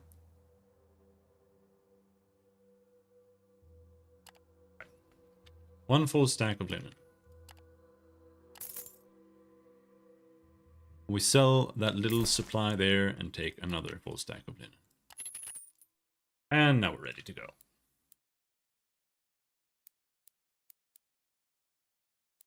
Yeah. I could check out the city a bit, but fuck it.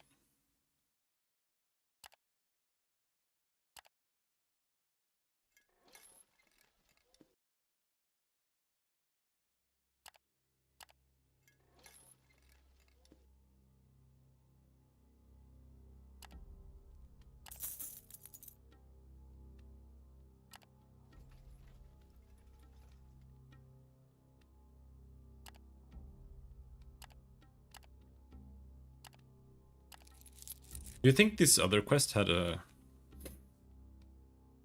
objectives? Find the Vagrus dynasty site somewhere between Sunrock and Stonethorn. Oh. Now, I had a quest for Ash.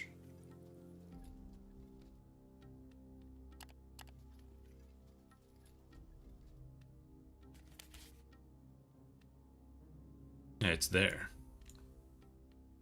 We're very close. We could go to Ash and head over here and try doing this quest. Suppose.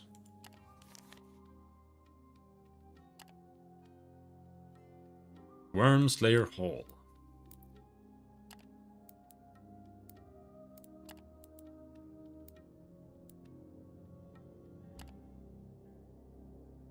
Turn in, turn in.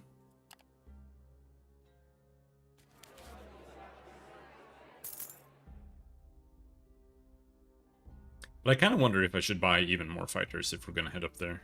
You never know what's going to happen. Routed camps, I was worried about that.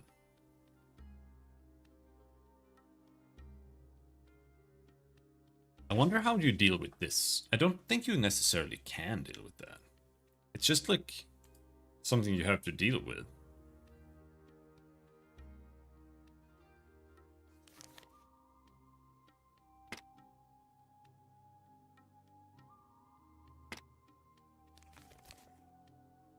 Crowded camps.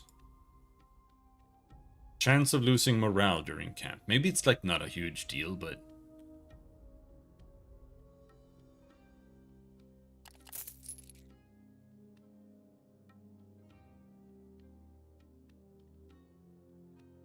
if we're gonna go fighting, I just feel like we should have enough guys. We can always delete them later. And I'm being stupid right now, by the way.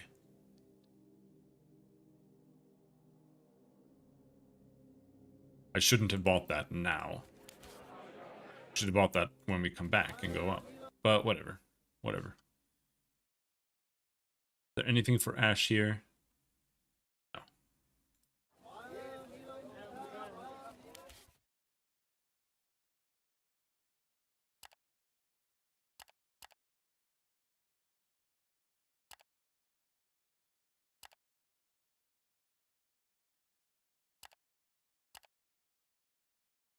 Linen.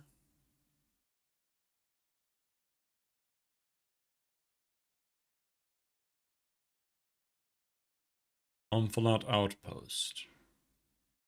Yeah, linen goes there.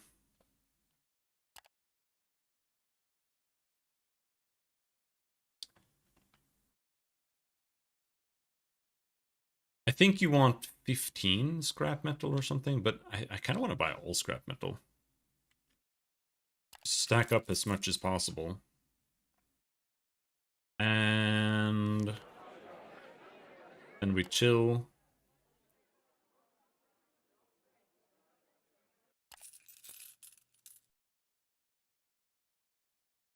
We need to head over to Ash. Fast as possible.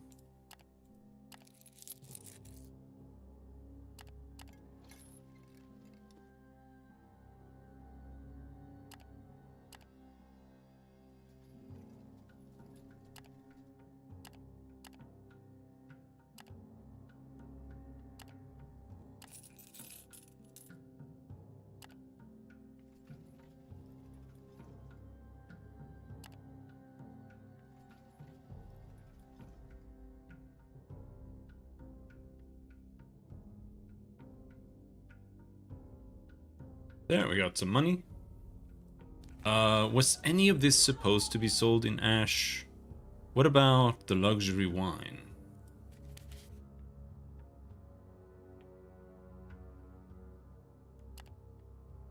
Luxury wine. Ash, a Vernum is 35. Okay, so it's not supposed to go here. And the linen is not supposed to go here, so there's nothing to sell here.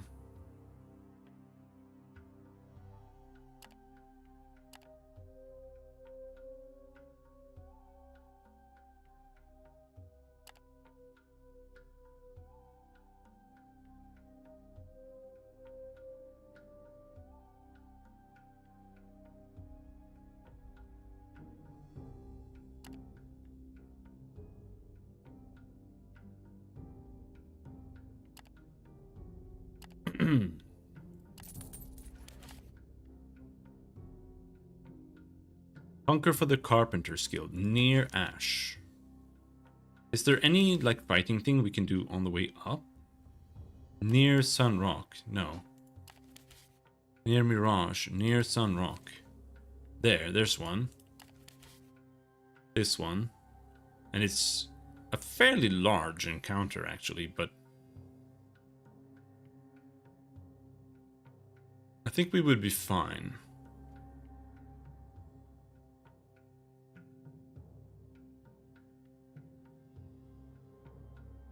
It does say 2 combat encounters, though, which is a little scary.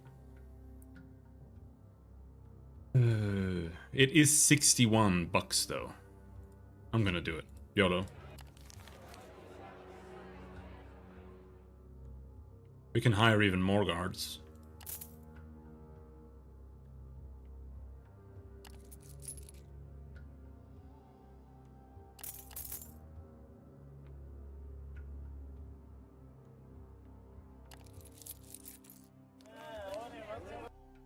Temporarily, and then we sell them later.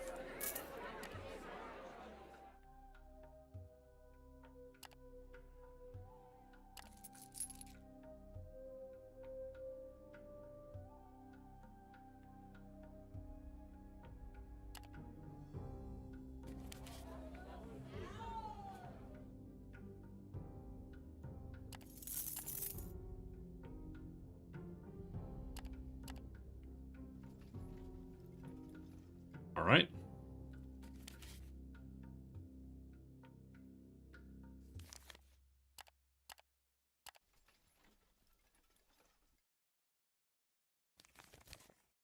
So basically, we'll just walk like past Sunrock, I think, because the road is strong. Being on the road is just really, really good.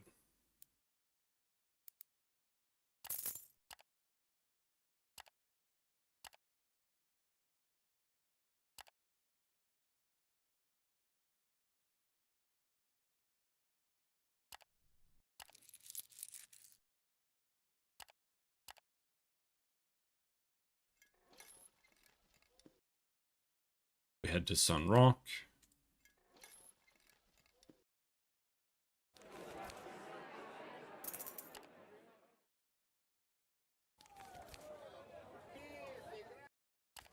And we rest here.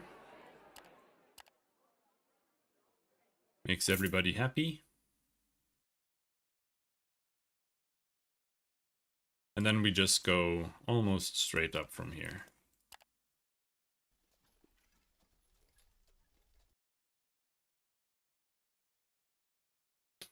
I'm a little worried about getting ambushed or something here. Like that, for example.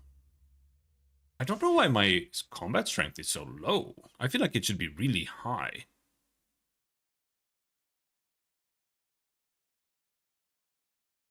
I find it kind of weird. Is it just because I'm not using my horses? Yeah, looks like it.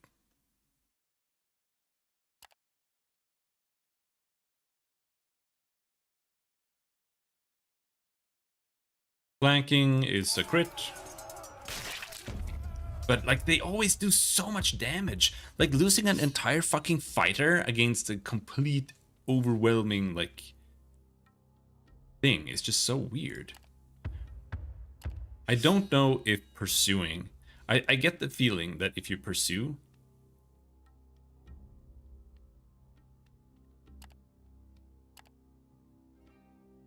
Yeah, we'll conscript these guys. I thought they were undead. How am I conscripting them? Anyway, I get the feeling that if you pursue, you basically sacrifice anyone who has been wounded.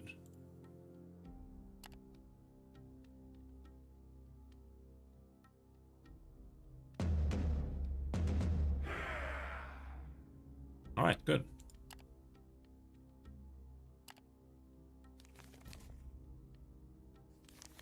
Is it really far in?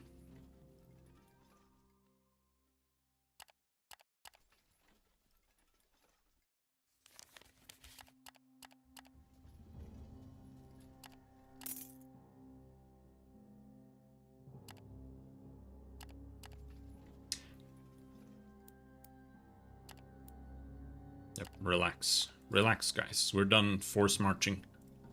We're done.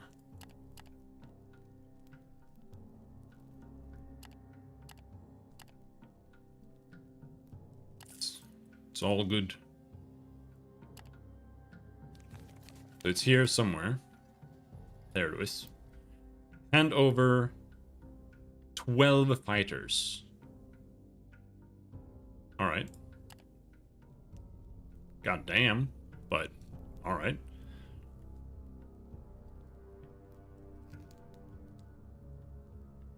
$500 food, but success chance for hunting is always so ass. But as long as it's not a critical failure, you usually get something for a failure too. But like 13% success chance, a total of 17, including the critical. It's really bad.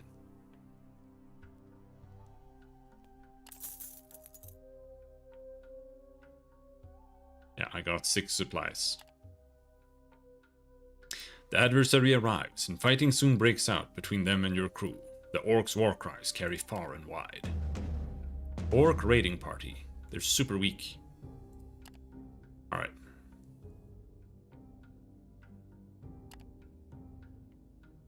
Flank. Fuck 'em.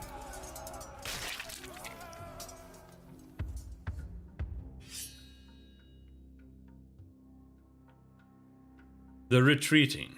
I'm gonna sacrifice these guys. I want to murder them.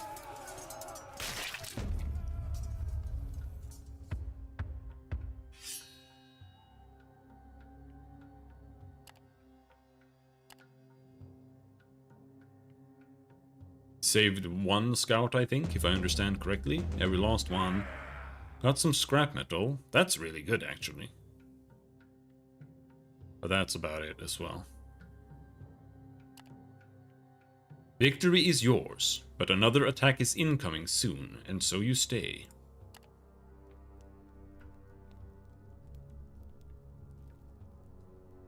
Alright.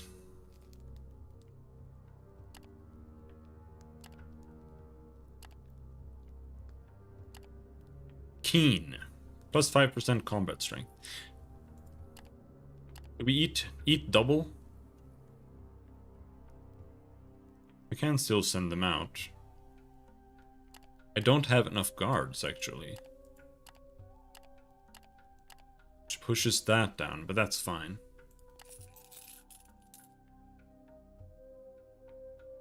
The orcs' war cries carry far and wide.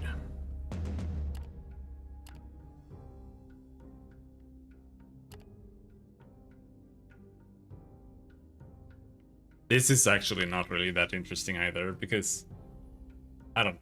Maybe it can be if you focus on this more. Because right now the issue is that I'm not really focusing on doing mercenary work or fighting with troops or anything like that. Which means that for me, I don't want to lose troops much. Like I don't want to deal with that. I just want to have enough to manage my guys. So I always try to do overwhelming encounters. But that means that this whole system here, where you're supposed to pick actions, right? Like flank here, it increases your critical success margin, gives you plus 20% damage, reduces enemy grit. I don't know what the hell that is. It doesn't say, it doesn't have a tooltip. You have a bunch of other things here too. Insult, cunning, critical success margin, plus 10 crit, which is bad. And if you have more resourcefulness, you can do more things, right? Which means the more stuff you can do here, it basically translates to like you can fight bigger armies with more equal troops.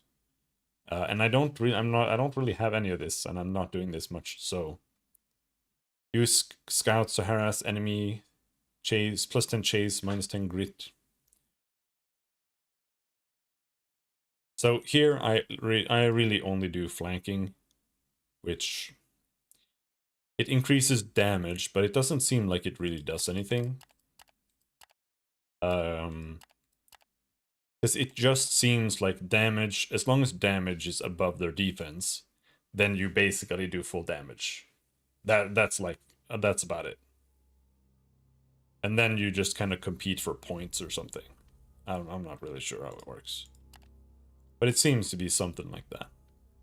And my guys are too weak, really, to bother with doing companion fights that much. I feel like the companions are really hard to make good. Because even if you put a bunch of points into them to level them up, I feel like they don't get that much better. Like, they don't get more HP, they don't get more armor, they don't, like, they only get, like, a little bit more damage. I think the more damage, though, is really, like, significant, but you only get, like, 1 more damage per level of their skill. Which is, it doesn't sound like a lot, but, like, when you do 2 to 3 damage, and you instead do 3 to 4, it's a pretty big difference. Especially when enemies have so little health. It's like, it changes it from like 4 shots to kill to 3 shots per kill, you know, and that's huge.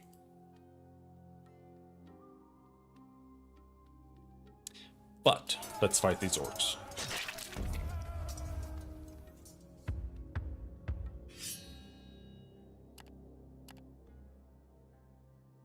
Now we chase them down. Kill them all.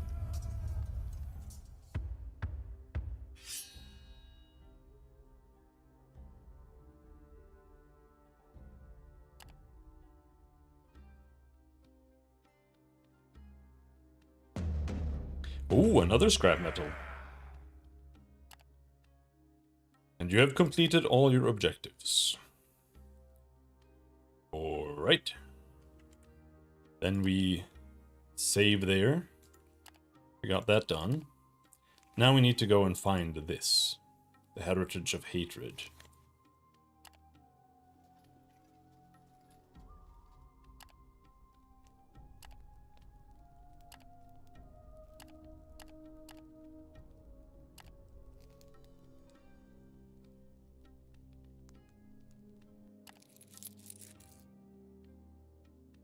Which I think might be a bad thing to do right now. Because I don't have any medicine. So if these guys are not at full health, it might be really bad, because I kind of assume that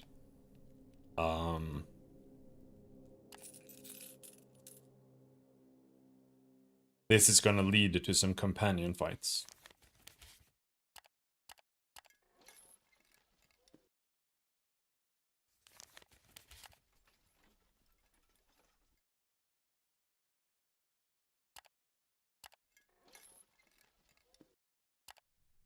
So this is where scouting has like some use, right?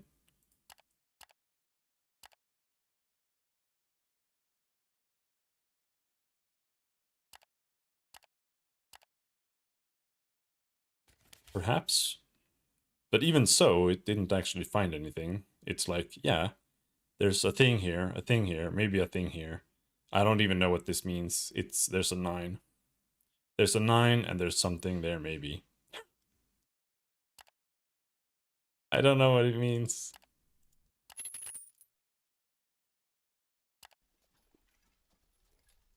I think that's where it is. That looks like it would be it.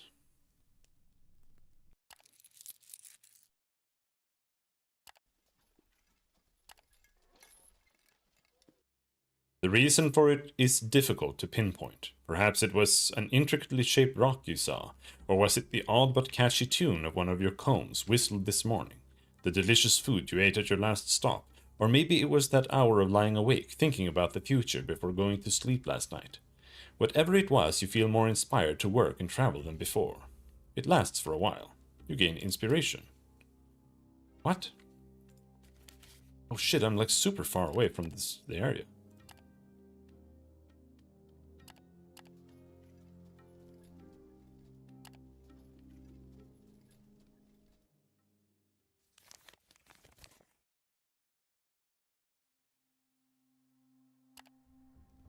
Oh, I'm about to die. I'm out of food.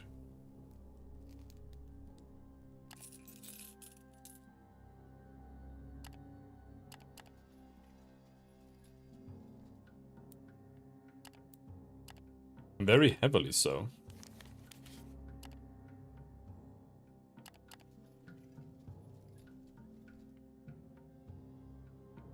That kind of snuck up on me. I'm gonna have to load.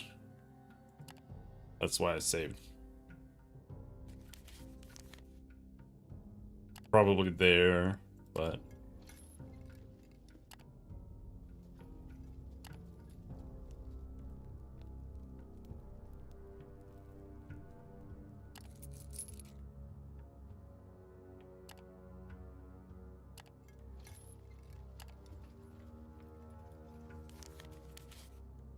I don't get it. Like, I don't know. The scouting is just so stupid. It doesn't do anything. I have never scouted in a way that it was useful. Not once. I don't get it.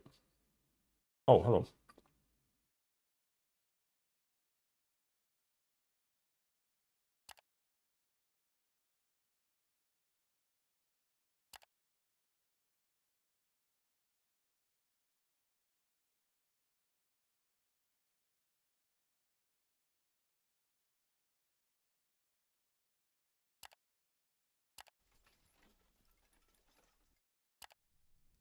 I had 8 days, and I was like, yeah, okay, that's fine. But apparently, I had it on eating extra. I think that's what happened.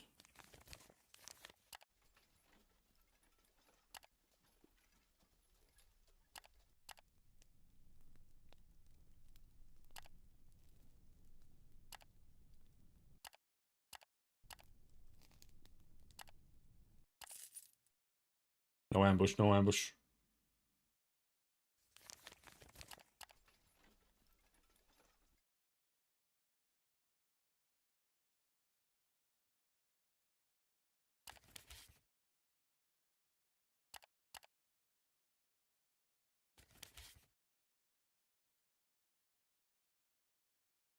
Like, what is this? I don't understand. This is just... This doesn't mean anything. Scout now? Like, what? Like, what is this? 10, 2, 7, 9, 8.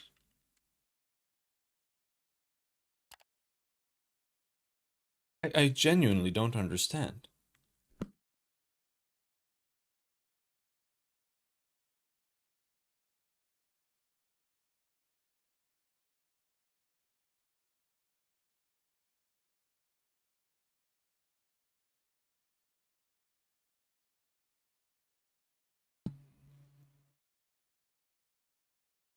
You're revealing info about adjacent nodes. Chance of combat, chance of story event, chance of nothing. Whether there's a fixed location, quest objective, special node. Then node, choose scouting, pick one or more adjacent nodes, assign scouts.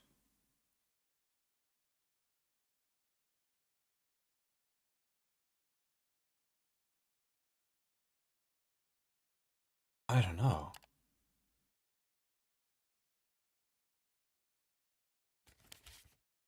It's like, where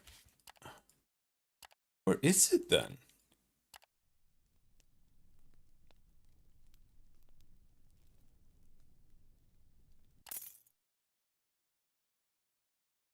Critical failure. Yeah, good job, guys. Punish them severely. Punish them normally.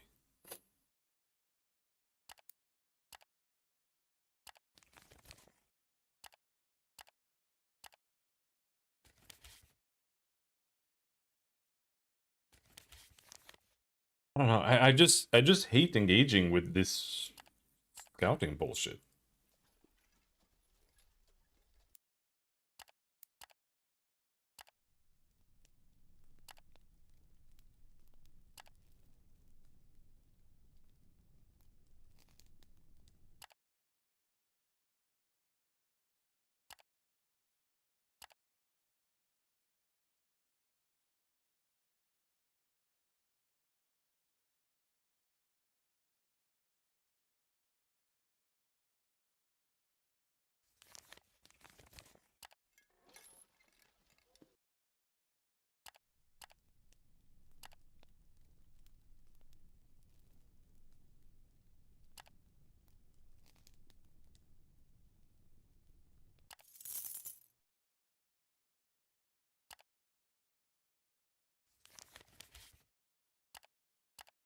Like, it is in here somewhere. Is it so hard to find?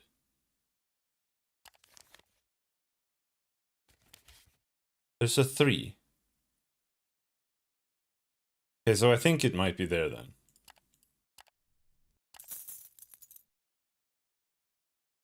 That's a story thing. Your scouts finally managed to locate the cave entrance among the jagged hills that could only be the way to the Varokai garrison you were looking for, the one guarding a tunnel leading into Everdark. You have to give it to the Dark Elves. The site was very well hidden, and your combs only stumbled upon it because the marauders were sloppy. They left some tracks nearby that led to the tunnel. Now is the time to decide if you want to attack the Varokai. Creep up on the tunnel entrance.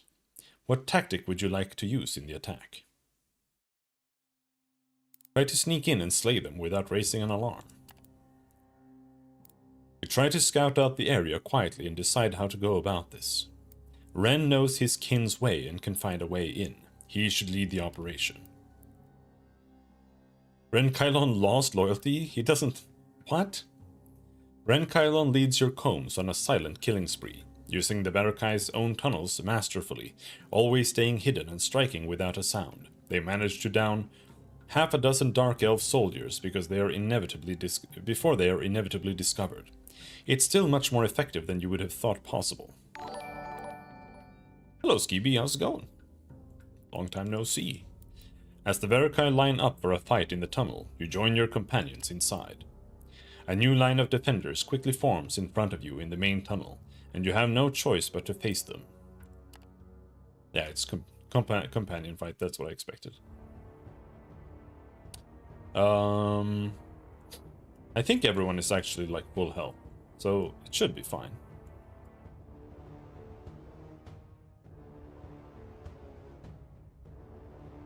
You can actually only be 4?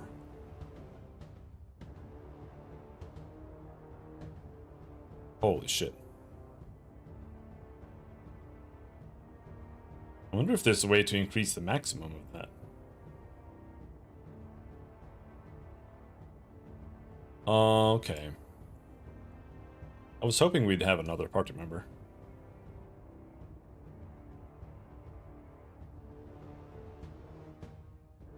It's just annoying because that means I'm just like stuck with these guys and they kind of blow. This guy, the undead guy especially, he's ass. He's genuinely like complete dog shit. But I guess.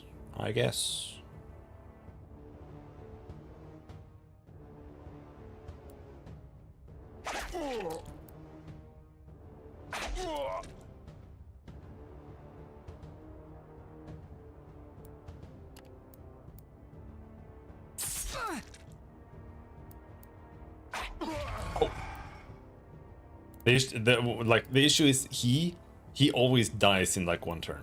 It's just kind of a, I don't know, it's annoying.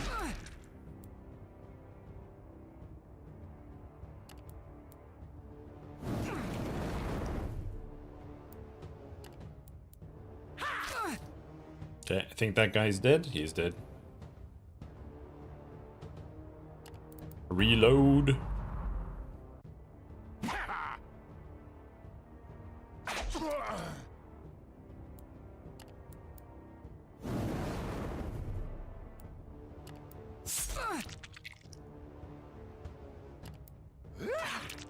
Bomb it.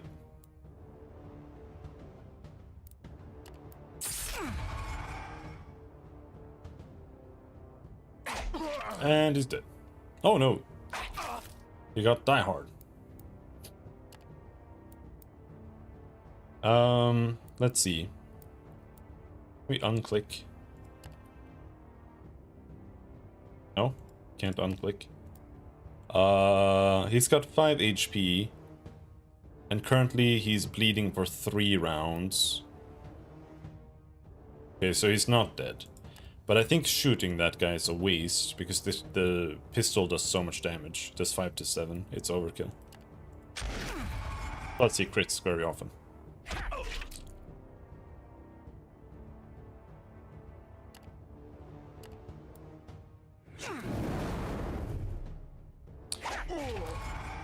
He's dead.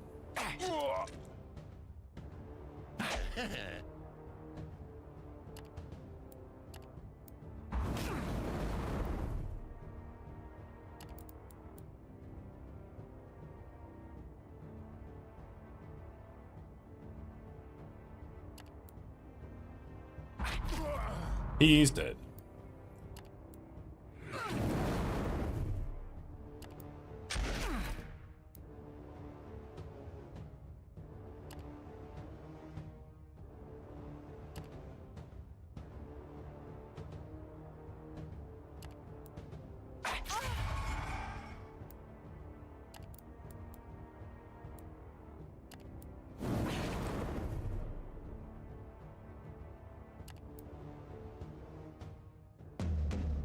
Oh, he died.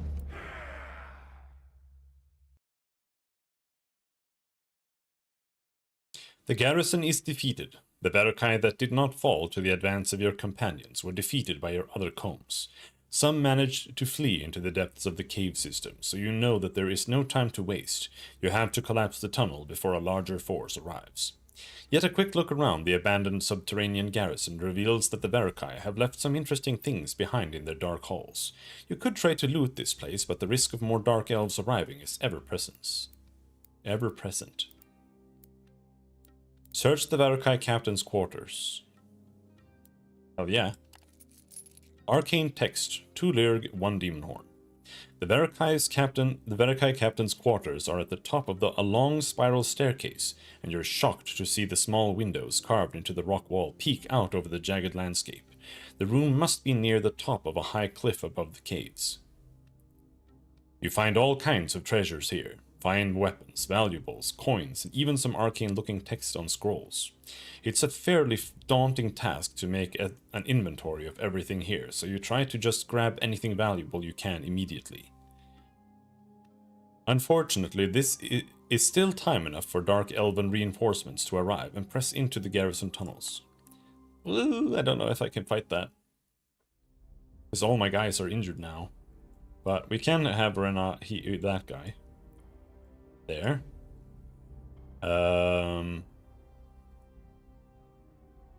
He is pretty weak, but we can do that. We put him there, and then her there, and then we will see how that goes. Because he does have a melee attack here.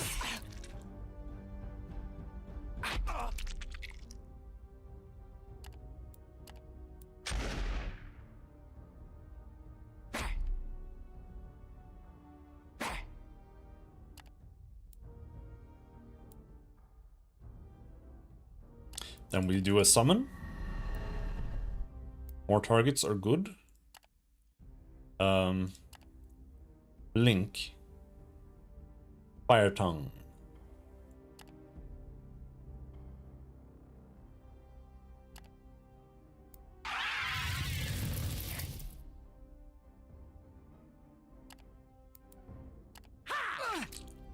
We need to vomit.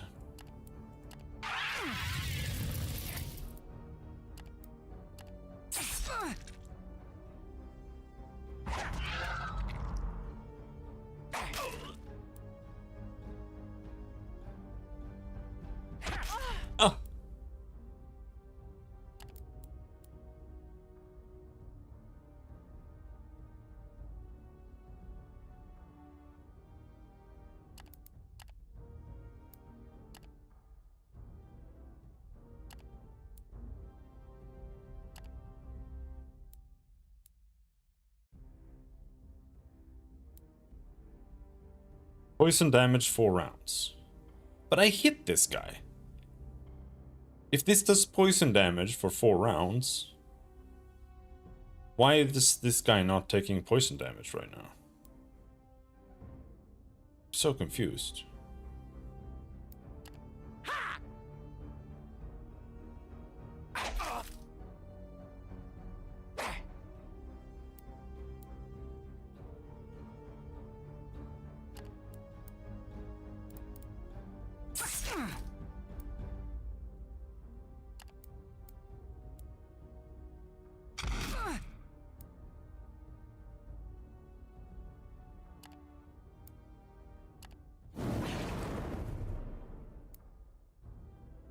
Is that guy dead? He's got 4 HP. Debuff. No, he's taking 2 damage. So he's not dead. And he needs to just stand there.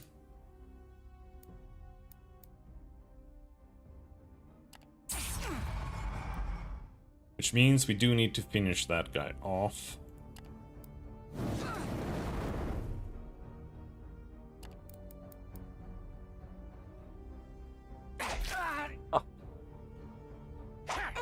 Ah, that's bad. That's really bad.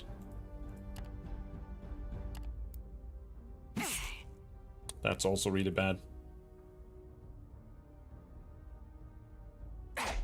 And he's dead.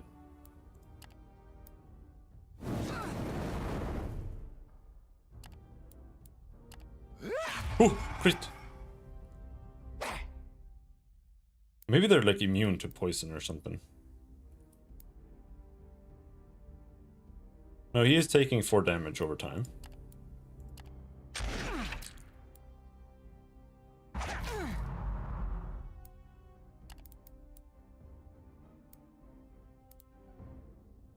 She's out of power. Not good.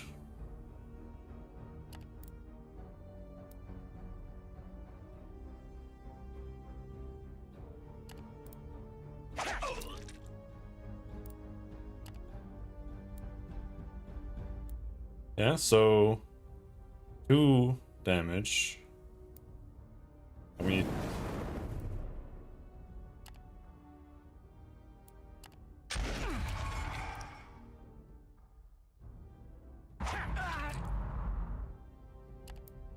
Oh, thank you.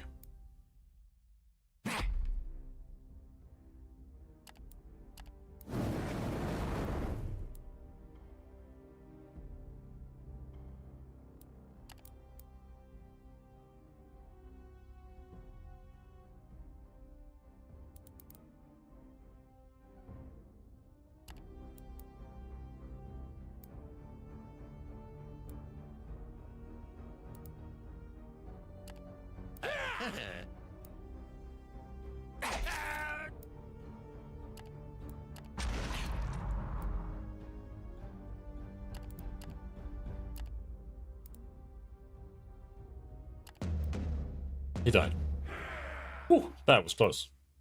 But that's also something that's good about having more guys. That means if someone is damaged or injured, you actually have more party members you can bring. But yeah, collapse the tunnel using Garrick's black powder. The dwarf grumbles and throws nasty insults to your combs. He is clearly not in the mood for working. At length, he does put satchel charges onto structurally essential pillars and beams. And then, when everyone is at a safe distance, detonates the explosives with a pistol shot. The quake and clamor seems to scare everyone except for Garrick, who grins like a child. A naughty, cruel child. Yet at last it is done. The Verokite tunnels are collapsed, and the garrison is now buried under tons of solid rock. Even though the Dark Elves might be able to dig another tunnel to the surface, it would take a long time and a lot of work. Alright. We did it. Now, one of my tasks... Turn in at a settlement where House Venari has presence. That's Devon. So we can just return to Devon.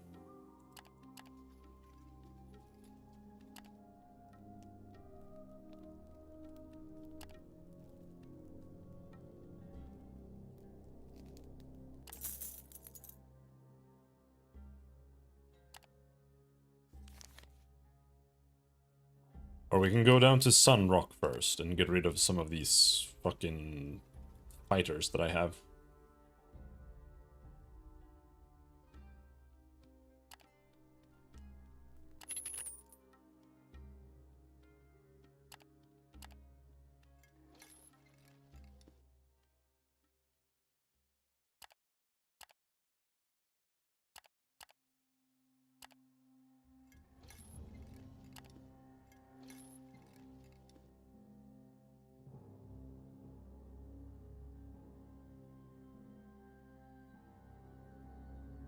Yep, it's the voices on the wind thing again.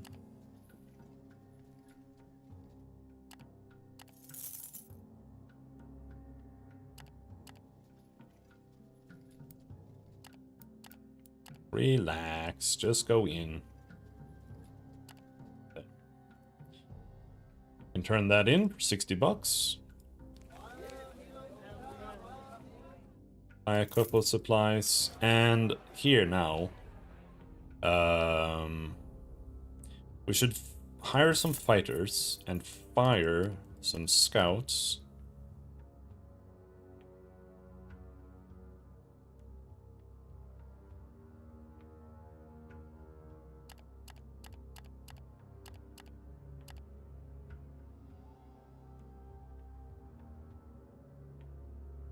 I don't think I should need this many workers.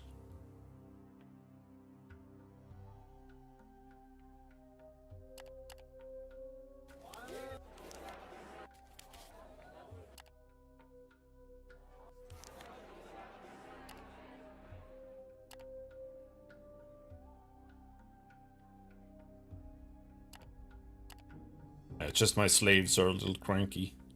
And all of my guys are distressed.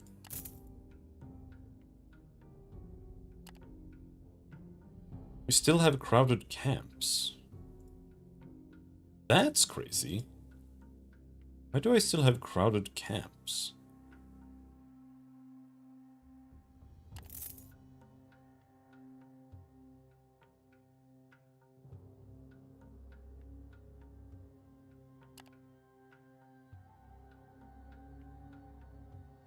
Like that. That's my maximum?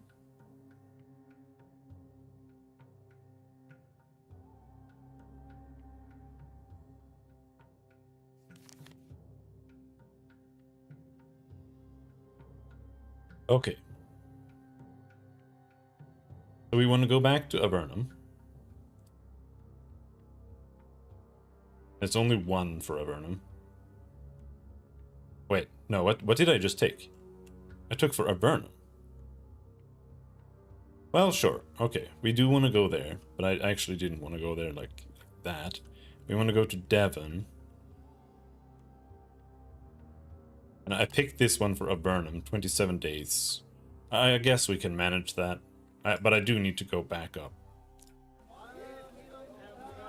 This once.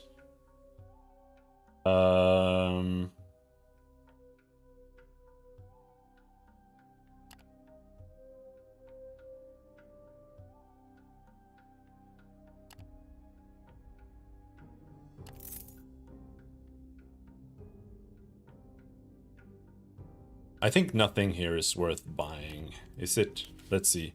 Sunrock to Devon. The only thing might be like bones or something. If bones are worth 1. I can actually sell chitin here. Hides, ivory, marble, obsidian, oil, timber.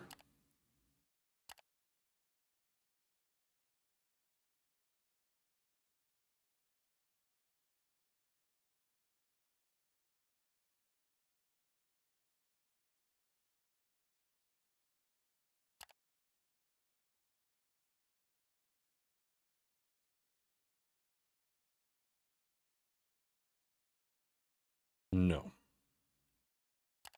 It was bone. 4-6. Hides is not worth it, I believe. You can double check. No, you can actually sell hides. So hides and bones.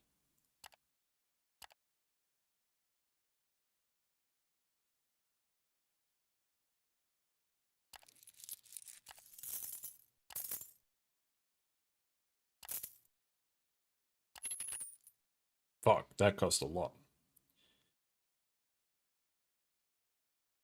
Alright. Let's go. But my guys are distressed, so I can't march right now.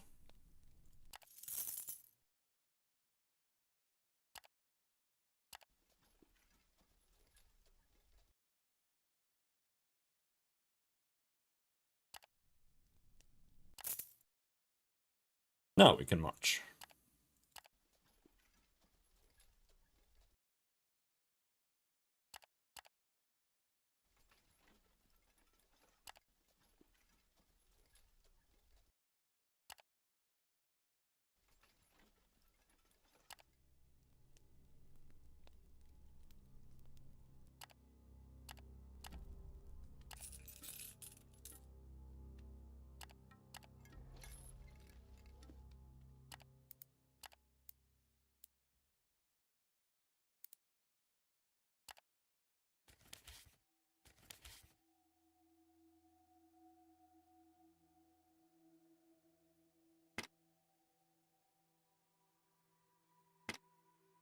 Hidden compartments there.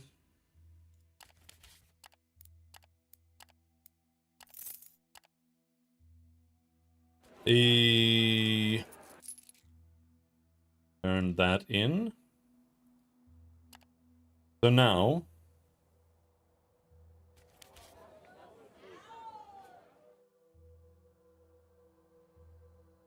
we were gonna sell bones. It's actually not really that worth anything. Hides are worth a little bit, I suppose. What are we taking? What is the thing to Avernum? That's ceruleus crystals. Okay, that one is easy to not sell by accident. Yeah, the hides will give me almost nothing, but it will give me something. The bones are worth 1 changer extra. What about bones in ash? They're worth a little bit more in ash. So as long as I have space for it, maybe we'll save that. Linen. Yeah, linen is supposed to be kept too.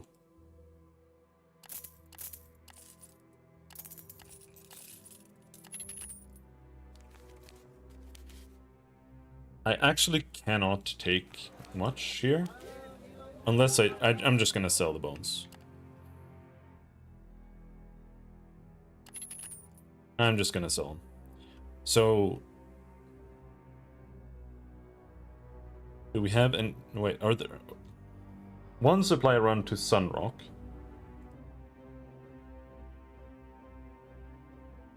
Another one for Sunrock. Another one, another one. Oh, they're all at the bottom. Loaders to Sunrock.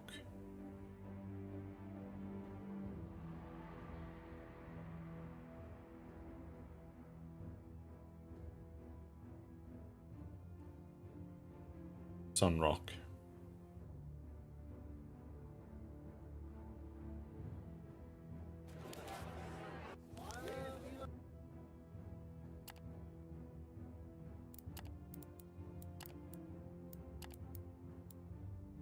Report the fall of the Vagrus outpost.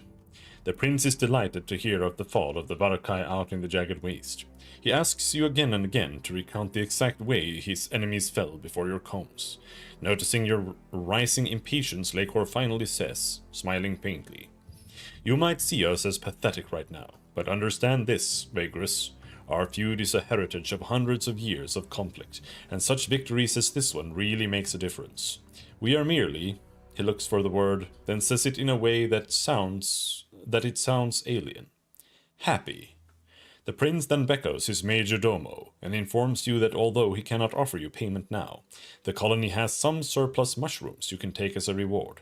He then leans back and closes his eyes, no doubt picturing the deaths of the Vagrus henchmen. Are you shitting me? You gave me 30 mushrooms for that? Like, fuck you, dude. Are you serious? You can't be serious. I did all of that for 30 mushrooms, man? Is that even a whole stack? I'm not so sure that's even a whole stack. No, if it's not even a whole stack of mushrooms. And my inventory is full. So, I'm just gonna sell them.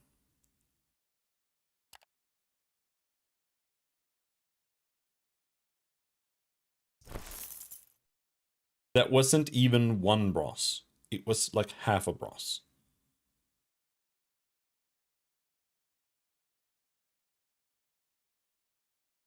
Some of the rewards in this game is just like insane. It makes it feel like nothing is worth doing a lot of the time. Because it's like... holy shit.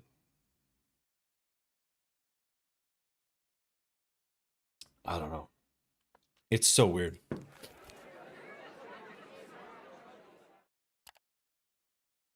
Passengers for Ash.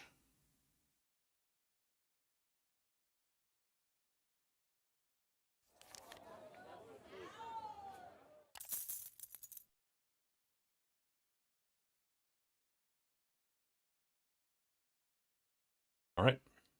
Inventory full as fuck.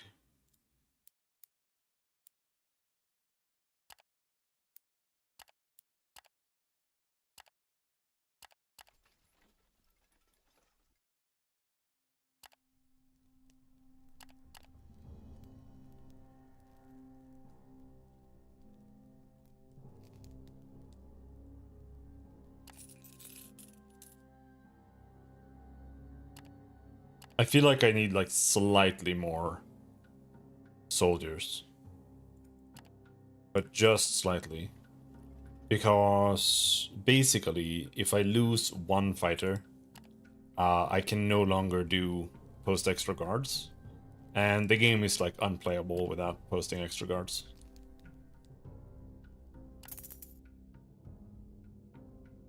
Like, no joke, it's so bad if you don't do that. You can't do marching, which I'm doing now, where you move extra, because it reduces their vigor and it reduces their morale. So if you don't have the ability to post extra guards, then you don't get bonus morale. So your only option then is this. To get like vigor back. Well, I mean, this gives you vigor, but it also gives -1 morale and obedience, so that's not an option. So you would just have to like hope that just paying your guys and just eating food normally is just going to give you morale and vigor and everything you need. And also, if you don't do this, then obedience keeps going down. And if obedience keeps going down, then your workforce goes down. And then you can't do anything. So, like, this is mandatory. It just is. Like, unless you have another way of solving this. Because right now we're using horses, right? And maybe if you're using the lizards, like, maybe you can support that you're doing post guards. Like, maybe if you have the lizards, you have a scout, and on top of that you have the compass, because then you have, I don't know how much, maybe like 2, 3, or 4 more movement than I do now, and then you might not need to march as much, right? In fact, I don't particularly like marching, but I feel like playing a merchant, marching is actually good. Because when you're on the road, you're really safe. So you don't really get ambushed as much. But if you're playing like some kind of bounty hunter or anything that's out in the wilderness doing that kind of shit, then you don't want to march, because marching in the wilderness is awful. Because the second you march, you lose like 40% or more of your combat capabilities. And then you get ambushed on top of that. So you just get absolutely reamed. And in that case, I think having the lizard mounts is probably better. Because then you don't want to march, so you just want to maximize as much movement as possible. So for the way we're playing now, I think horses are superior. But it does lead to this, like, this is mandatory for me.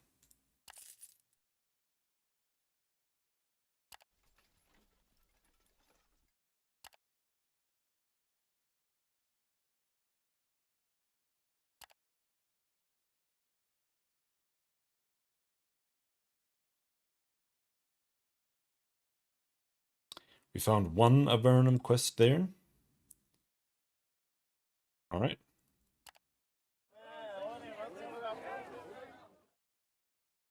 It's very expensive, but we should buy some supplies here.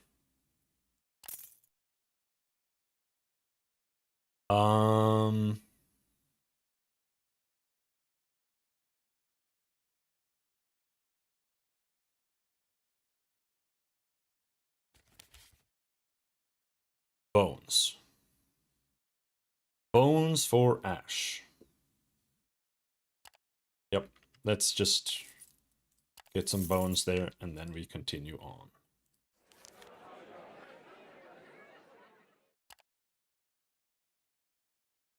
Yeah.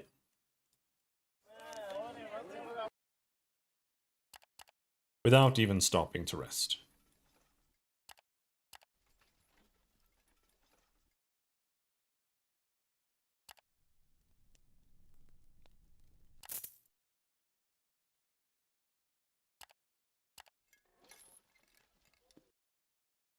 But that being said as well, I think that kind of means that having a scout master is actually not that good for me. Because the scouts actually don't do anything. For like how I am playing the game.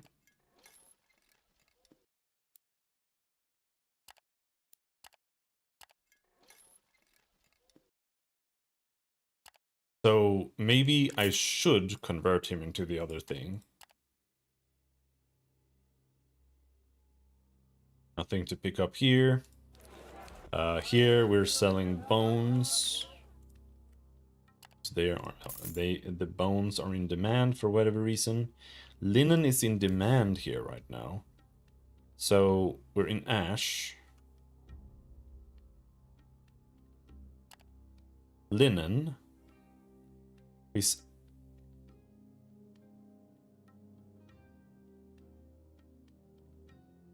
Do I sell the linen here? Like, it says it's in demand. But the Omflet outpost, it's worth 1 and it's 1.4 more there. But this is 96-day-old information, so this might not actually be true. It probably is, but I don't know if it is. I think I'm gonna sell it here, just so it doesn't fuck up.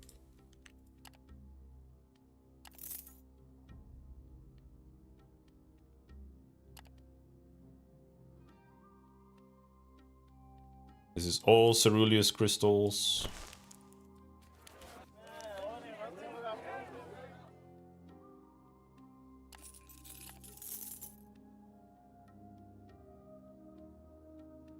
And now we are in ash. There's nothing worth buying here at all.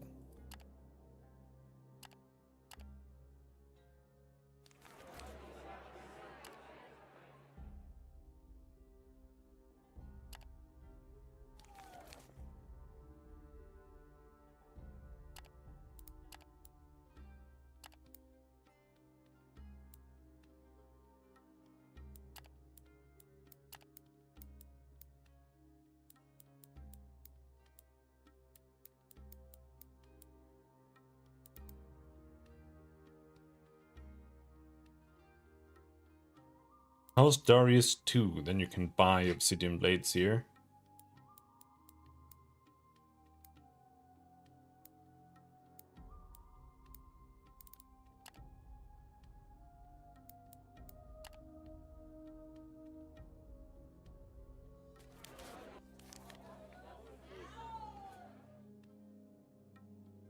Supplies. We just buy supplies.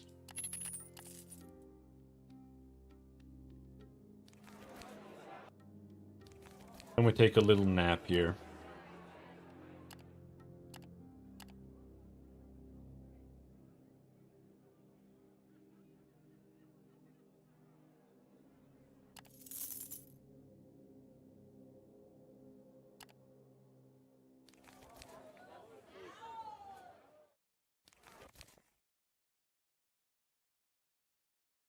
And then we continue on.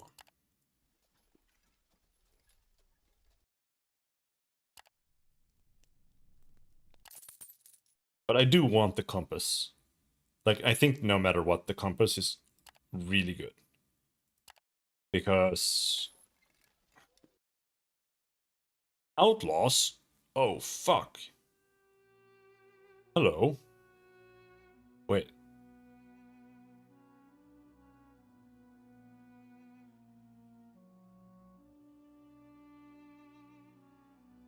These guys aren't attacking me. Okay, they were just friendly outlaws. Okay, sure.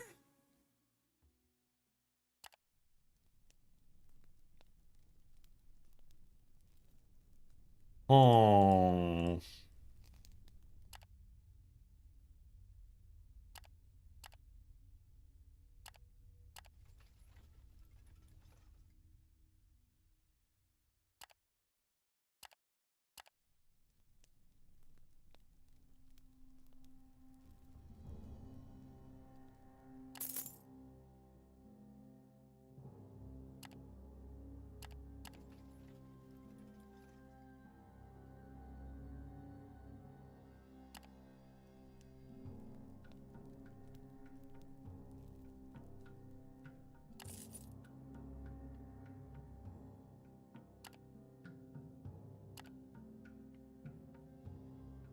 So, that means I don't really have any cargo for Omfla.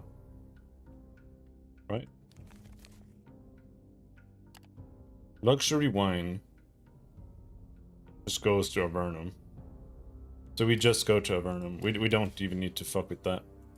Because there's just mushrooms there. Mushrooms are completely useless.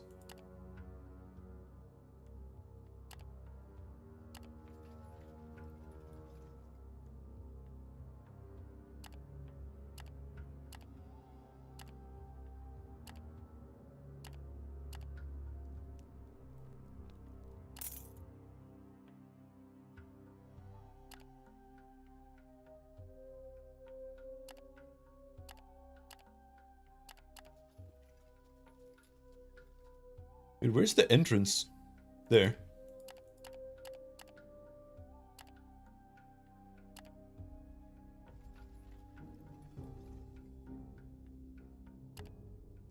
Alright. How good do you think my steel weapons will be? And will it be a complete waste of time? Will I be even able to use them?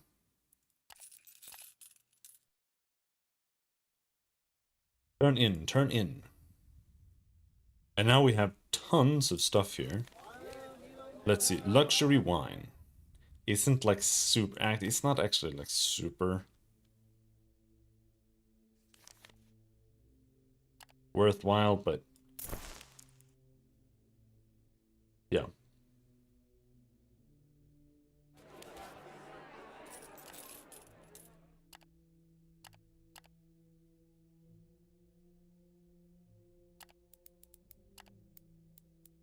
Collect the previously placed order.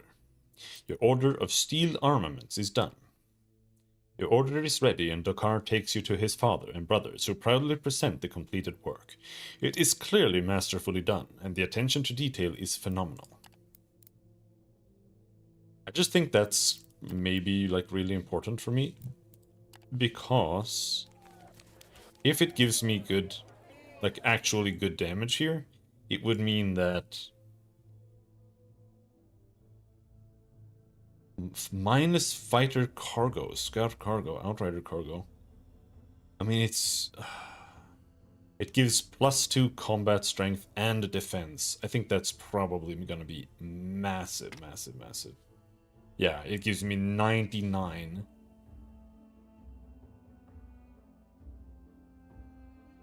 Defense. Which I think is honestly more than anything. And I think the fact that it comes at a bit of a cost is worth it.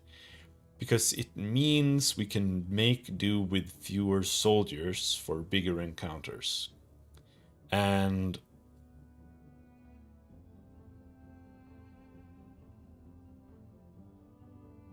yeah.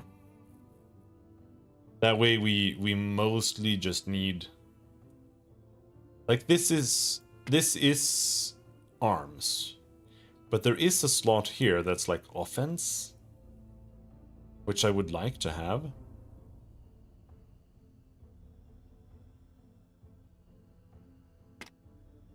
If I can get a better defense, I would like that. But right now I have +2 outrider defense. And we should have enough horses that we can have all of our guys as outriders, basically. So right now I need 3 more horses for that. But that also increases the workforce necessity. And I don't know if the slaves actually like count towards crowded camps. I actually don't know how crowded camps even work. How exactly does the crowded camps malus work? And when does it happen and which variables mitigate it?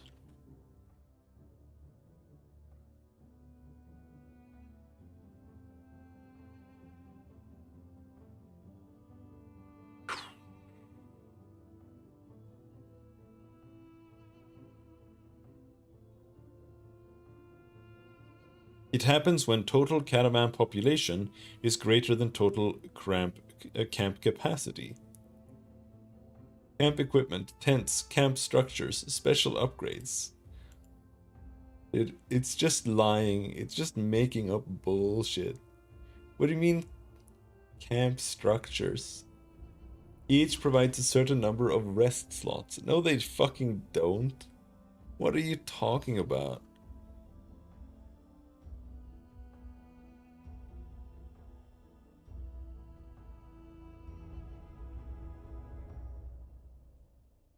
Build more tents. Invest in better caravan infrastructure. Fuck you.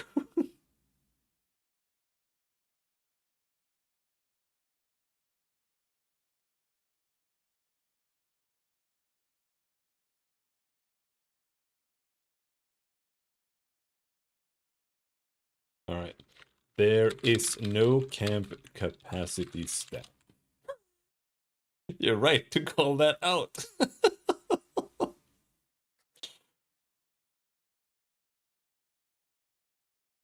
What actually triggers crowded camps? How many people you have versus how much camp equipment and mainly tents you brings. So the game does a behind the scenes comparison but never shows it as a stat. Why does it lie so much? Why is it such a liar? Please do not make up bullshit that sounds logical without any sources.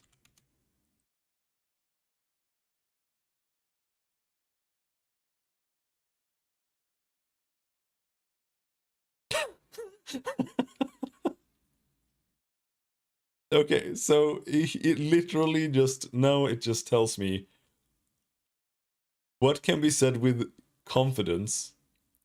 Crowded camps is triggered during camping.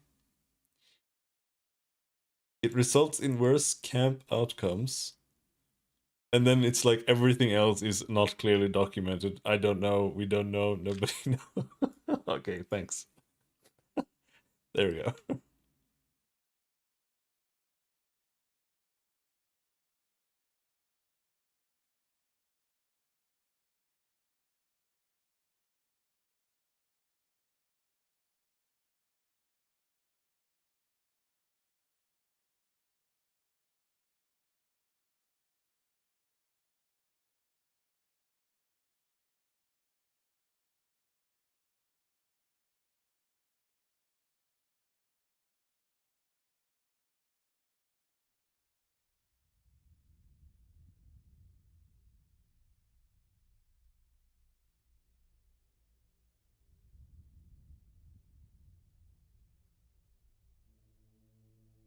All right. Well, we have no clue how crowded camps work. It kind of just happens. Apparently slaves kind of don't really count as much towards that, it seems. I guess. Also, I am super powerful now. I have almost 200 defense if I max the Outriders. And also the mounts actually give quite a lot of cargo.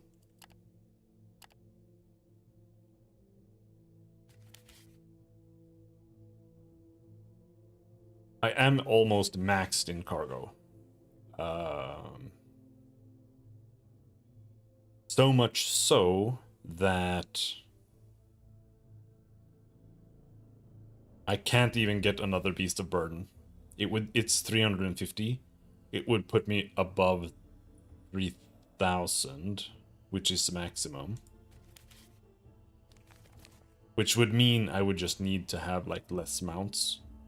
But I think we shouldn't really look for maxing it out.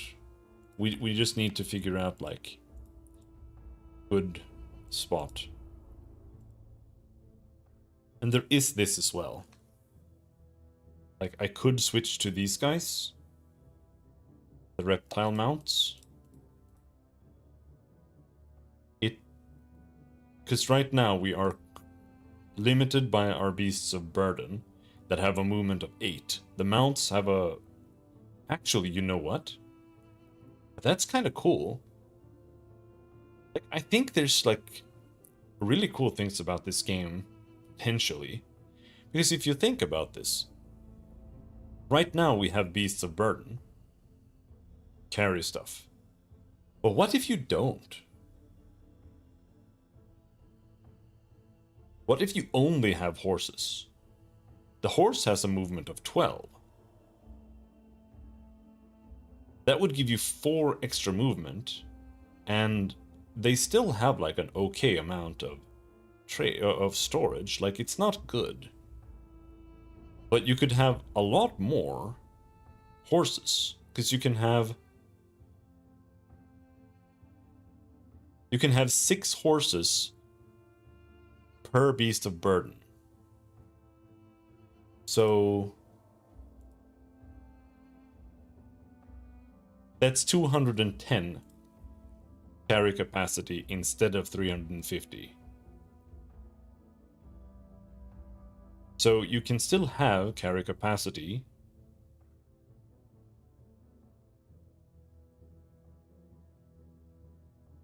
And you could focus it more on like fighters, right? So you don't need to have as many beasts of burden, or rather you have 0. So you don't need to have as many workers and slaves. So you can fit more fighters and horses. Way you can be super mobile. And you can have a bigger fighting force. And I think in that kind of scenario, I think scouting makes a lot more sense. Because then you would have a lot more movement to actually use for that, right? These guys would have 11. If you use the reptiles, they would have 11 movement instead of 12 if you use the horses. But these guys are... I'm not sure. Here it says that they have... that it's +4 combat strength. Value 3, change 4. And here it says value 3. So I feel like this is like bugged or something.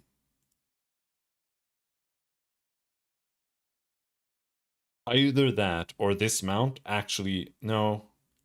Yeah, okay, no, I understand.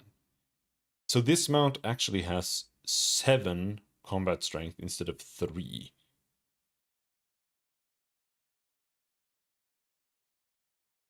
Hmm. They also eat more, though. They eat 50% more, which is huge. It's kind of interesting to have to look at this like that. And I do think it's interesting to be able to play more like a band of mercenaries, like really, really, really do that. And travel faster and deal with that kind of stuff. Which also means I really don't want to, like...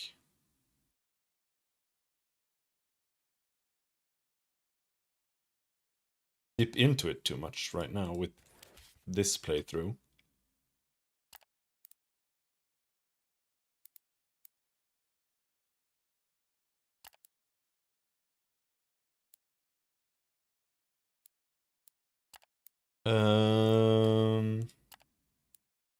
Carpenter's Guild.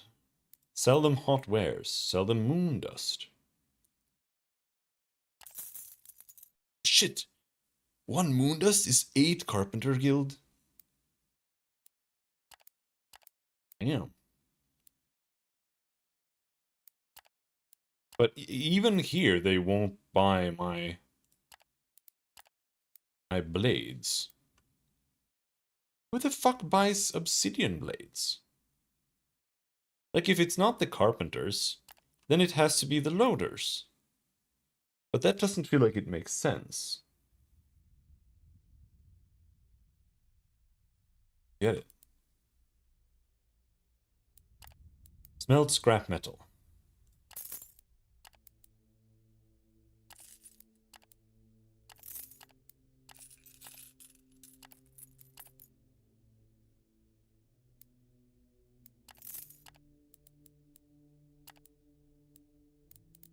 What did I just get?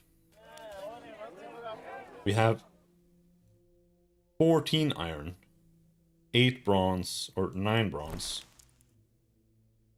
7 copper. Now the question is, what do we do with that? Do we just sell it?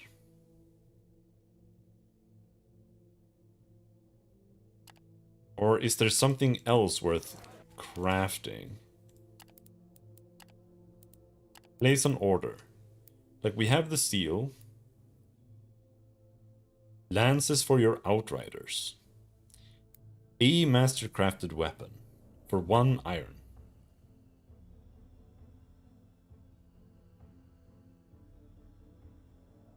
Is that worth it? A mastercrafted weapon.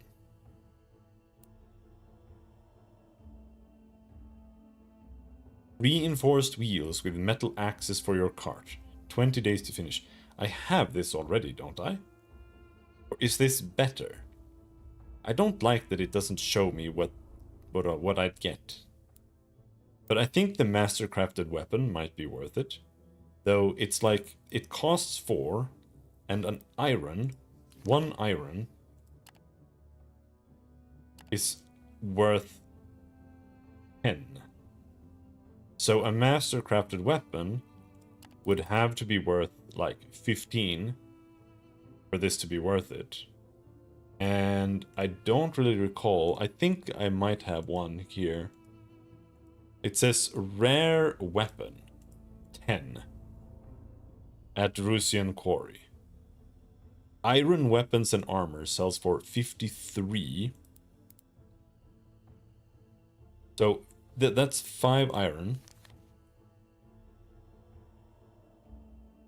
Right? And 5 iron is 50. So that's not worth crafting. Not to sell. Because this costs 60 to make.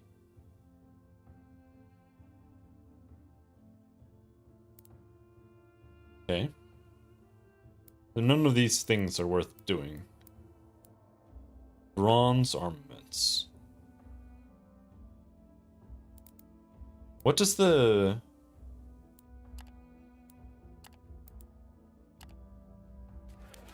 What does this sell for? It doesn't say.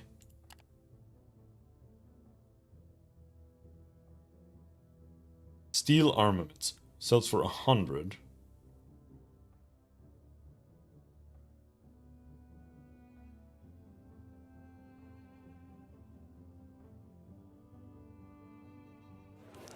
Well, yeah, that's... I don't think it's worth it. So basically, I now have an ass load of iron, bronze, and stuff. This is actually worth an absolute fortune. So the question is, where would this best sell? Out of everywhere.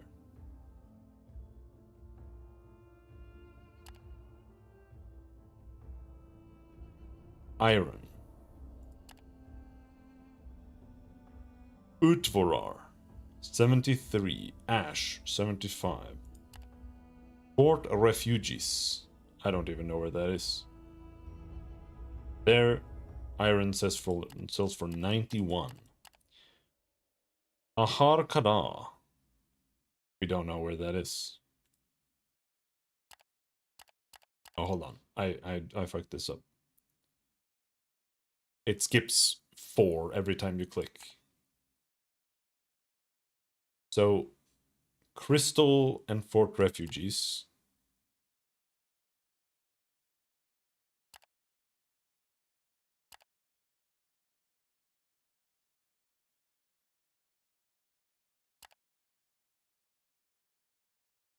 Are the best ones. Utvarar 73.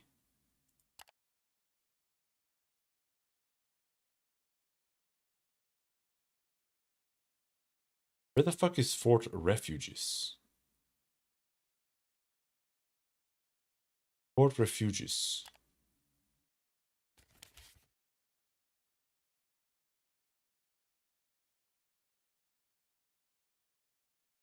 A wood.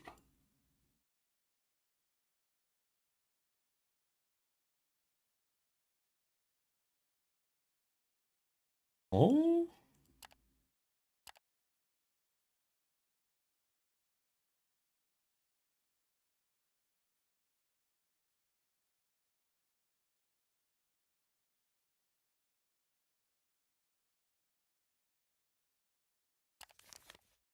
We'll have to check here. Refugees. Fort Refu. No. We don't know where that is, actually. I've heard a rumor of it. That's why it's showing up here. And it's 9 to 13 days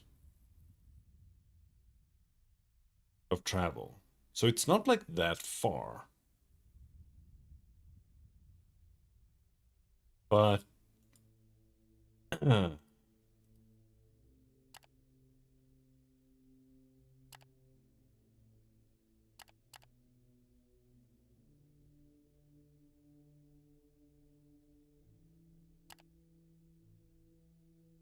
would have to be Crystal. Crystal isn't that far away either.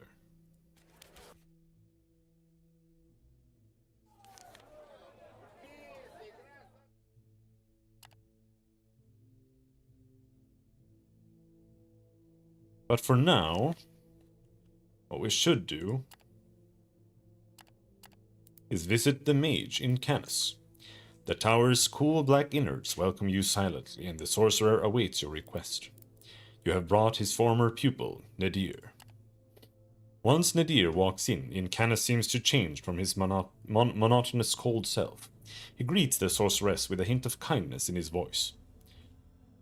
Master Incanus, Nadir is uncharacteristically timid and humble, as she bows low before the mage who turns to you. Apologies, Vagrus, but my former pupil and I have to discuss something important in private. Please wait for us here. The two of them disappear into a shadowy corridor and do not re-emerge for almost an hour.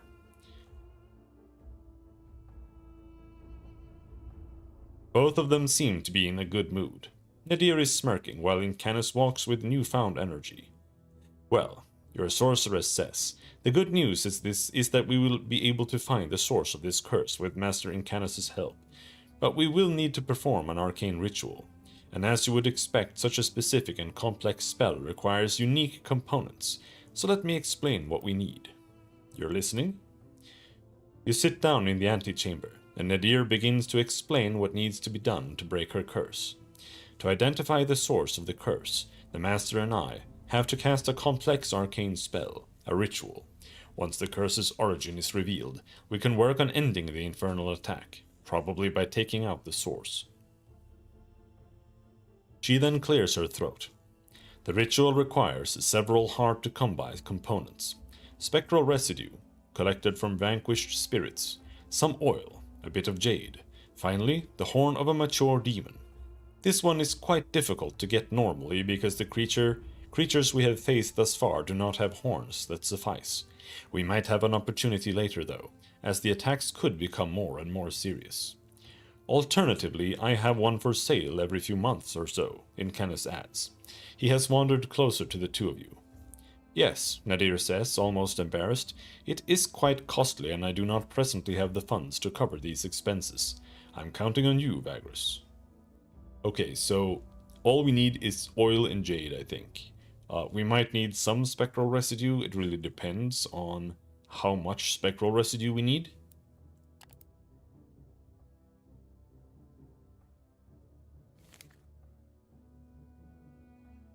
"12 spectral residue. Where the fuck am I supposed to get 12 spectral residue? I don't even know where to get spectral residue. I feel like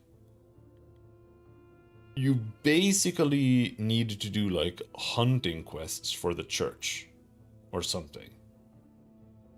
That's like the only thing I can imagine. Because they usually lead to undead, and maybe sometimes those encounters are actually against spirits. But otherwise, yeah, we need 3 oil and 2 jade. I have a demon horn. We just need 12 residue.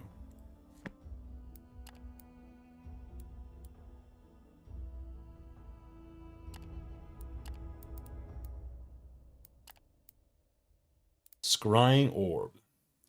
Plus 15 scouting base chance.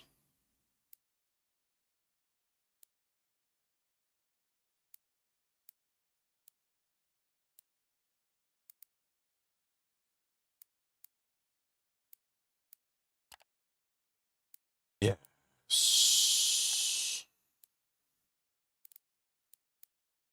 So the compass, I think, was in Larnak. And see, this is exactly what I was talking about in regards to like these kind of items, that I feel like selling them is usually a mistake.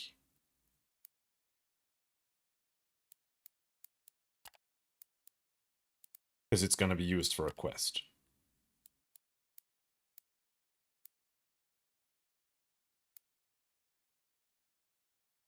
Visit the Great Ossuary. Yeah, whatever. Blessed Trinkets. Holy Talisman of Divine Rage. Actually, I need to buy medicine.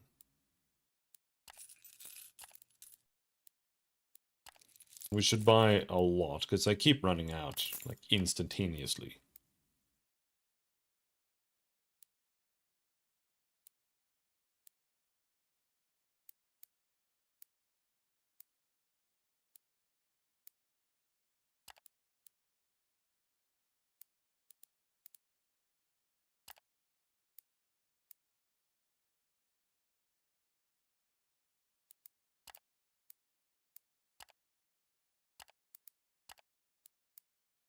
The bazaar is the beating heart of the city. Representatives of many comitati peddle their wares here. Food, tools, animals, slaves, and other goods change hand rapidly under the colorful but soot-covered awnings. You can't decide if the constant shouting or the brutal stench is more invasive to the senses. After taking a look at a dozen stands, you end up at a stinky shop in a small street behind the bazaar. The shopkeepers, two wraiths, siblings, deals in curios and trinkets that immediately draw your attention. You single out a handful of items that might be interesting. The shopkeepers tell you that they might also be interested in buying your own curios, but you know that you have to be careful. Wraiths are known for being extremely shrewd hagglers.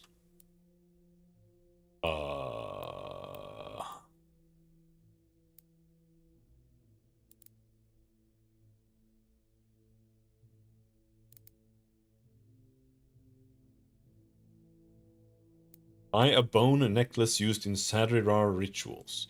This feels like a quest item. I'm gonna buy that. And damp smoke incense. I already have that.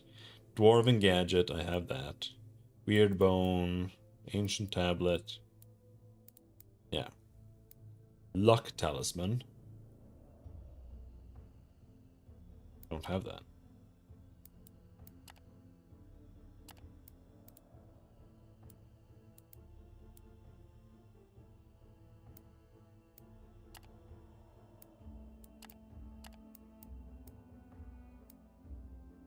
It's just annoying, right? Because here it says you're taken to a large cellar where collegia dealmakers offer you prices on the goods in question, based on how great a friend you are. And it's like, okay, I don't have anything there. Why doesn't it show? Like you saw when I was trading with the wraiths just now. It shows like lucky amulet or whatever, but it shows it in gray, like I don't have that. So why doesn't it do that here, so I can have any idea what they might buy? I don't know. Weird. Ay, ay, ay. This is one of those things that it'll probably feel like it's fine and makes sense once you understand like what to expect. But right now it's like I don't. So I have no idea what to do. And I've been running around the world like 3 times now, trying to figure out how the hell do I sell contraband? Nobody wants it in the entire world at all. So What the fuck?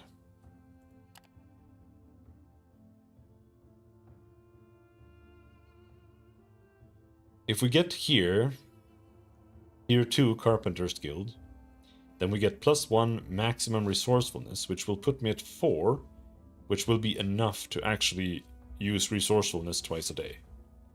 And we can also use resourcefulness to travel, which is a little risky because then whenever there's an event, you won't be able to do anything with that. Favored of Anubis, +3 accuracy on all companions. This is massive. Falcons?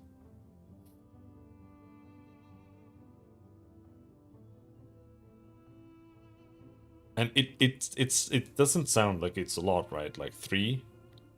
But it's both 3 crit and 3 accuracy, which is both really good. But it's like your hit chances are like 85. So reducing that 15% by 3 is a lot, if you look at it that way. Slave cages. Push them. Slave workforce.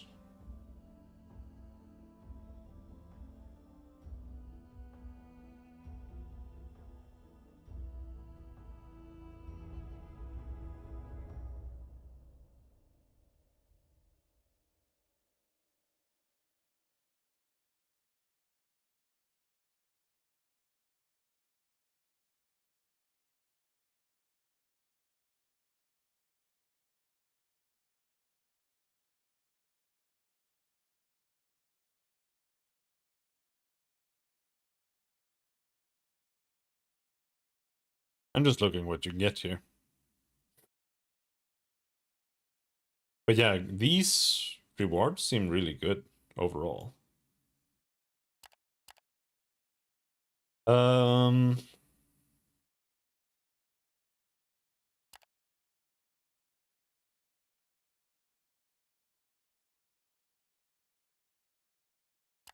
Defend for Carpenter's Guild near a Burnham.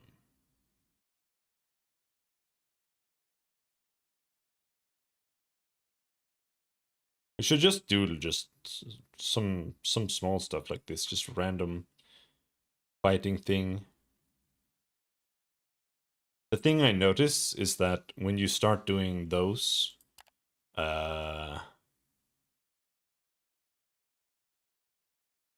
bring reinforcements optional. Yeah. I think we won't do that. We will just go and kill them. Right? So it's just up there.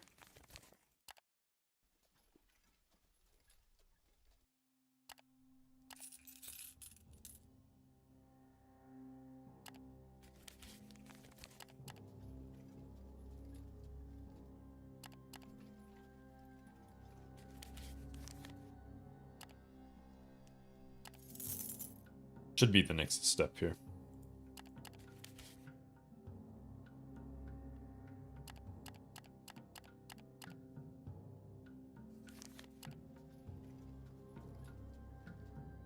Wait for the attack to commence without handing over the promised reinforcements.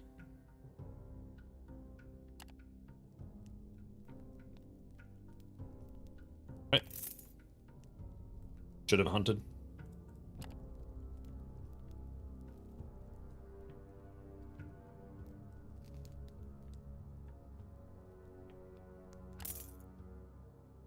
The adversary arrives.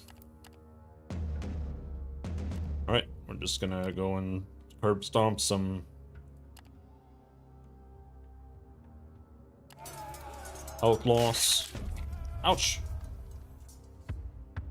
What the fuck? He just killed a worker. Fuck you.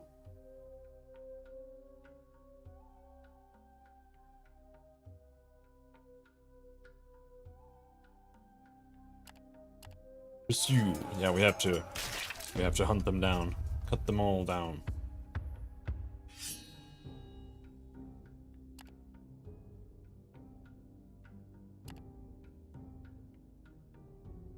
Oh, we saved a worker. 3 moon dust. Ooh. The moon dust is really nice. Because it gives a lot of reputation. You have completed all objectives. Alright, good.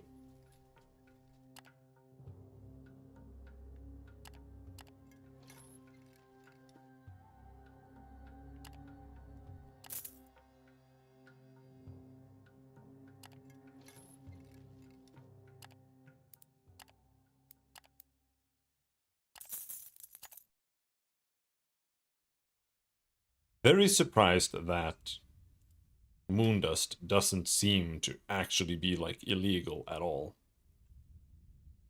Weed is illegal, but cocaine is legal.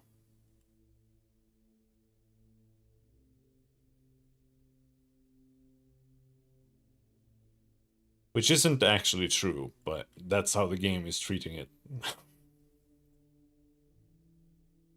But in the game lore, cocaine is actually legal.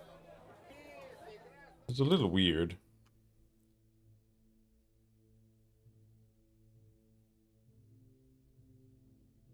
But see here, I can now sell bogweed here, or so it says at least. But so it should look like that somewhere in regards to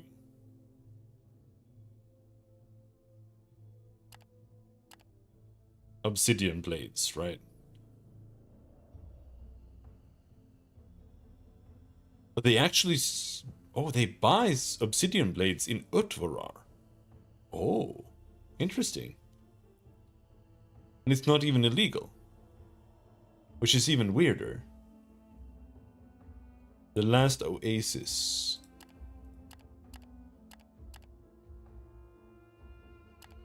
Okay. And the price is actually pretty good too. 18. If you buy them for like 10, now that's a pretty good profit.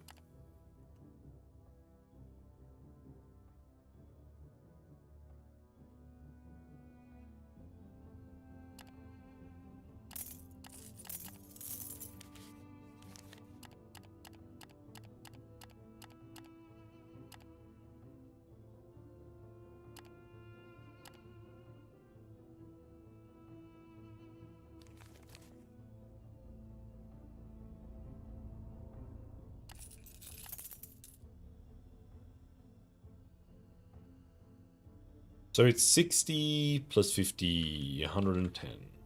Oh, they don't have that much. Alright. Alright, so let's see. We are in Avernum. And I'm looking to go to Larnac and Utvarar.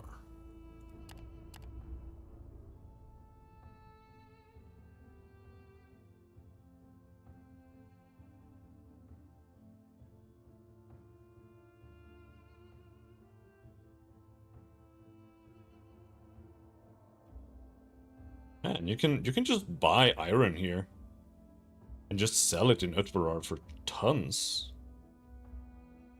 Huh. Interesting.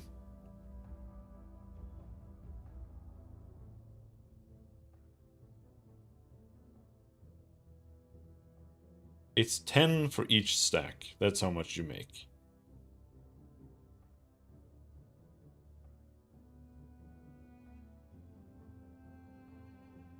But it also comes with the overhead of having to buy for 63, right? Which means if I do this, I can only make 10, because I cannot buy much more than that.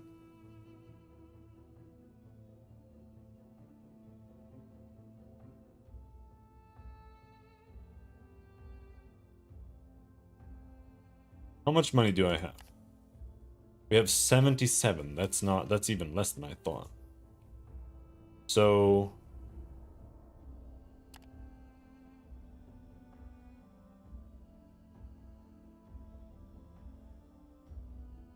dyes in Utvarar is good.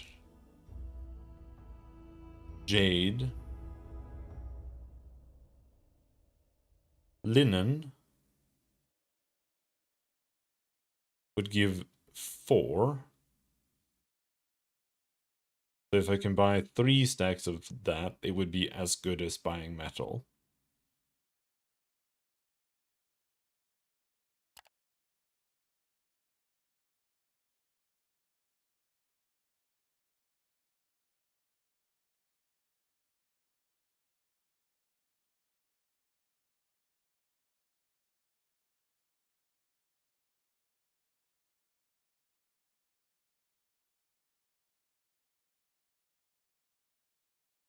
Hello, sudden cringe. I'm surprised you're still playing this. Didn't know this game had this much content. I have barely even checked out the game.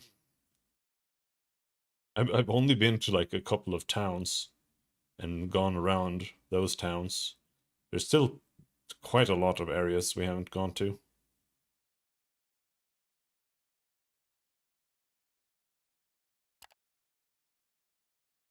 Like, this is the map, right? I've only been here. No, here. So far. There's still tons of stuff to do. But right now, it is a little hard to get going in the game. I will say that. It is. Before you like understand or have like any clue of what you can do in the game, I think it's a little hard. Because I've been trying to play like a smuggler, but I cannot figure out how to do that in a way that makes sense. But I think I'm beginning to figure it out, but I'm not sure if I am. But you can also play the game as like a pure mercenary, because right now, for example, I have like a bunch of beasts of burden, right? That can carry a lot of cargo. But the beasts are kind of slow. They can only move 8, while horses can move 12. So you can just completely forego the whole beast of burden thing and just go like full mounts, only have mounted fighters and scouts. Maybe even forgo slaves entirely. Any thoughts on if it's worth? Sure, I think it's worth buying, but you have to be prepared that the game is an acquired taste.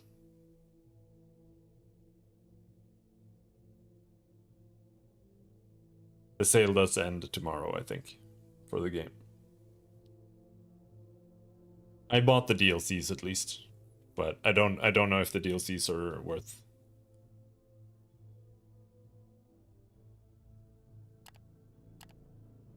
But right now I'm basically just playing it as a trading sim, and I'm just trying to like see if I can find some storylines within that. We have done a little bit. Like we helped the Dark Elf Prince, which felt a little bit out of character, but like not entirely, because I am playing a Dark Elf. But it didn't really play into like being a Dark Elf that much, so or at all. But I guess it made some sense.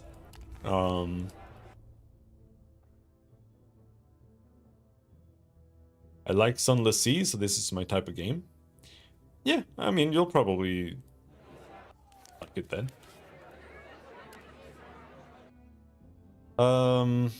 Yes.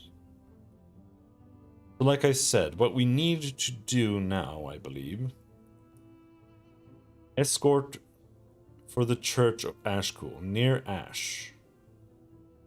2 combat encounters. Passengers to deliver 3.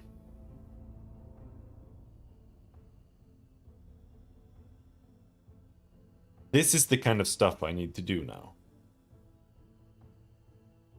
Church of Ashcool, combat encounters.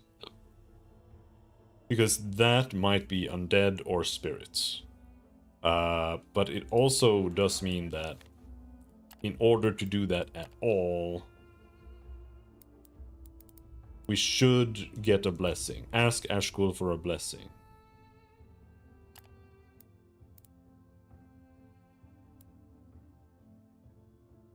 How many crumbs is the game worth?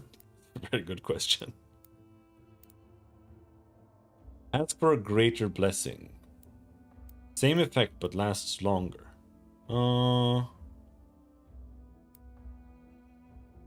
Ask for a greater blessing in exchange for your services to the church. But what does this mean?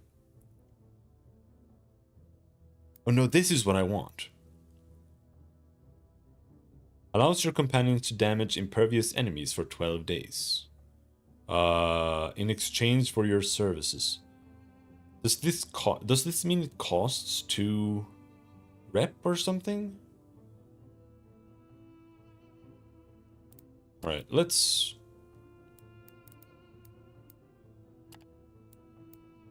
rest. So we're good and ready to go in the morning.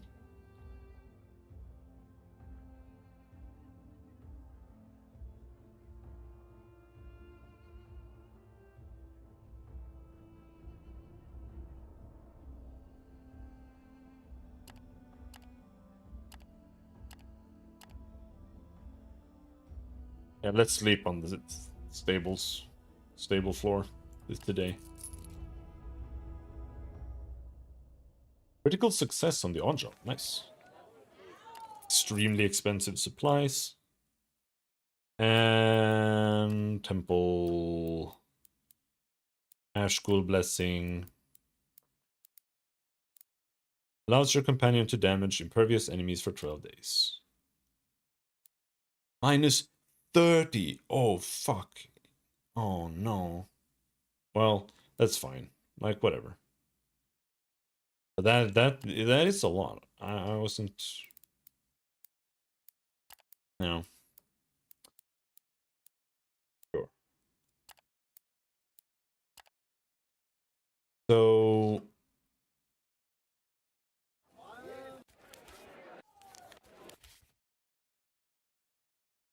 Is there...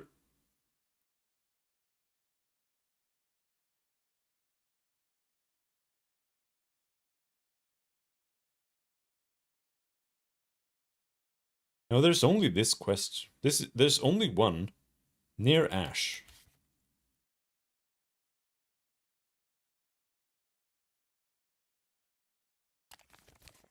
Unfortunate. It would have been nice if there was like a supply run for Ash. Maybe we can sell something at Ash as we go. There are a bunch of supply quests for Ash, but they're all like rank 3. So let's do this one, near Ash. And we also have a supply run to Larnak, which we could do. So then we go there, then we go down to Larnak from Ash.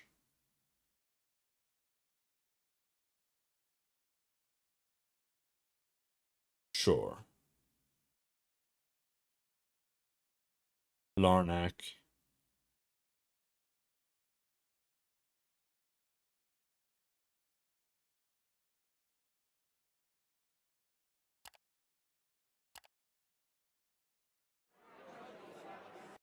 And we take all of these? No. Larnak. Partially defended. Crowded camps. But that's better than partially defended. Actually, I'm gonna get even more fighters. And... what was I thinking? Right, we're in Avernum, we're going to Ash.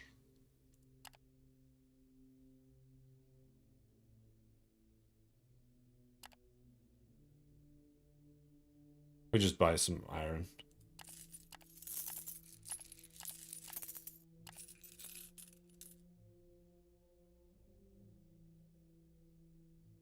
Perhaps.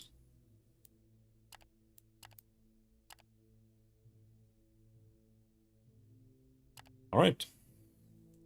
Off to Ash. A hunch of yours leads your scouts to explore a jagged rock formation where they find a hidden cave entrance. Volcanic caverns are common here in the Smolderbone Flats, and they can be anywhere between a few cramped chambers to a maze of tunnels covering miles. This one is no exception. Descend with a team to see what can be found down there. I'm gonna die, dude. What the fuck?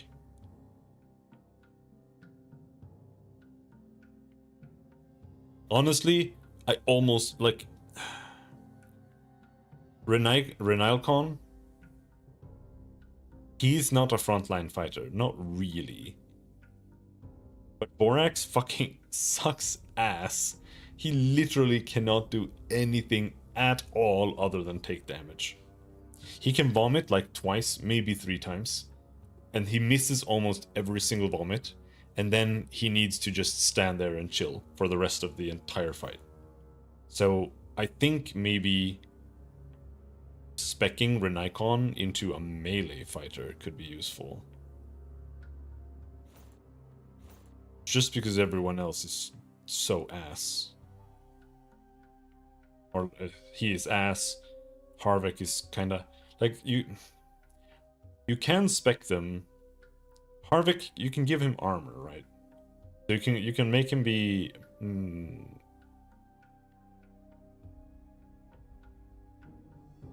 See, this is what I'm a little confused about. Is it says companion select 4 out of 4 so often that you... I feel like that's like the intended maximum or something. But then why are there extra slots? That's what's a little bit weird to me.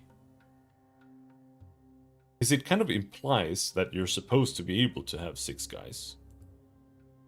But maybe it's based on authority. But I don't think so. I don't. You take your best companions, and leaving behind the orange rocks of the surface, descend into the dry darkness of the volcanic rocks. What do you find in the twilight? I am going to die here. As you go deeper and deeper into the caves, a rancid stench hits your nose like a rough punch. Your companions start to gag and frown as well.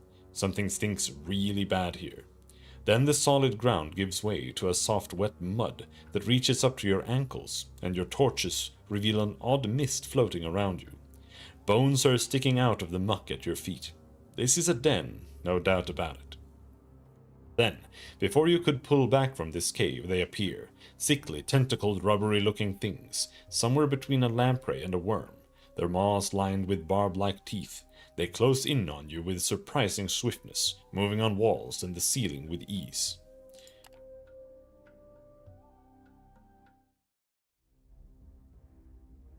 Okay. Okay. Okay. Okay. Okay.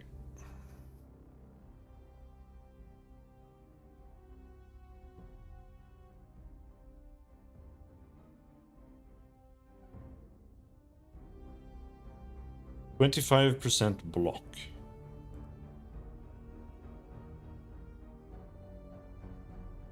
Garrick has a 20% evade. Maybe we do it like this. That way he can evade, but he shouldn't have to evade. Harvick is actually better at blocking right now than evading. So I guess it's fine that he's there.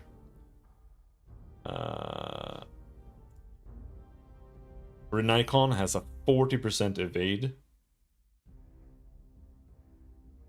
So, I don't know. Maybe I should keep him evading.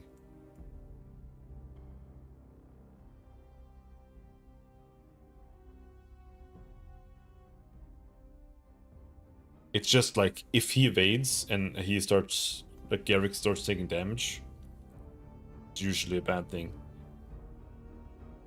But Garrick does have more health than him, so... Anyhow, let's see how this goes.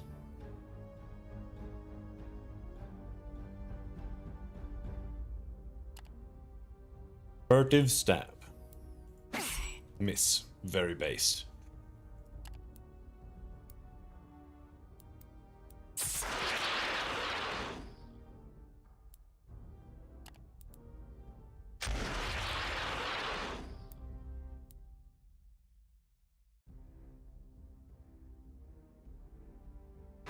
Oh. Alright. Oh, you slut.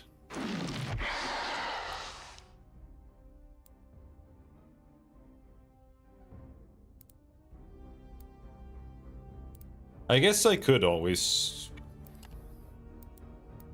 do that. So you can always switch places when he evades. I guess that's okay.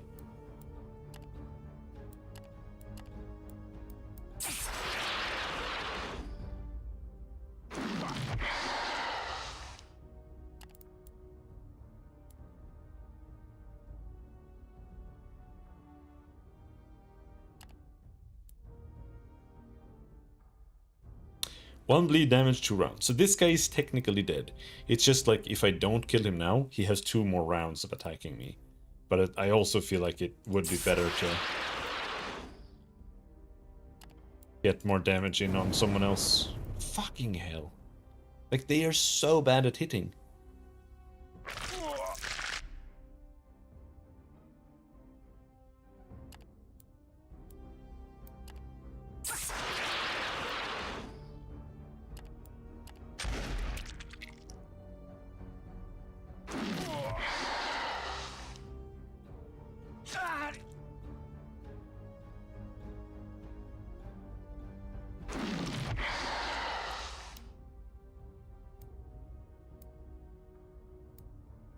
Why can you not switch with him?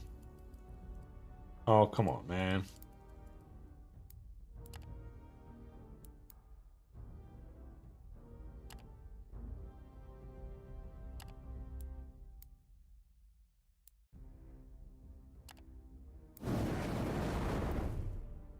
Has she hit a single fireball?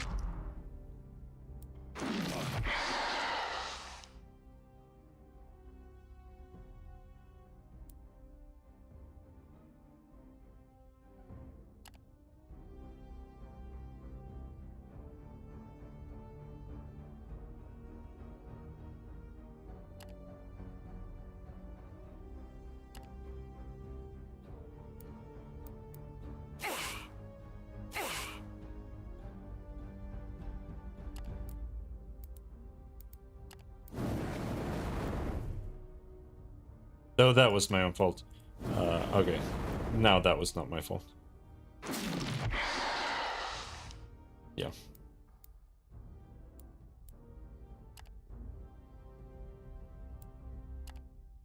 Looking at them... What?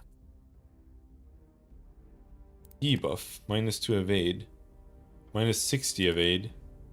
They don't even have a lot of evade. Look, they have 13% evade.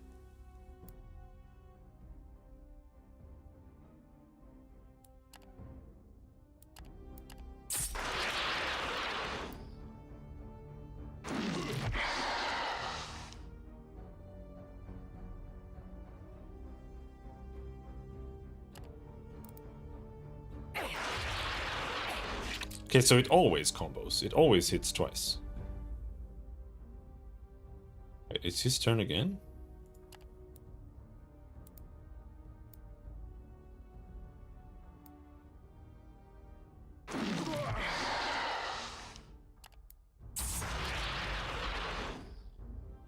We're doing it.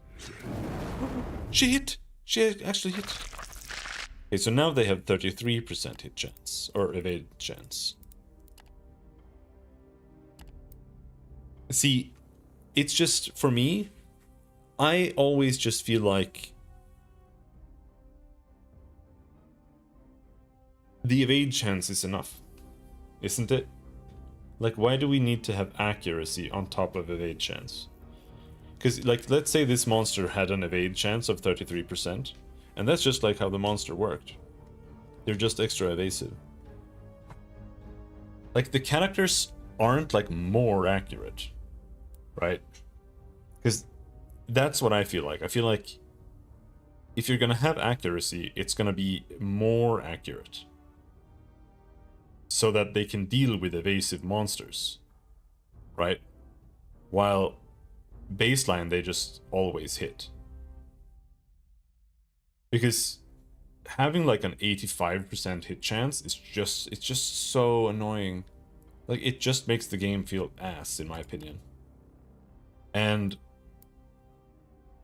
if you then have like an innate 15% miss chance, and then enemies on top of that have a 33% evade chance, that means that you have a 48% miss chance. And even more so, like, a lot of enemies just have like 15%. So that means you have a 30% miss chance every single turn. It's literally like having like a blind spell on you in a video, like in an RPG or something. It just feels so bad. And it also it makes the game like impossible to balance.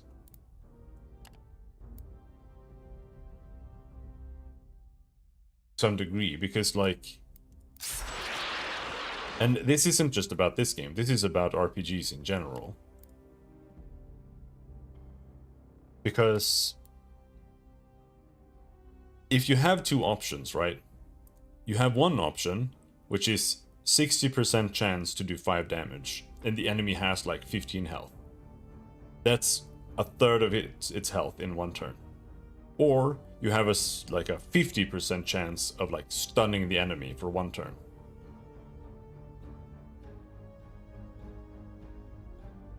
Are you ever going to do stun?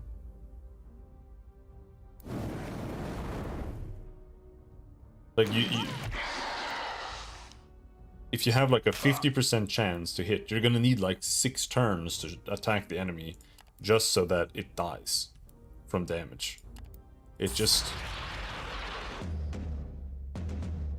the miss chances just make it so you can't have interesting abilities. That's my main issue with it. It just turns the game into like an auto-attack sim. Like in Baldur's Gate 3, for example, you have a bunch of different abilities like disarm or trip or whatever, but none of them are worth using because you have like a 45% chance to disarm versus this like 50 or 60% chance to just do damage. It's just not worth it. Like, literally the only thing that's worth doing in Baldur's Gate 3 is tripping, because it does like 4 times more damage or more than attacking, because all of your characters get attack of opportunity on a trip target. Once the last of the ugly creatures are slain, you take a good look at the lair, albeit only after tying a scarf around your face to keep out the worst of the stench.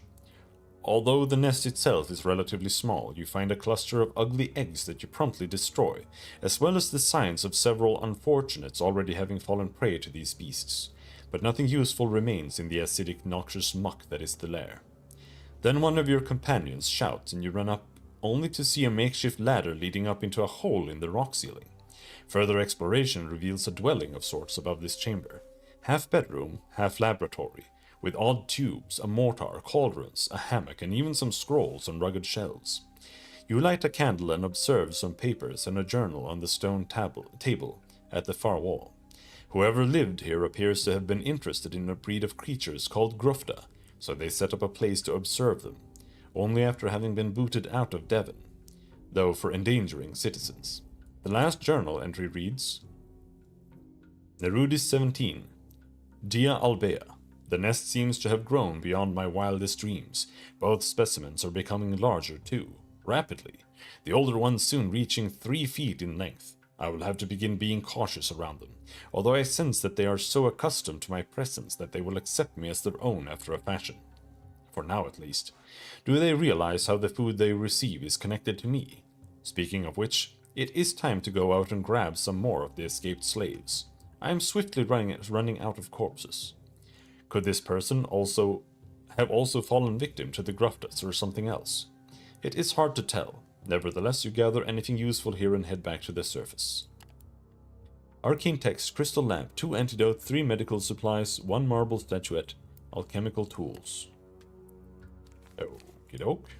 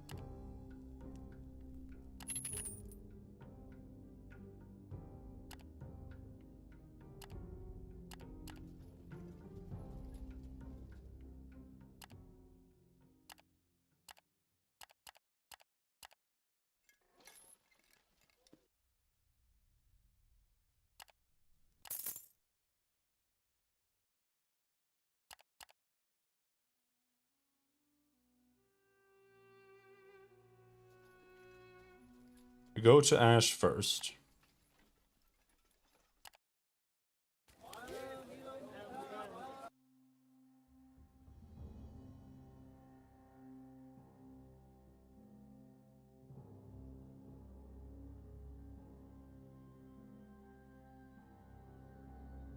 Taken hostages to deliver.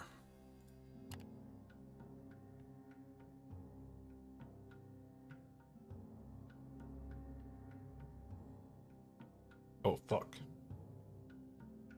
That could have gone bad. This is actually an escort.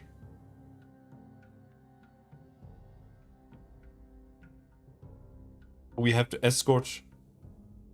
Oh, we have to escort to here and then to Larnak. Okay, interesting.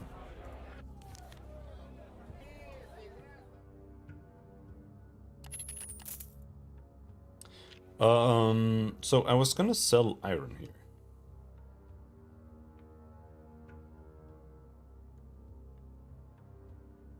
And it does look like it's very valuable here. So it's only 75. Well, in crystal it's 90. Like, that's a big difference. But I have to sell some here. Otherwise I'm gonna run out of money. Maybe we sell the 8 stacks in crystal. We go to Larnak, then crystal.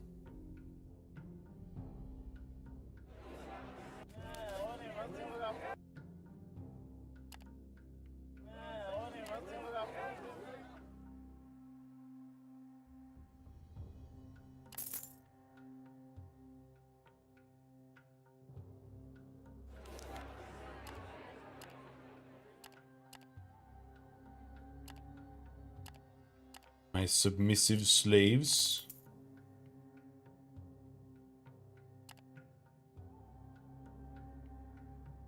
Okay, so we're going almost straight up here.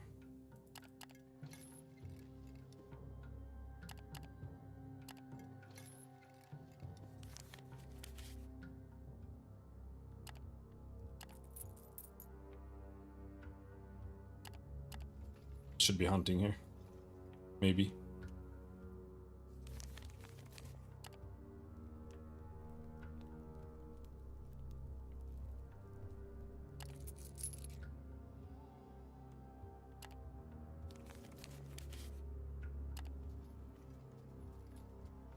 This is the location you had to escort your wards to as agreed. Now you will have to wait for them to be done with whatever brought them here in the first place. It might take 2 to 3 days. But yes. This is one scenario where hunting and foraging, I think, is really, really good. When you're doing these, like, escort missions and stuff, then it matters a lot more. Because I am feeling like survival or hunting or whatever, when you're playing as a trader, doesn't really do much. It's like never worth using. Except when you do delve into these kind of like escort quests or whatever. Like anytime you need to go and wait or defend or whatever out in the wilderness, then hunting and foraging is super, super good. Because it lets you be stationary without like wasting your entire...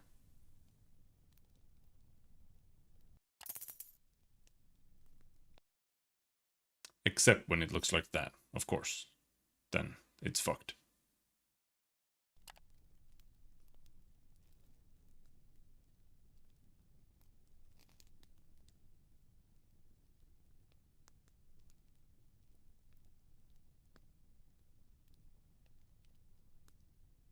Auto acquire.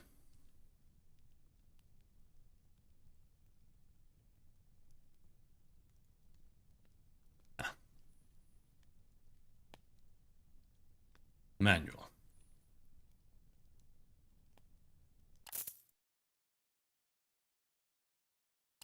Whatever your wards had to do here is concluded, and now you can depart. Alright, no fight. So now we go to Larnak.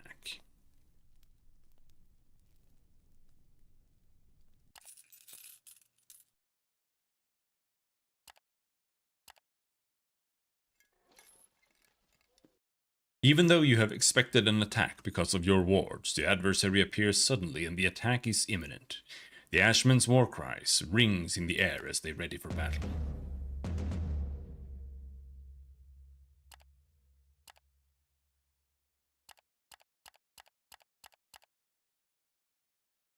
Alright, let's fuck them up. Flank. Flank means critical success, which is good.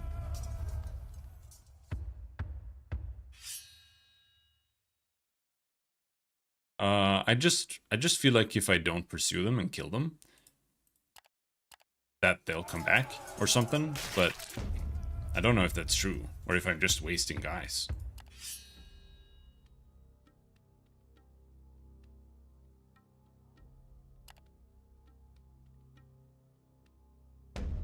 No, a scout!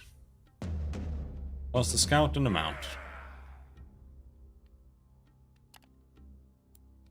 And for now, you have managed to defend your wards.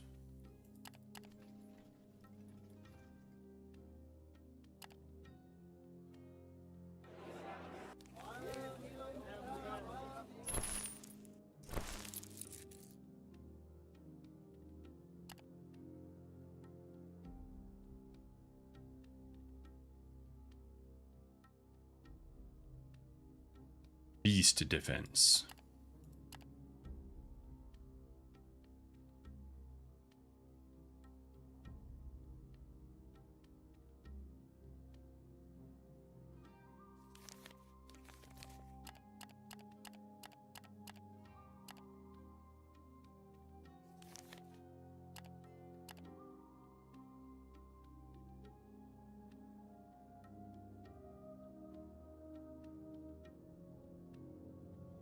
Defend for the church near Omphalat.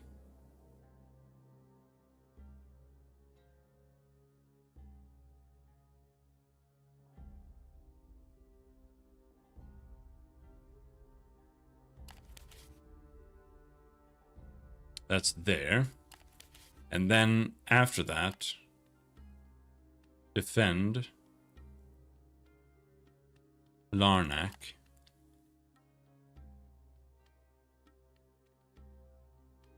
So I feel like if we do this, I should be able to hand this in.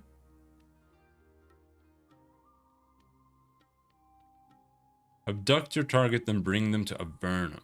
No, I don't want to go back there. I only want to go to Larnak. And then to Crystal.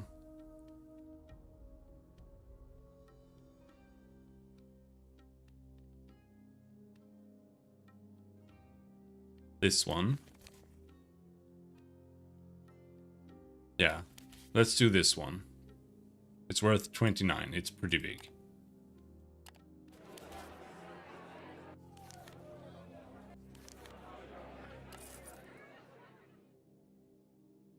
And we need a horse.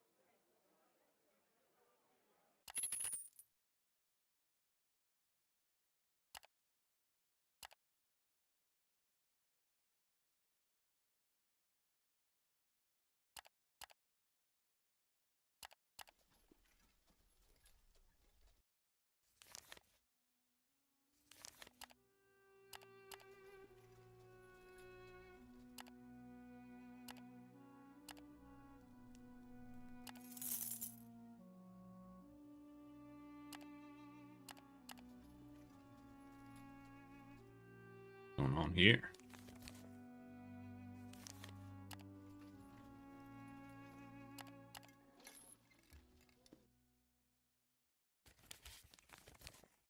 Oh, is it there?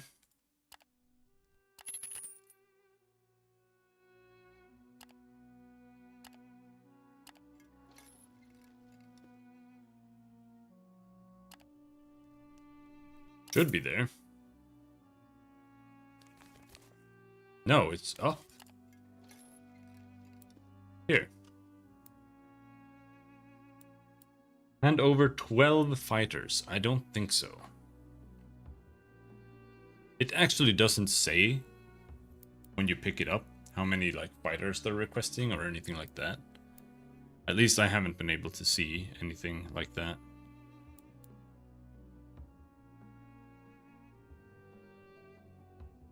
But I think they only were like 200, so I'm just gonna fight them.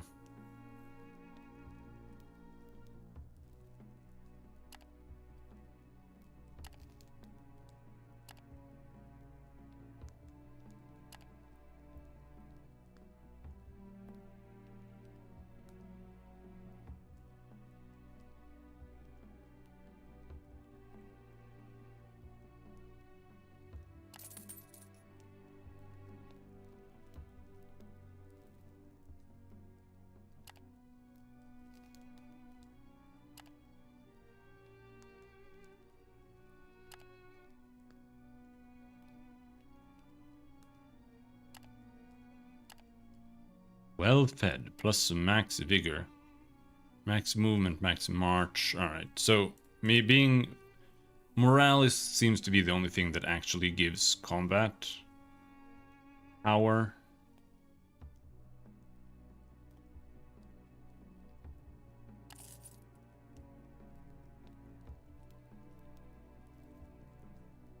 Wait, what's happening? Oh yeah, we're just waiting. I'm running out of money, bro. The worms slither closer. Finally.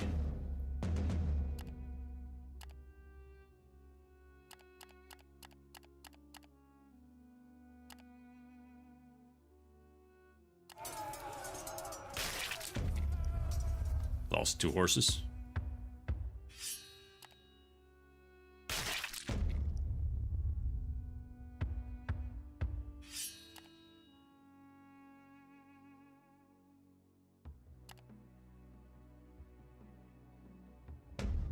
Uh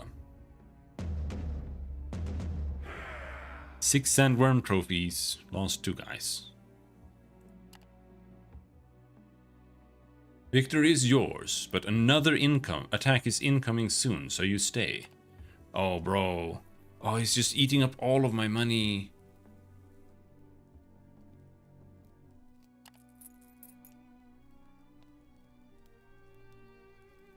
Okay, we're actually losing morale now. But we are at 9, so... The worms slither closer.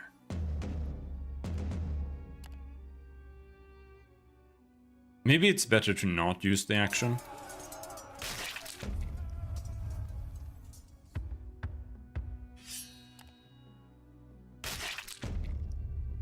That way, in the healing phase, I can use resourcefulness to boost healing chances. Oh, he died. We lost another one. 6 sandworm trophies. They're not worth a lot. They're worth. I've completed all my objectives. Okay. So now we go to Larnak. But I don't have any money, so we actually have to hurry. Oh. Oh. More ambush. More ambushes.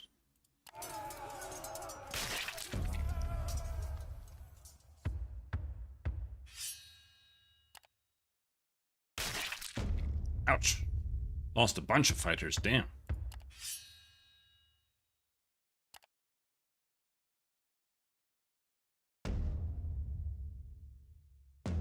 Two fighters down.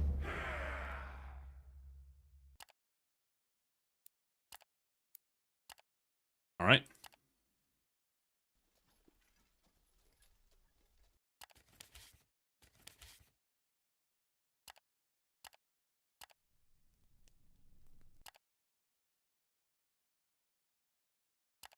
Almost running out of money, too. I largely prefer the caravan-wide combat than the companion combat. Maybe they could have worked more on it and gotten rid of the companion one. I mean, I like both. At least. Or rather, I kind of don't like either. But I kind of don't like both in the same way. I just think it's kind of... They're just not really that interesting. Like... I'm not trying to focus on the caravan-wide combat either right now, so I don't know how it would feel if you were like really focusing on just being like a mercenary. Like maybe it could be more interesting then, because then you could focus your like insight points into getting more resourcefulness and getting stuff here that makes you stronger there, and you can use the actions in combat more. I don't know, maybe that could be a little bit more interesting. But to me, both of them like have the same issue. It's just that I don't have any choice in it. Like, it's just not that interesting. Like, when you're doing the companion combat, you literally just attack, right? Like, that's the issue. If it was at the very least a little bit more like Darkest Dungeon or something, then you might have, like, even there, Darkest Dungeon, you don't really have, like, that many options that are worth doing with your guys. It's kind of still the same, but you still have, like, an AoE maybe, or whatever, that is, like, actually worth using on your guys. But here, it's just not. You just use your one single target and that's it.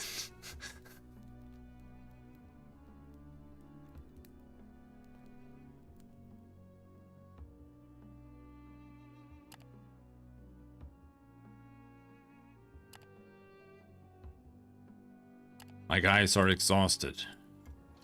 Can we make it to Larnak? With 6 points, we cannot.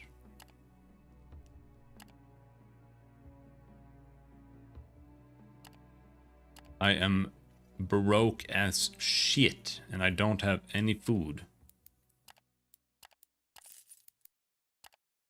Whew. Turn in. Okay, now we have money all of a sudden.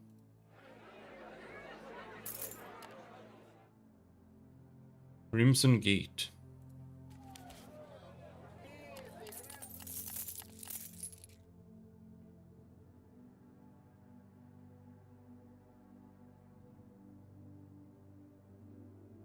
I think chitin is not worth selling here. Larnak, ivory.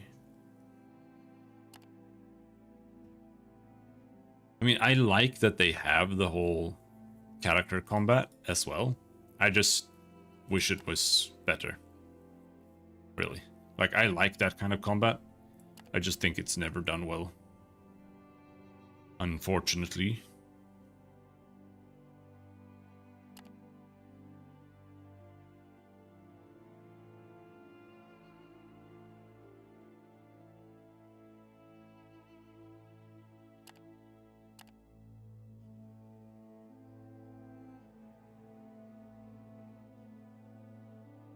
Traveling saddles.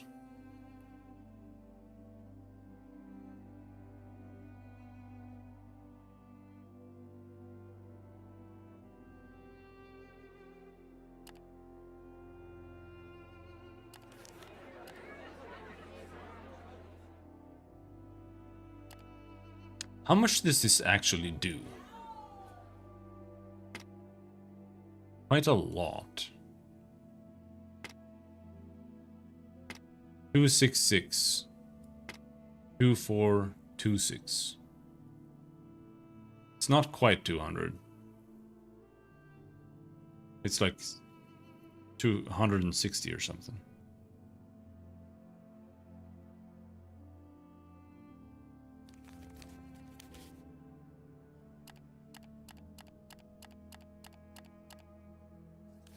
Does it actually increase? No.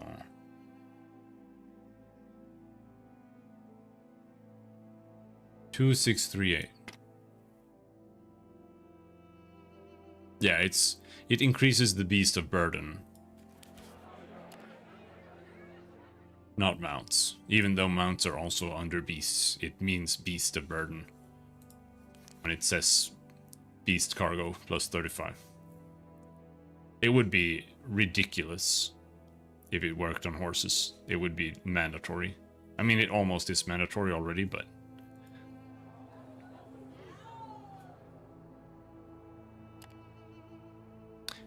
I feel like I could get rid of this if I bought another Beast of Burden. That's like the only thing really that where I could justify that. But then what would I put here? We would just put hidden compartments there instead. That way we can fit another misc. But hidden compartments is like, it's just free. Like you can just equip it before you go into town. Pretty much.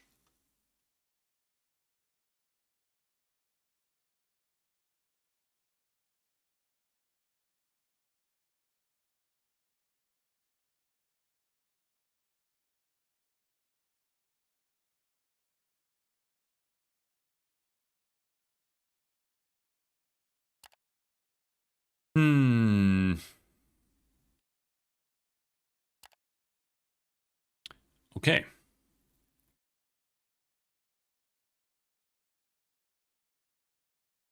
Borzag's Shelter.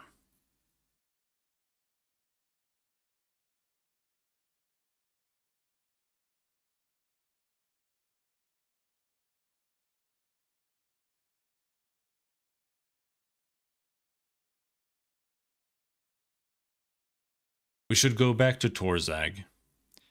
And around Torzag, we should be spamming undead hunting missions.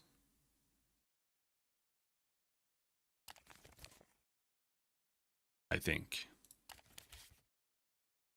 Defend for the Church of Ashcool versus 200.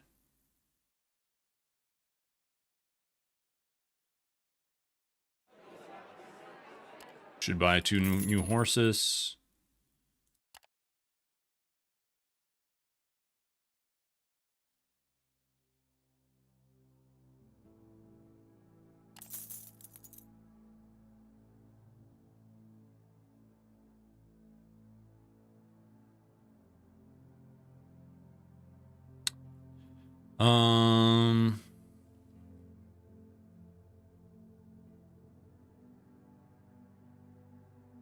But I think we're gonna stop here. What we're gonna do is we're gonna take that defend mission and go and do that on the way back towards like shelter, and then, like I said, we're gonna see if we can hunt some undead, because I need spectral dust. I need 12 spectral dust for her. I need spectral dust for another quest as well. There is also the quest in Lumen that we could continue to try to do. There's that quest with the, I think that feels kind of like the main quest or something, to some degree.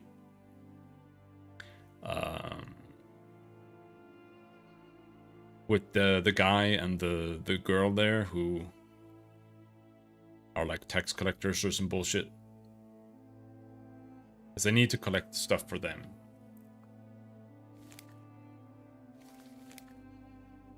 This one. She wants 8 copper and 6 spectral residue. So in order to do this and the other quest, I have the copper, right? I think. Yeah, I have 7 copper.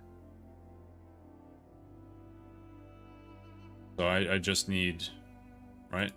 It was, no, 8 copper. Well, that's easy to get. We can just buy 1 copper here. See, it's fine. But it's cheaper somewhere else, I think. But we'll figure that out some other day. Until next time, thanks for hanging. Have a good night.